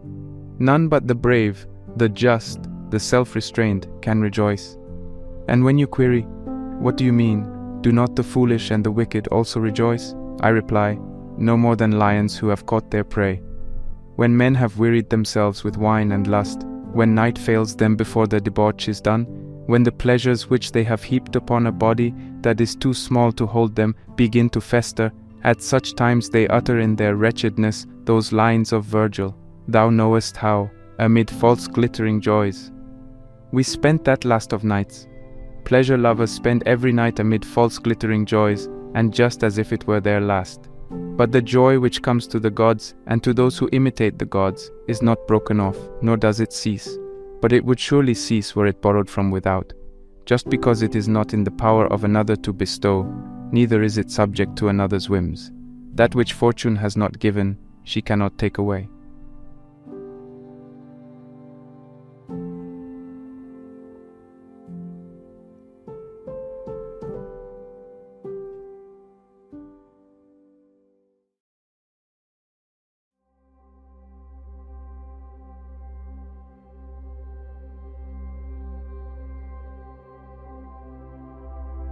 Every day and every hour reveal to us what a nothing we are, and remind us with some fresh evidence that we have forgotten our weakness. Then, as we plan for eternity, they compel us to look over our shoulders at death. Do you ask me what this preamble means? It refers to Cornelius Senecio, a distinguished and capable Roman knight whom you knew. From humble beginnings, he had advanced himself to fortune, and the rest of the path already lay downhill before him. For it is easier to grow in dignity than to make a start, and money is very slow to come where there is poverty. Until it can creep out of that, it goes halting. Senecio was already bordering upon wealth, helped in that direction by two very powerful assets, knowing how to make money and how to keep it also. Either one of these gifts might have made him a rich man. Here was a person who lived most simply, careful of health and wealth alike. He had, as usual, called upon me early in the morning, and had then spent the whole day, even up to nightfall, at the bedside of a friend who was seriously and hopelessly ill. After a comfortable dinner, he was suddenly seized with an acute attack of quinsy, and with the breath clogged tightly in his swollen throat, barely lived until daybreak. So within a very few hours after the time when he had been performing all the duties of a sound and healthy man, he passed away. He who was venturing investments by land and sea, who had also entered public life and left no type of business untried, during the very realization of financial success and during the very onrush of the money that flowed into his coffers, was snatched from the world. Graft now thy pears, Melibæus, and set out thy vines in their order. But how foolish it is to set out one's life when one is not even owner of the morrow, or what madness it is to plot out far-reaching hopes. To say, I will buy and build, loan and call in money, win titles of honor, and then, old and full of years, I will surrender myself to a life of ease. Believe me when I say that everything is doubtful, even for those who are prosperous. No one has any right to draw for himself upon the future. The very thing that we grasp slips through our hands, and chance cuts into the actual hour which we are crowding so full. Time does indeed roll along by fixed law, but as in darkness. And what is it to me whether nature's course is sure, when my own is unsure? We plan distant voyages and long postponed homecomings after roaming over foreign shores. We plan for military service and the slow rewards of hard campaigns. We canvass for governorships and the promotions of one office after another, and all the while death stands at our side. But since we never think of it except as it affects our neighbor, instances of mortality press upon us day by day, to remain in our minds only as long as they stir our wonder. Yet what is more foolish than to wonder that something which may happen every day has happened on any one day? There is indeed a limit fixed for us, just where the remorseless law of fate has fixed it, but none of us knows how near he is to this limit. Therefore let us so order our minds as if we had come to the very end. Let us postpone nothing, let us balance life's account every day. The greatest flaw in life is that it is always imperfect, and that a certain part of it is postponed. One who daily puts the finishing touches to his life is never in want of time. And yet, from this want arise fear and a craving for the future which eats away the mind.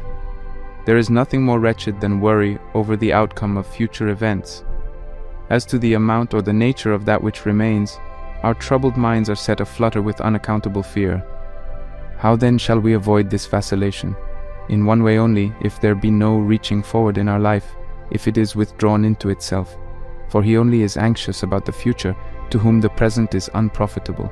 But when I have paid my soul its due, when a soundly balanced mind knows that a day differs not a whit from eternity, whatever days or problems the future may bring, then the soul looks forth from lofty heights and laughs heartily to itself when it thinks upon the ceaseless succession of the ages. For what disturbance can result from the changes and the instability of chance, if you are sure in the face of that which is unsure?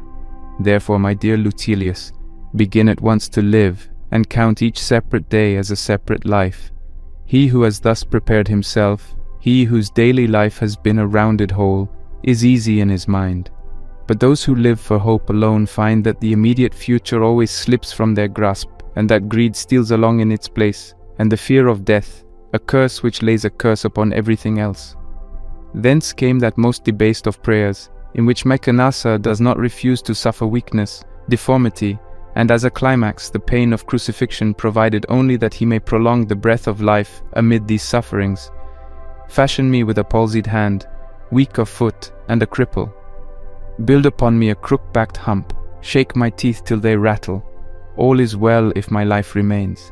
Save, oh save it, I pray you, though I sit on the piercing cross. There he is, praying for that which, if it had befallen him, would be the most pitiable thing in the world, and seeking a postponement of suffering as if he were asking for life. I should deem him most despicable had he wished to live up to the very time of crucifixion. Nay, he cries, you may weaken my body if you will only leave the breath of life in my battered and ineffective carcass. Maim me if you will, but allow me, misshapen and deformed as I may be, just a little more time in the world. You may nail me up and set my seat upon the piercing cross. Is it worthwhile to weigh down upon one's own wound and hang impaled upon a gibbet, that one may but postpone something which is the balm of troubles, the end of punishment? Is it worth all this to possess the breath of life only to give it up? What would you ask for Maecenas but the indulgence of heaven? What does he mean by such womanish and indecent verse? What does he mean by making terms with panic fear? What does he mean by begging so vilely for life? He cannot ever have heard Virgil read the words, "Tell me, is death so wretched as that?" He asks for the climax of suffering, and what is still harder to bear? Prolongation and extension of suffering. And what does he gain thereby? Merely the boon of a longer existence. But what sort of life is a lingering death? Can anyone be found who would prefer wasting away in pain, dying limb by limb, or letting out his life drop by drop, rather than expiring once for all? Can any man be found willing to be fastened to the accursed tree, a long, sickly, already deformed, swelling with ugly tumors on chest and shoulders, and draw the breath of life amid long drawn-out agony? I think he would have many excuses for dying even before mounting the cross. Deny now, if you can, that nature is very generous in making death inevitable. Many men have been prepared to enter upon still more shameful bargains, to betray friends in order to live longer themselves, or voluntarily to debase their children, and so enjoy the light of day which is witness of all their sins. We must get rid of this craving for life, and learn that it makes no difference when your suffering comes, because at some time you are bound to suffer. The point is, not how long you live, but how nobly you live, and often this living nobly means that you cannot live long.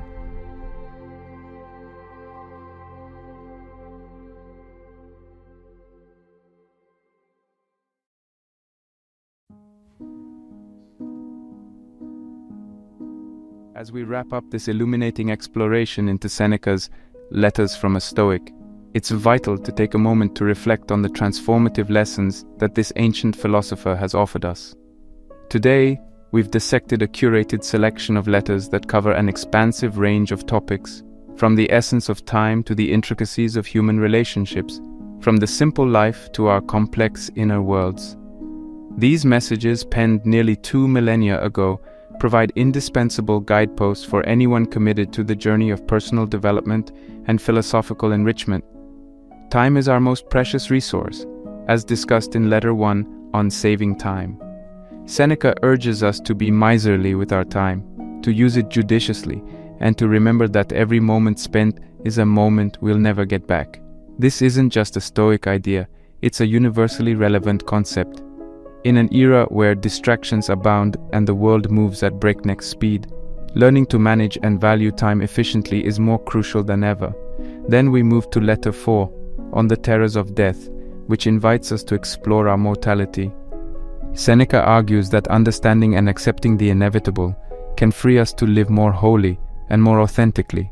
The idea is not to become morbidly obsessed with death, but to use it as a compass that directs us to live each day with purpose and clarity. Our exploration took us next to the beauty of shared wisdom in Letter 6 on sharing knowledge. Here, Seneca suggests that the knowledge we gain increases in value when we share it with others. In today's interconnected world, where information flows freely through social media platforms, blogs, and videos like this one, sharing knowledge isn't just a virtue, but a responsibility we all share. Then we delved into Letter 18, on festivals and fasting, a poignant message about embracing a simpler life. In a society consumed by consumerism, where we often mistake wants for needs, Seneca reminds us of the importance of contentment and voluntary discomfort. This practice enables us to appreciate what we have and prepares us for times when we might face actual discomfort or hardship. In Letter 41, on the God within us, we encountered the notion of the divine quality of human rationality. The idea isn't merely abstract, it's a call to elevate our thinking and actions to reflect our highest potential. Personal development isn't just about skills and achievements, it's about reaching into the depths of our being and bringing forth the innate wisdom we all possess. Our journey also led us to Letter 59 on pleasure and joy, a letter that focuses on the importance of meaningful relationships and true joy as opposed to fleeting pleasures. Seneca distinguishes between superficial happiness and the deep-rooted joy that comes from authentic connections with others, echoing sentiments that are vitally important in an age where social media often seems to drive us apart more than it brings us together. Finally, we examined Letter 101 on the futility of planning ahead. In a world obsessed with planning every minute detail, Seneca asks us to accept the impermanence of life and to adapt to change. This Stoic principle is perhaps the most freeing of all, because it offers a mental framework that can weather any storm life may throw our way. As we draw this exploration to a close, understand that these words and lessons from Seneca are not merely ink on paper or pixels on a screen. They are echoes of millennia, whispers from the past that can still shape the contours of our hearts and minds today. Take one concept, just one, and hold it close to you. Let it stir your soul and guide your actions. For you don't merely listen to Stoic wisdom, you embody it. You are the living, breathing expression of potential, ever on the precipice of profound transformation. Don't walk away unchanged. Make today the day that you felt something awaken within you, a recognition not of who you are, but of who you could become.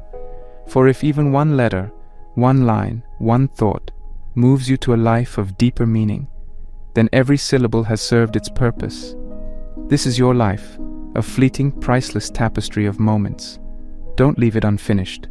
The wisest journey is not to the horizon, but inward, into the uncharted landscapes of your own being. May your journey be your masterpiece.